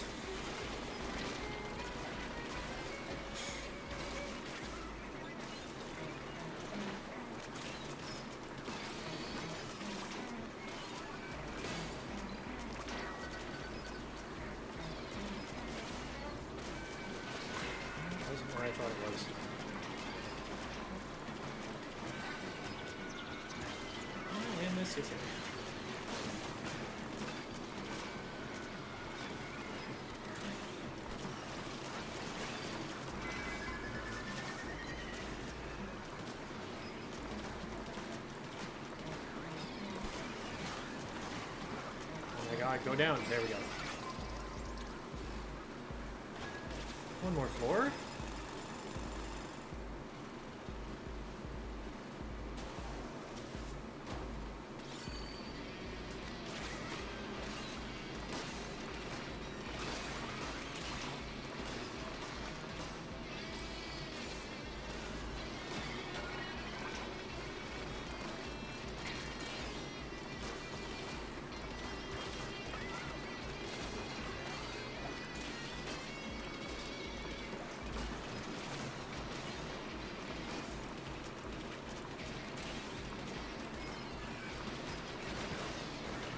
Eels are really messing things up.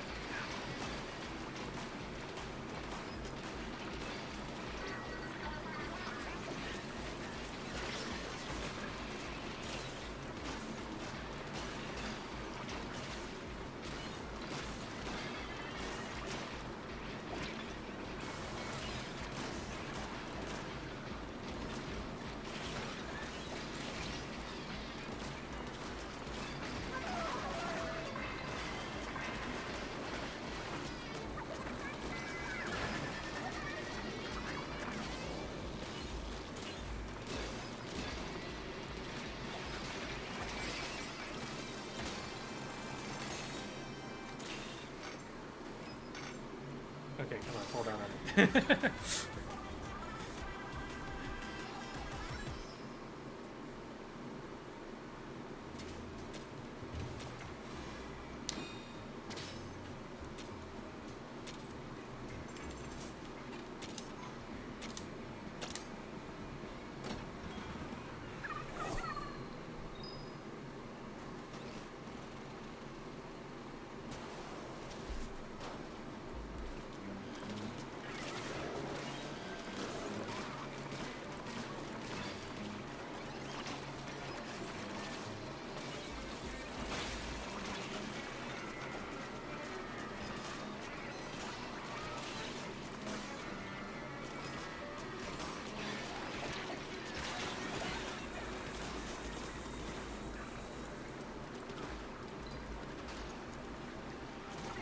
What? That looked further away than it was. We still want to go over here.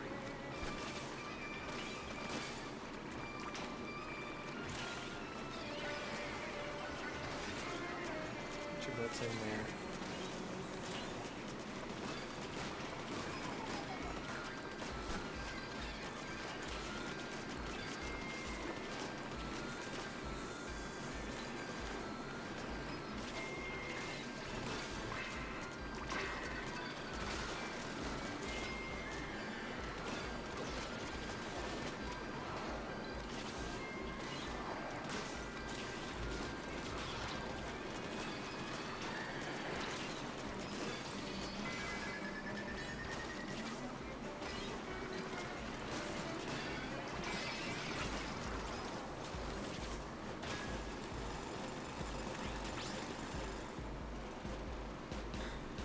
166.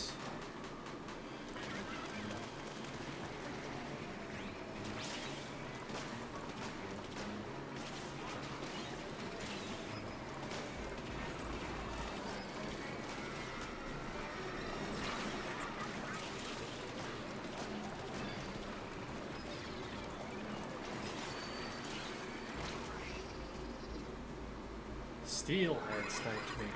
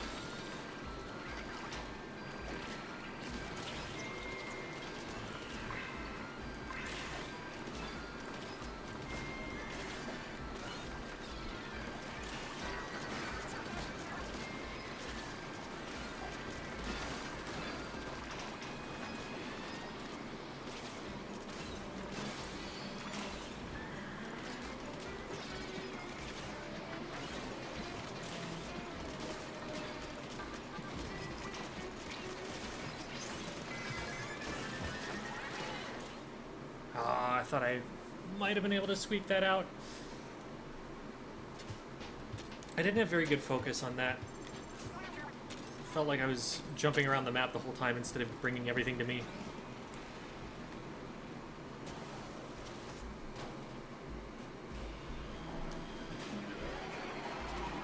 Oh, hi.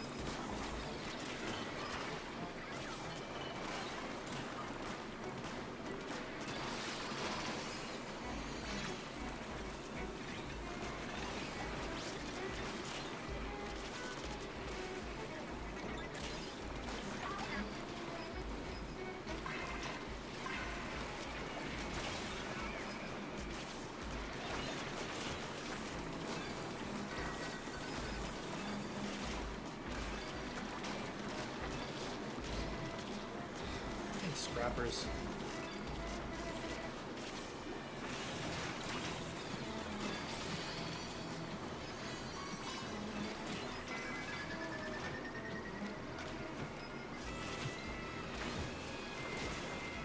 Oh man.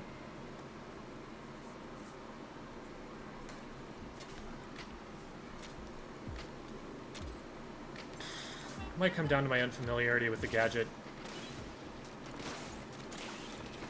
I'm not cycling the combo as well.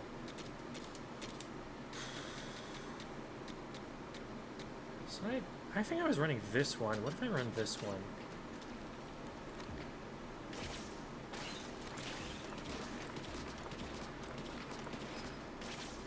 That seems more reasonable, and it is still further than what I was doing. How much longer am I going to be playing? Probably not that much longer. I do have a scrim in an hour, so I'll probably take a break at some point between now and then.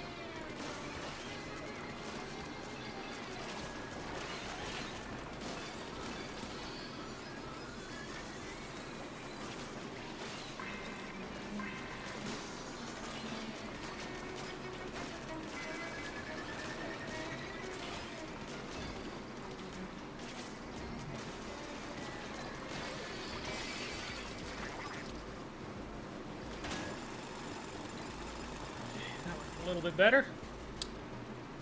I have many questions. How can I improve weapon drops? So there is data to suggest that you are more likely to get a weapon that is the same class as the one you are using. That's based on a test Taro did.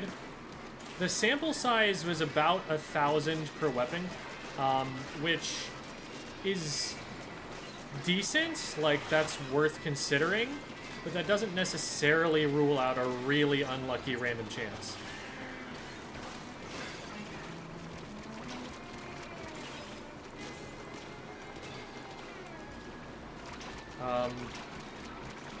But in testing, specifically the weapon that was in your class had about a 1 in 6 chance of occurring, whereas everything else had slightly lower.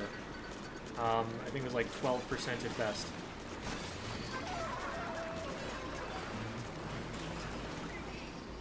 Yeah, I thought a drizzler might get me at some point there. There was just too much going on screen.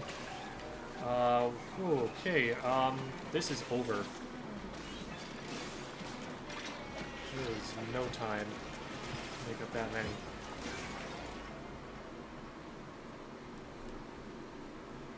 That might have been a case of bad focus. Might have been a case of my bot not being in the right place.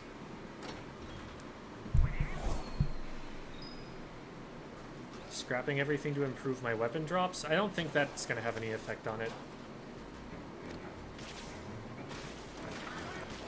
What? You just like hadn't spawned in yet? Not ready to be frozen?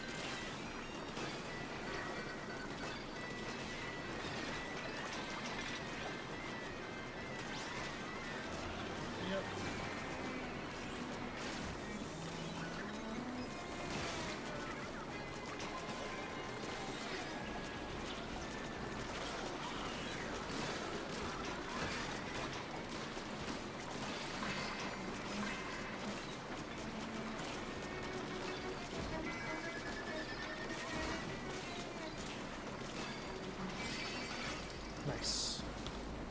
I get a significantly higher number of weapons of the same class than in other classes, over about 100 hours.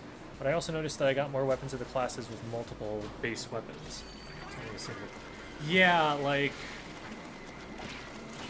I think Taro makes a note about that in his video.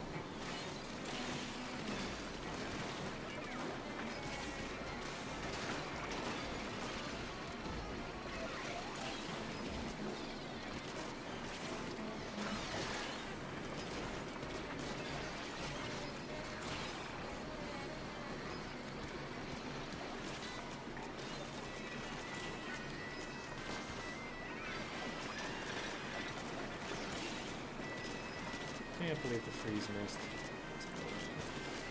Oh, let me out of this rain. Look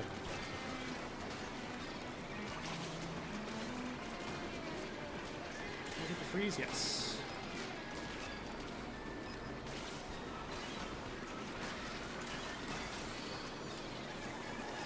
Ooh, raid. I will look at that when I'm not in mortal peril.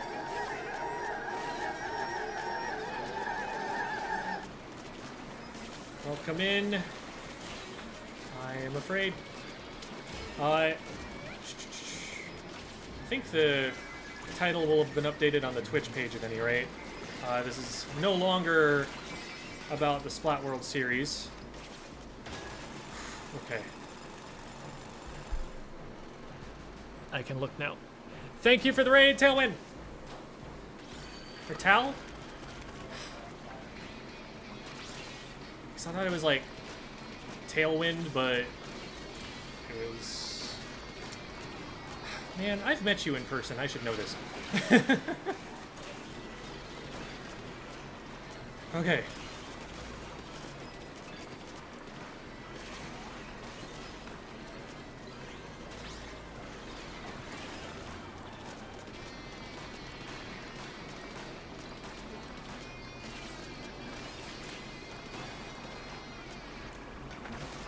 Maybe it's the Pokemon brain that's just making me think Tailwind. Maybe that's the reason that I think it should be that. I have put in some time on Champions. It was enjoyable. Hey. Have you been enjoying your fishing?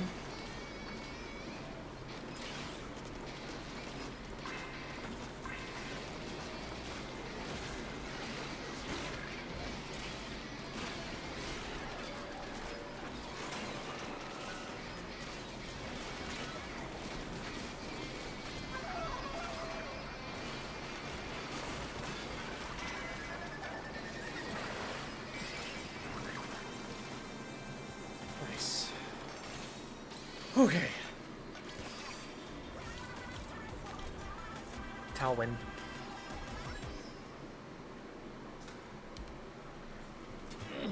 Hi, Tal. Raiding is so fun. What have you been up to in it? Where are you at? What are you running?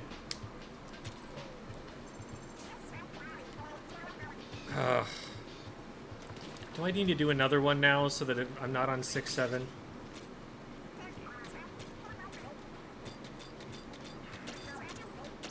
think it's a moral obligation.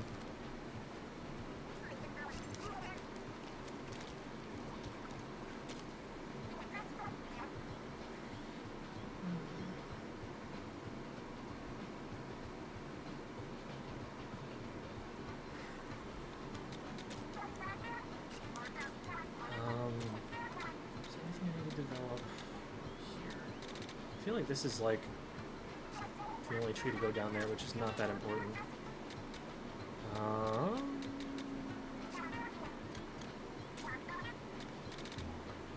Anything here? Okay, I guess we're upgrading then.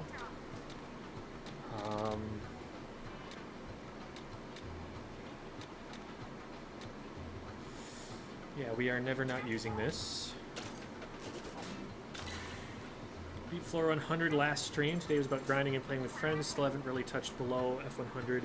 Bocopia DLC caught my attention. Nice. Yeah, I'm in a position where I spent a really long time grinding after F100 and then realized that, like, I think even now, the build that I have is still a bit overtuned for what I'm playing.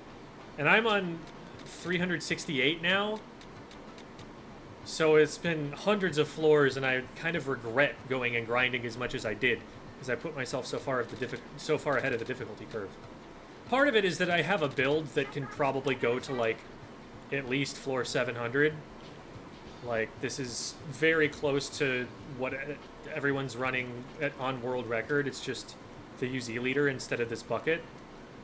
But everything's all leveled up, and it's just... it's overkill right now.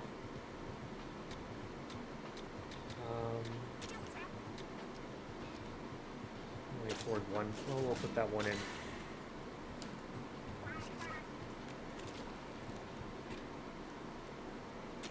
Alright. Let's end the memes. No more memes allowed.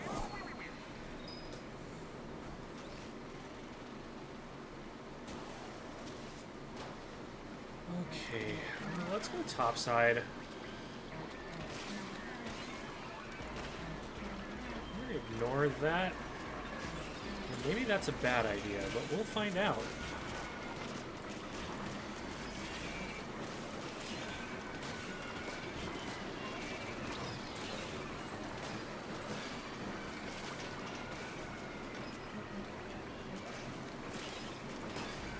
Insane I got the freeze from there.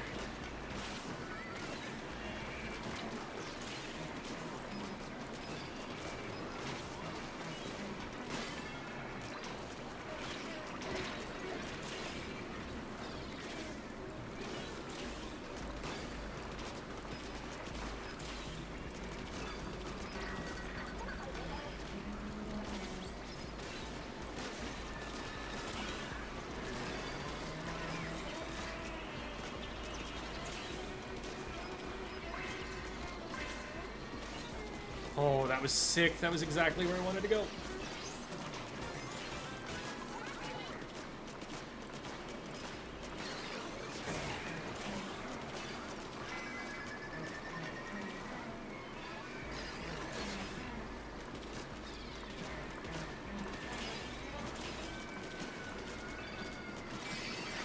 Okay.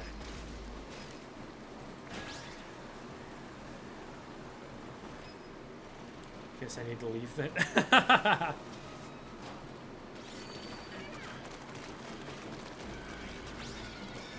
Alright, everyone. I get it. Nice.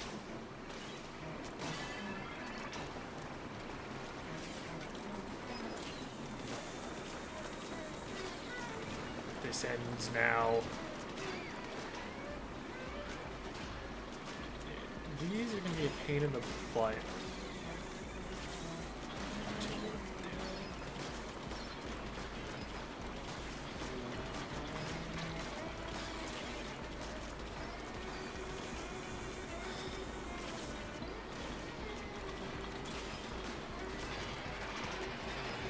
So long.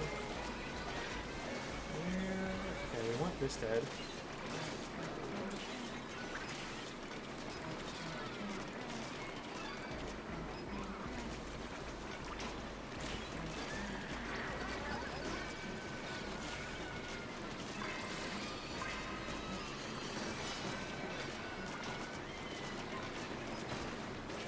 This is gonna be crazy. I didn't get hit by anything.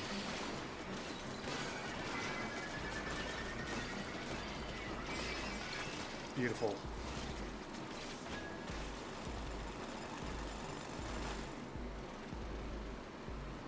Hi, Meatloaf.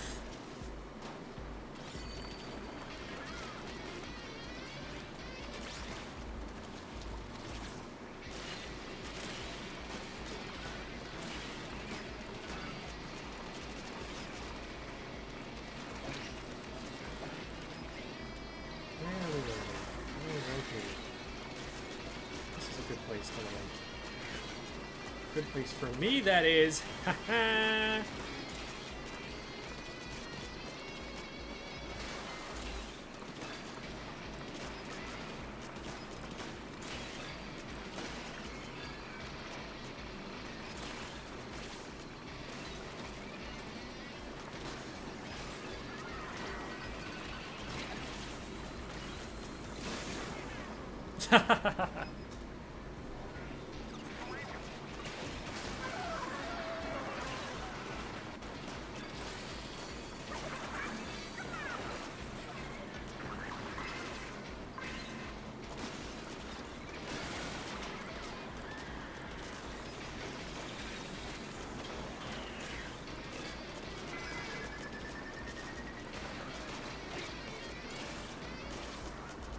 We're gonna be okay.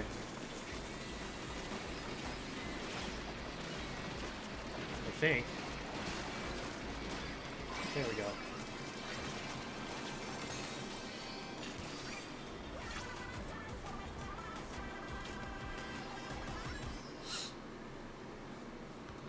Yes, this is very much a flying squid build. Have you seen the, like, world record build? I'm running a very similar thing to it.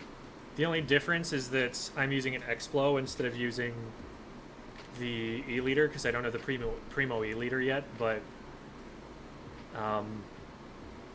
I have Floaty Fun Torque Screw. I go Boing with Jump. I go...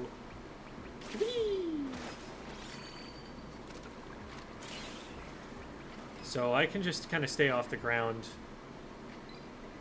I don't really have to go down there. And if I want to go down there, I can still always do this, and that'll put me straight down. Sometimes it's faster to be on the ground for whatever you're trying to do. Oh, you saw my video. Yeah, there you go. Yeah, what I'm running is really similar to that. Not even found, but it's pretty neat to see. And, like, it can change if there's a new discovery or if they make changes to the game that I don't expect they're going to make. But based on what they've given us, it does kind of narrow it down pretty clear to see. Like, you've got Scorch, Ferment, and Freeze Icebreaker. Scorch is abysmal, so that leaves Explosive Ferment and Icebreaker. This build can use both of those very effectively, so no reason not to do both.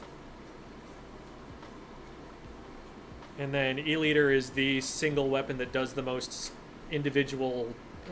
individual ticks of damage, which means it's going to be the best user of Icebreaker. Can also pierce through enemies. So it's like, how do you beat that? What weapon has a plan to beat that? It's kind of hard to anticipate what there would be. Do you think the gadgets could replace sub-weapons? Of course, tuned down. Tuned down, they would definitely have to be. I think, I don't want them to get rid of bombs, per se. I think bombs are still very cool. But I do like the idea of having, like, one bomb and then one sub. You know, like, utility sub. So, like, put all the bombs on your R button, and then put, like, Toxic Mist or Point Sensor or something on your L button. I think that could be cool. Hello, kitty cat. You're about to be catnapped. Oh. We're gonna get cat cam focused down on him. He does not get to leave. He is not allowed. Oops. There. He does not like that he has been handled. Here you go, buddy. You can put your paws on my hand. Then you will feel more stable and you will be more inclined to stay.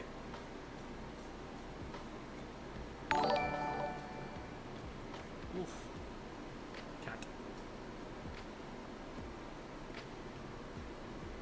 Yes, see? Once you have a handhold, the lap is very comfy, no? I am so devious.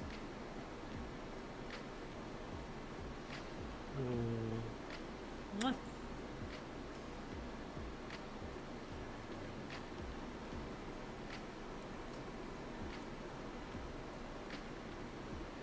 All right. Oh, are you just repositioning? You can go if you'd like.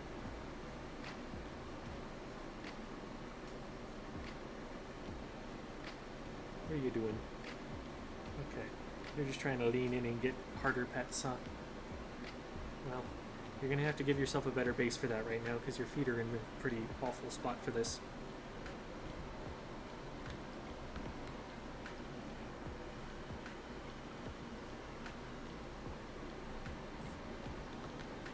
I don't play Splatoon Raiders since I beat the story, but I'm trying to use it as a stepping stool to get back into Splatoon 3. Awesome! Hello! You know what? I'm gonna have a scrim soon, but what better thing to do than to just play some Splatoon 3?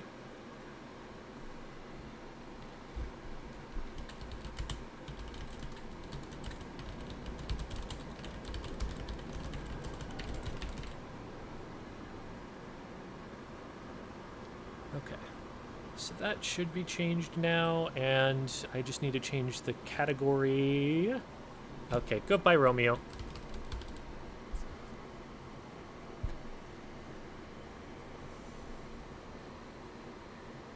Alright, that should all be fixed up. And I need to bump that up to a normal place for it to be.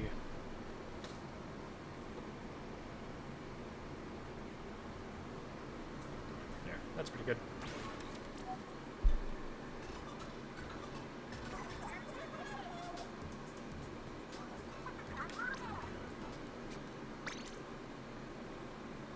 Alright, where's my X power at?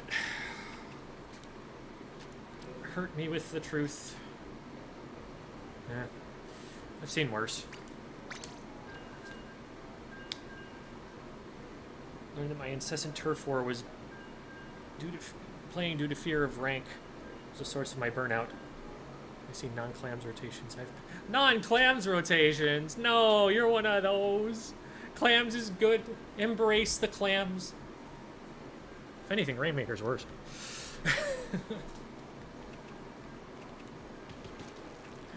Clam Blitz is my favorite mode.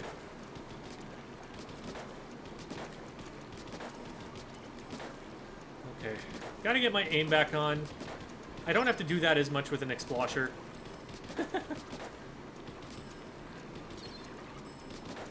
As if my aim was ever on. Tricked you.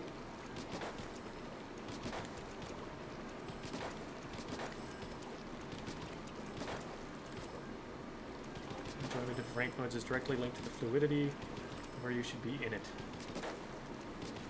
I'd say the Clam Blitz is probably the most fluid. Like, there's no one central location on the map that you have to be. So you can kind of make your own routes through the map a little bit, depending on what your team is doing.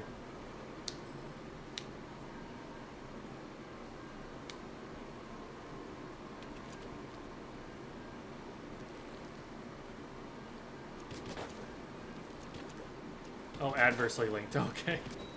The more you have to move, the less I like it. Inversely, I think is what you're looking for there. What difficulty setting do you play on? Oh, I played Survivalist the whole way through. I've been playing Splatoon games for like 10,000 hours. I'm playing on Survivalist. It was pretty well balanced for where I was at. Challenging without being, like, too much of a killer. I don't want to run too close to that heavy. But I would like to lock out the left side. Okay, I said lock out the left side. Get out of there. It's our left side, not yours. Don't go the same way as me. If I'm going somewhere, go the other way. You can cover it. Now we got one fortude because we let them get cover against both of us.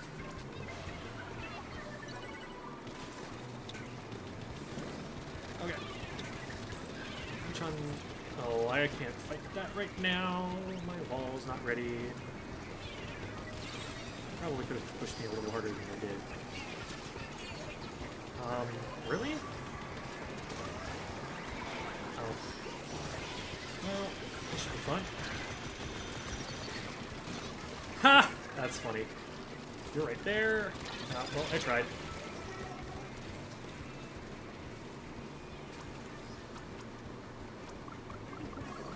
Please don't run in and die.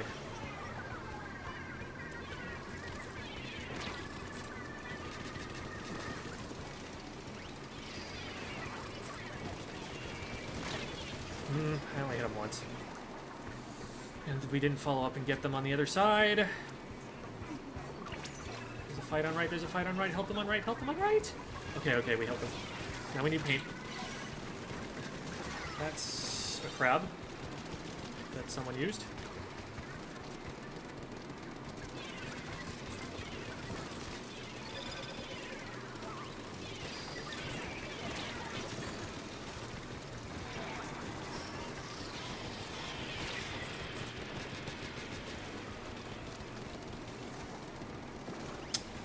Moment of silence for our Octobrush.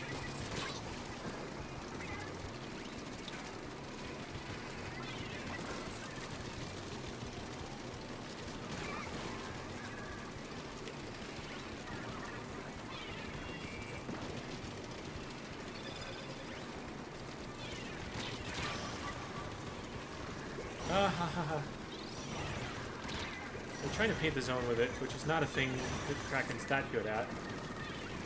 Okay, we could have painted in front of them and prevented that. Man. It's just little team play things that have gone a long way in swaying multiple of these fights.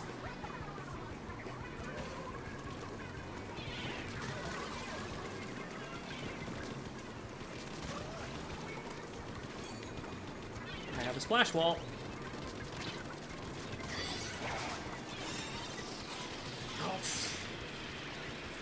They saved their team by putting that wall down, or putting the fan up. I need to back up a little bit. Why are we dropping here? You know I see you. I'm marked.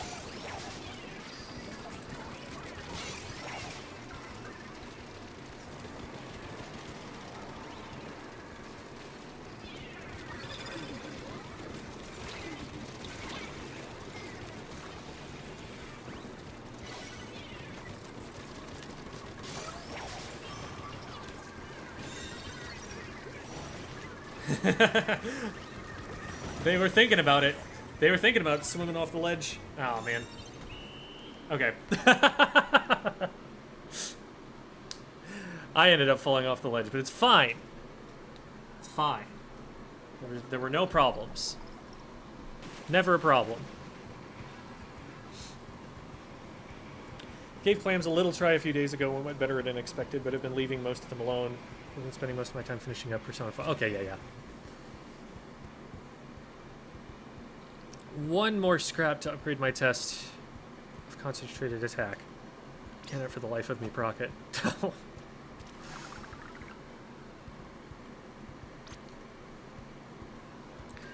I don't know if maximum damage out of shot actually involves concentrated attack. Because concentrated attack is not that big of a buff compared to some other stuff. It might just be that there aren't any other better options, but for example, the one that gives you a bonus for having full HP is 20% extra damage. If you go the close range route, I think that's above 20%. Like, you might be able to put together a combination of stuff that's more valuable than concentrated shot. But I haven't really gone and looked enough into it to know. It's definitely not your first or second choice, but maybe it's like a third or a fourth or a fifth.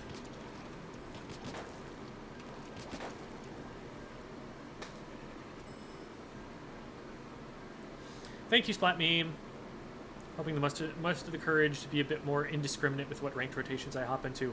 To be fair, some of them are garbage. Like, I'm not playing Lemuria clams. I've played... In all of the time that I've been playing Splatoon 3, there was, I think, like, one game where I had actually timed out and it had gone to power clam count. And that was on Mincemeat. In the first, like, week of Lemuria being out, it happened 3 times.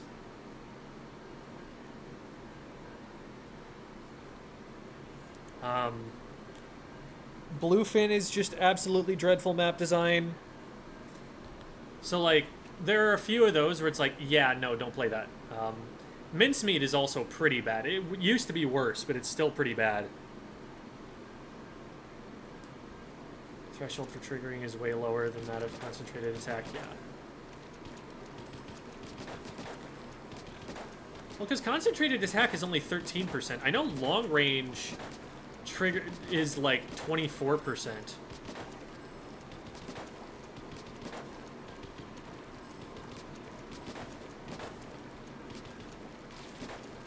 So if close combat is similar, it would be almost double the bonus.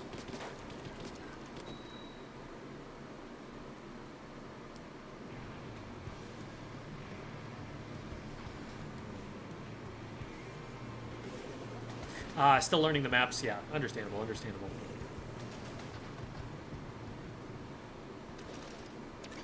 Okay, good, we both have cooler. Dynamo, interesting. Oh, wait, this could be really good. If we know how to play it, which is no guarantee.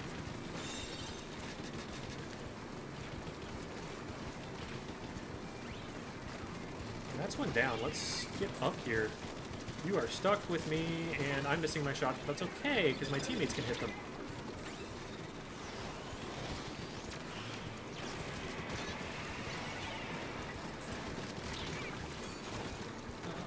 Don't lose the zone, please.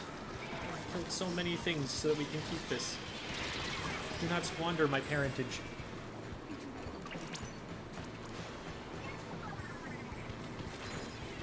Eh. We're gonna... Oh boy. We're gonna die to whale, is what's gonna happen. Good trade, though. Oh? No, okay, we lose zone. Well... You're focusing on the fight up here and not on the zone. Nah. Oh my god. Oh my god. This is so bad. This is so bad.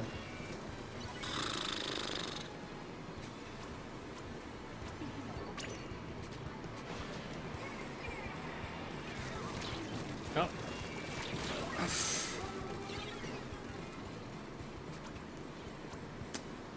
Okay. Bad stagger, and my fault that it was a bad stagger.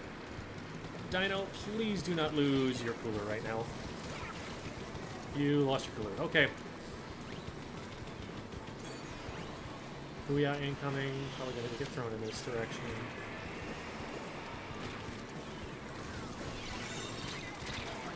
That was all it took, huh? A single reef slider with no follow-up from anyone else. Oh, that was such a bad wall.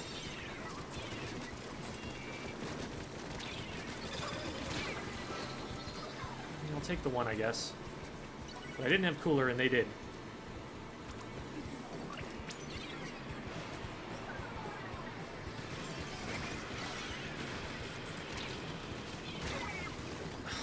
I went too far past the wall. When did I get cooler there? Okay.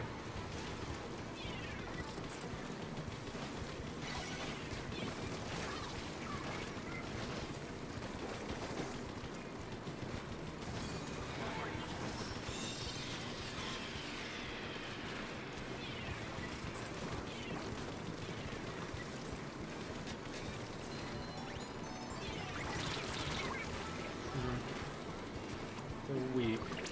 Team might be able to follow up. I got you. I got that. They're jumping. You are fighting me, which is a bad idea.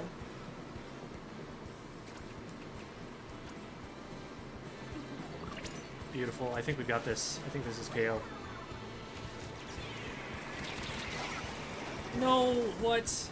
I didn't even see or hear that. Oh my god. They flipped because of that. What a throw. Okay.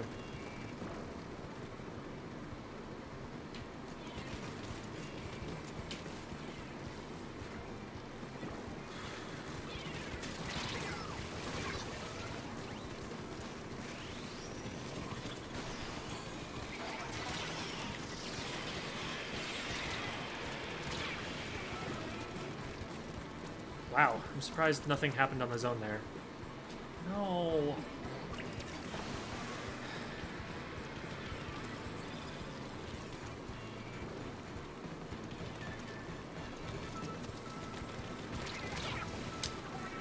I cannot believe we lost on that. Man. We had it, and I just didn't hear the Booyah Bomb behind me. I've got the air conditioning unit on. I've just turned up the game sound a little bit more.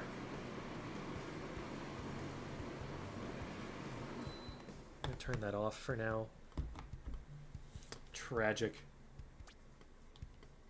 Absolutely tragic.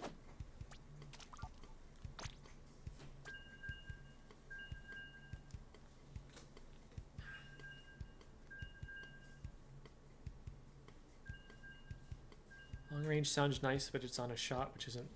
Long range is not possible to proc on shot unless you got the Primo soap bottle, and even then it's not worth it.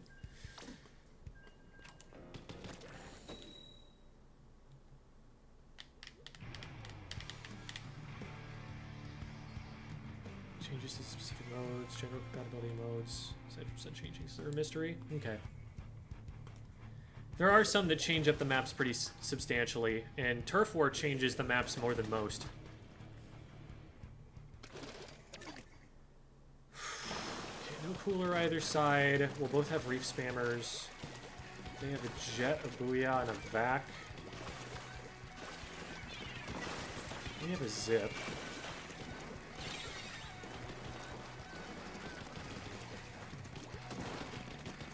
Hi.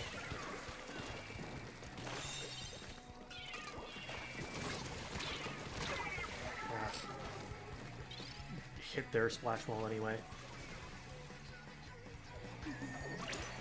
Whatever. Am I gonna land on a Booyah Bomb? No, I'm not.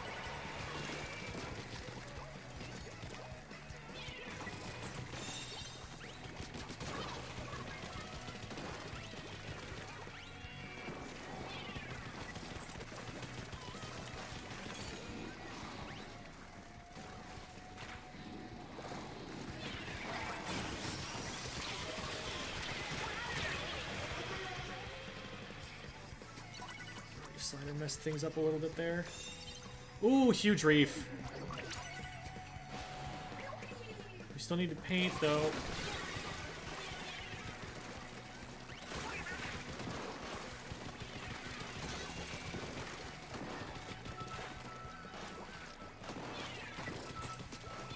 Luke is there. They're out of play for now. We can take zone.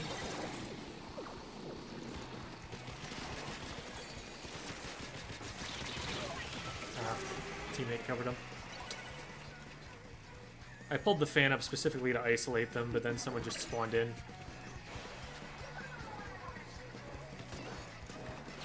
An interesting trade.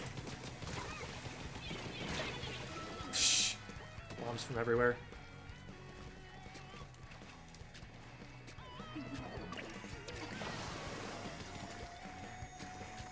They have an ink jet. Where's this umbrella? There it is.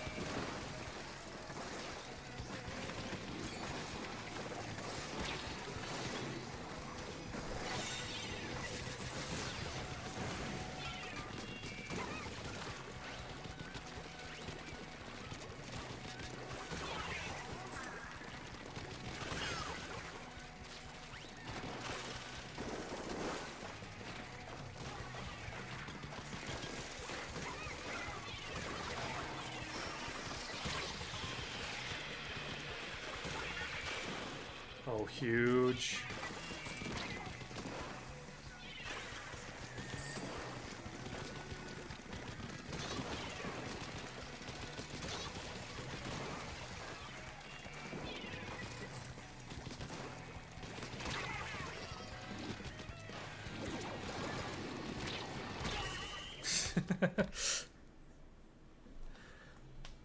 Okay, we won.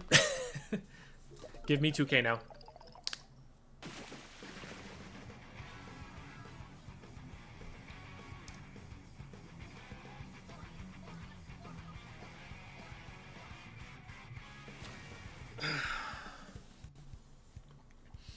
Yeah, if you want to get a look at the maps before then, recon mode is totally your thing.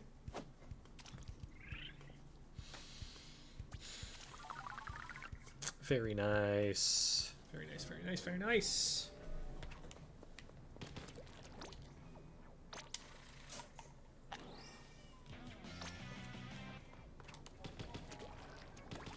A bomb defense drink, exactly what I need.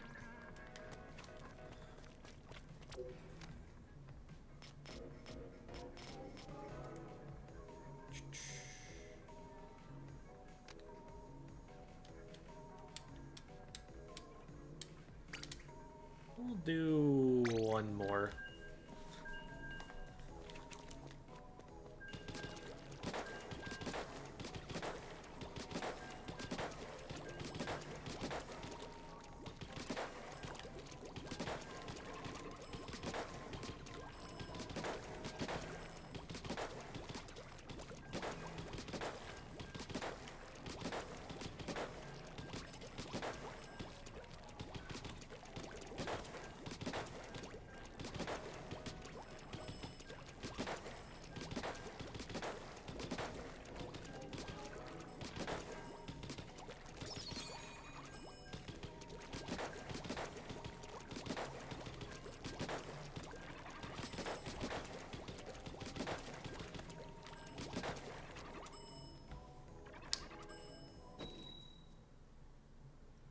Trying and failing to not get stuck in the shooter class of weapons. When I swap off in performance, going down the drain. I wouldn't say shooters are easier. Like, technically speaking, you have to do more inputs to use them. They require that you keep your aim on for longer. You can't just flick your aim. There are some skills you need as a shooter player that you don't need in other classes.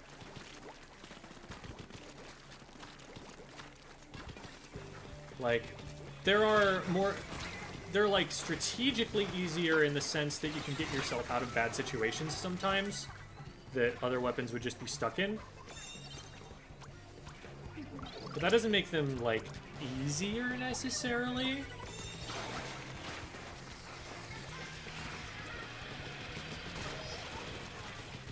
Oh, I thought I saw another one. It was just his weapon.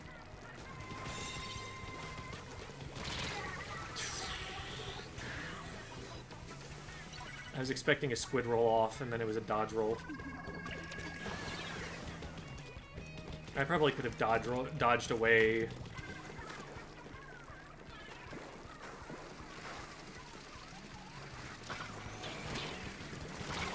Oh. That didn't do what I thought it was going to do.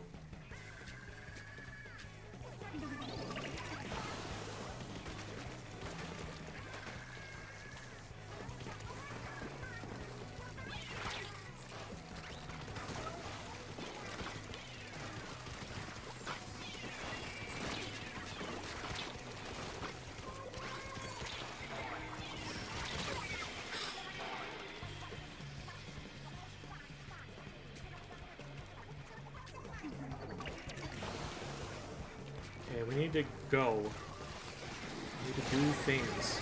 We need to shoot them! Oh, no.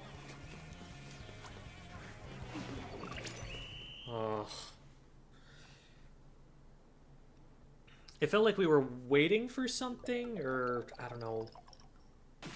Maybe we just needed to deal with the tent before we moved forward, but I couldn't deal with the tent while I was getting shot at by the bow, so I felt like I had to just go around the tent. Maybe it was holding other people up behind me. I should go look at that. Why did that go bad?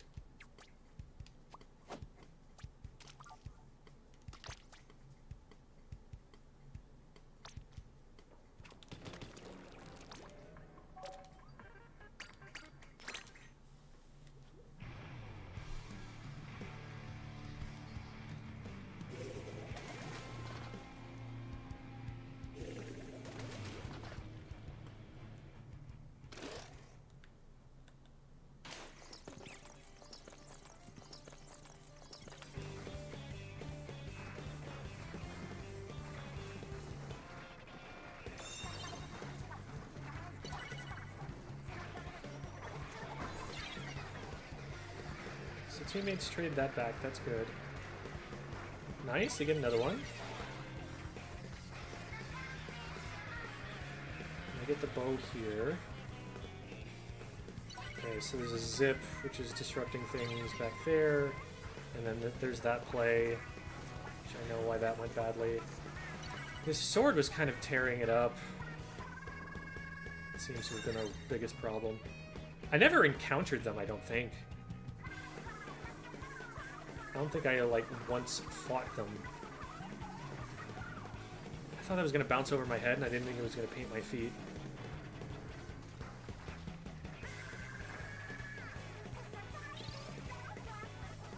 Yeah, so the zip is keeping us... Oh, that's a really wasted hammer. We weren't in position to follow up with that at all. And then one of us gets sharked, which is probably why there's not as much follow-up here. Mini's trying their best, but they're getting rushed down. Yeah, I missed it, or the teammate got sharked there. There just wasn't anybody to follow up with me.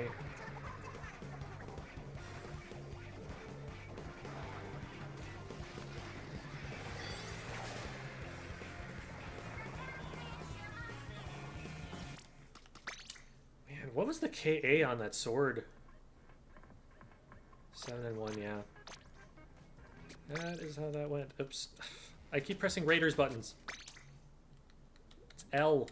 I need to press L. This guy's name's censored using descriptions of their headgear. Yes.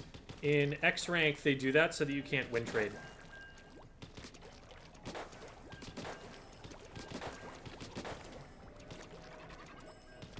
6 years ago? It feels like longer.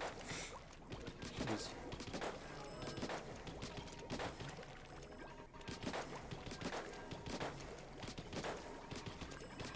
What got me was that earlier I was talking about... someone came in talking about Warframe and Warframe builds in comparison to Splatoon Raiders. And I was like, oh yeah, I mean, I played Warframe, but it was... And I thought for a second... 10 years ago. Oh my god. I mean, testament to the game that it's still going. I'm impressed by that.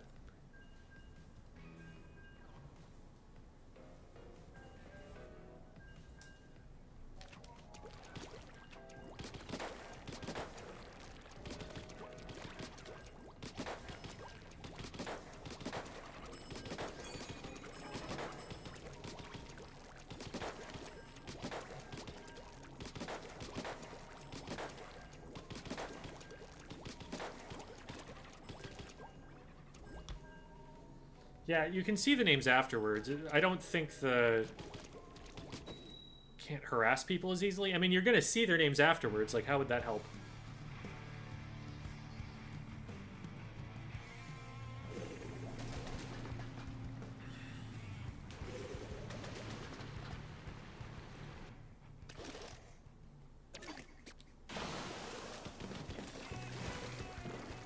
I saw a law-breaking arpeggio, and I was like...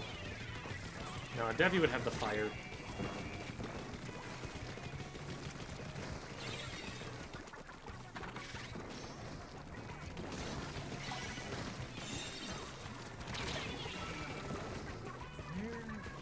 Okay, they're just checking on the zone.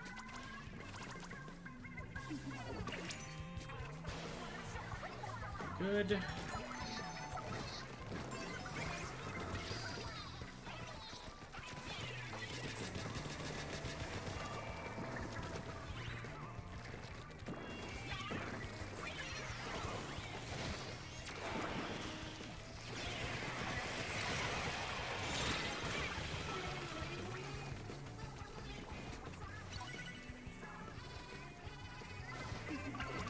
Don't blame them for running away there. Enemy has a reef too. And the reef is... multiple sound. Yeah, they didn't. God, I didn't save anything. That's helpful.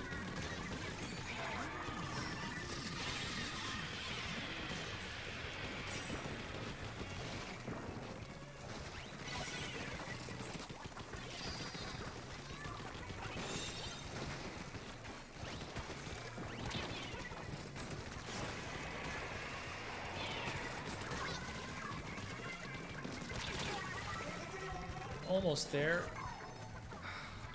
Nice. Okay. I didn't take as much space as I was hoping we would take with it. Let's not drop in on this.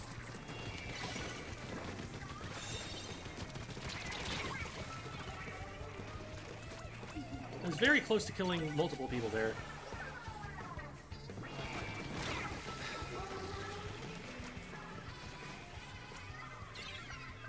We're like managing to stay top left, but we're not managing to like do anything with it. We're not controlling court. We're not keeping presence on zone.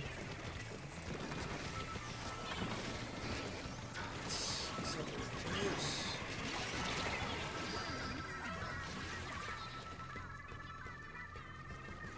Nice.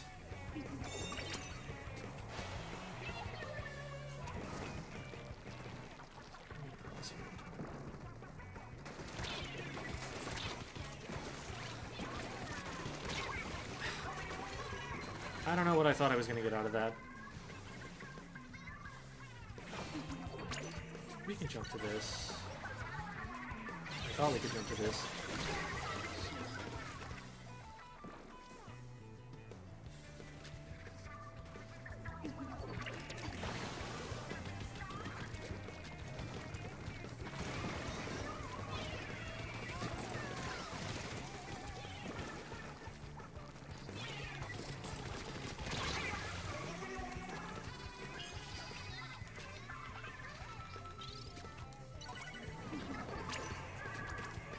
be able to cap off of this. Good play.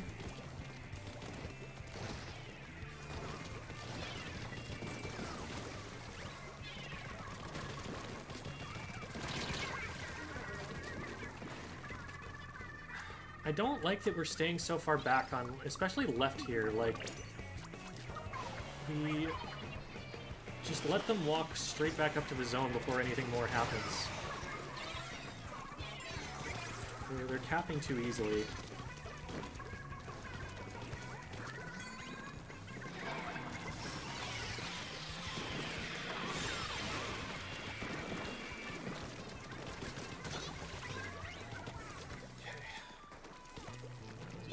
There's someone down here, or maybe they're just looking. Yeah, they're just looking the other way.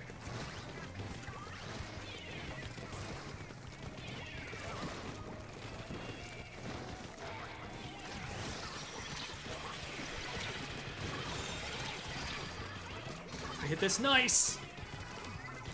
Last one's right here. Game.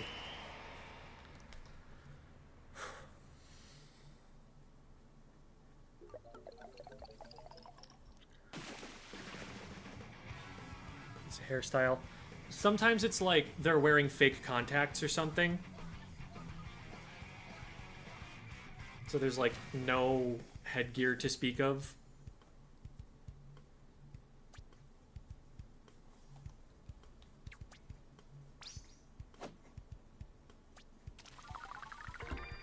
They changed the way targeting with Killer Whale works? I don't think so, no. The way it works, I'll farm it up real quick and then explain, is there is this like hexagonal range on your screen. It'll fire off lasers 2 at a time, so 3 sets of 2. And when the laser fires, whatever enemy is in that hexagonal space on your screen is what gets targeted. So you can put all 3 on one target by aiming at them steadily the whole way through, or you can go 1, 2, 3 and aim at several different. So I'll show you aiming at 3 different ones.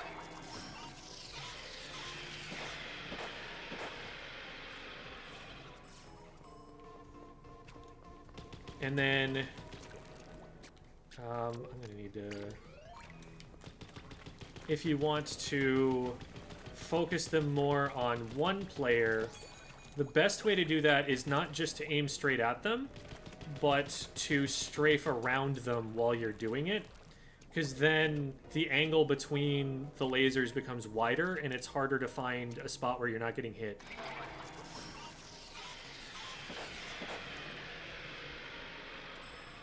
I screwed up because I targeted one behind it there, but you get what I'm looking for. Did you play any A-League? We didn't end up doing that. I think we didn't have a roster at the time. But, yeah, I've been playing comp since 2019.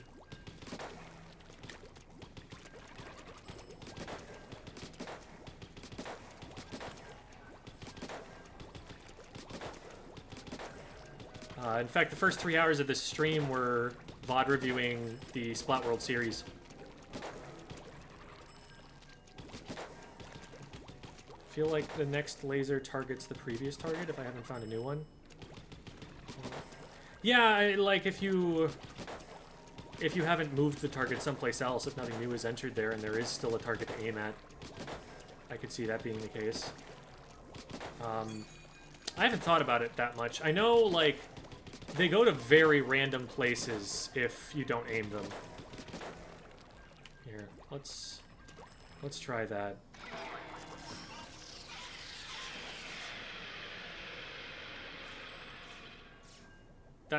That was inconclusive.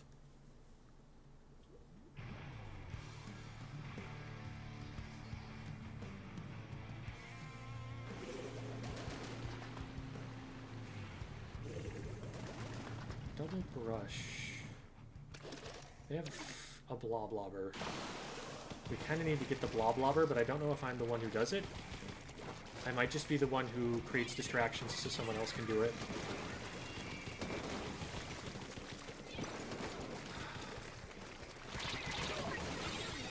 That was a lot more blobs than I thought were coming.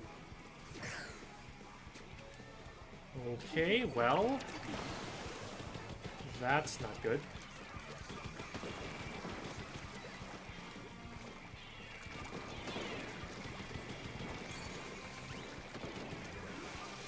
Leader keeps getting outsniped. This leader probably knows I'm here. Now they definitely know I'm here.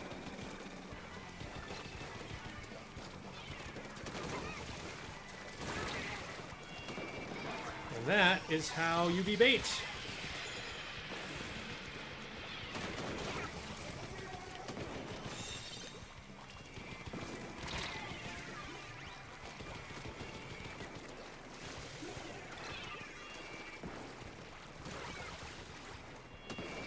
Someone else down here. I don't think they saw me. The battle sneaking.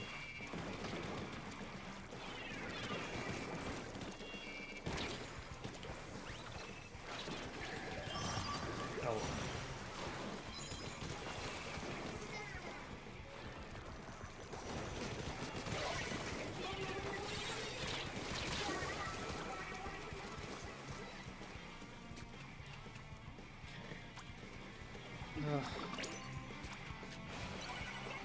I almost feel like I need to play a little bit more central just to protect the leader, because there's nobody who is going to come anywhere remotely close to doing that.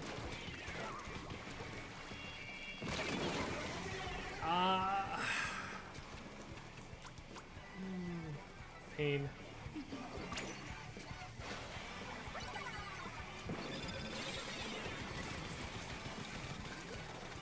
I need to kill the blob. Finger mixed up in my camera stick. Oh, you go away. Stop that. I need to just get in there.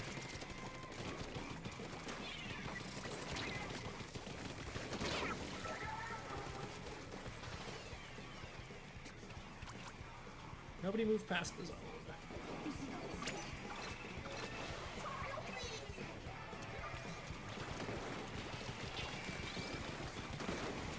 See that lead.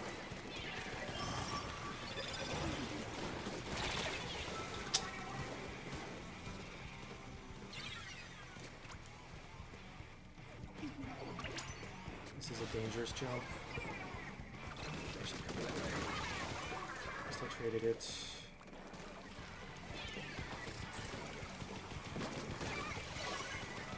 I have a wall.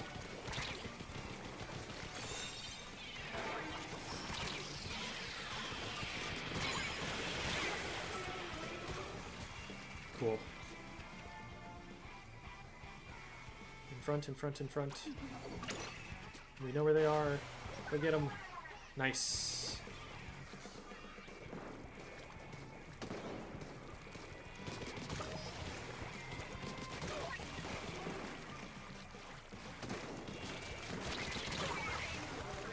That should be game.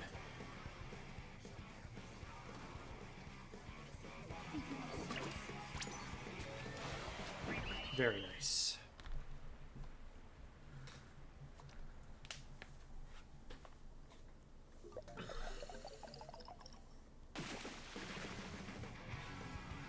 Okay.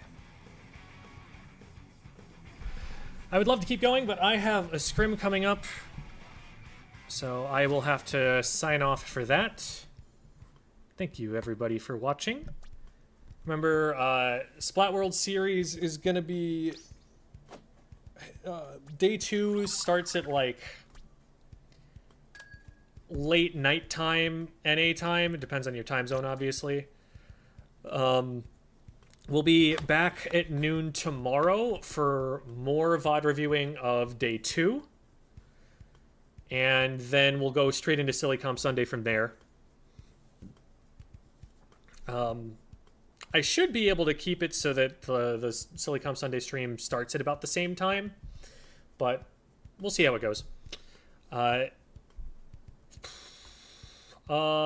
Video games are fun, and you guys are cool, and life is good.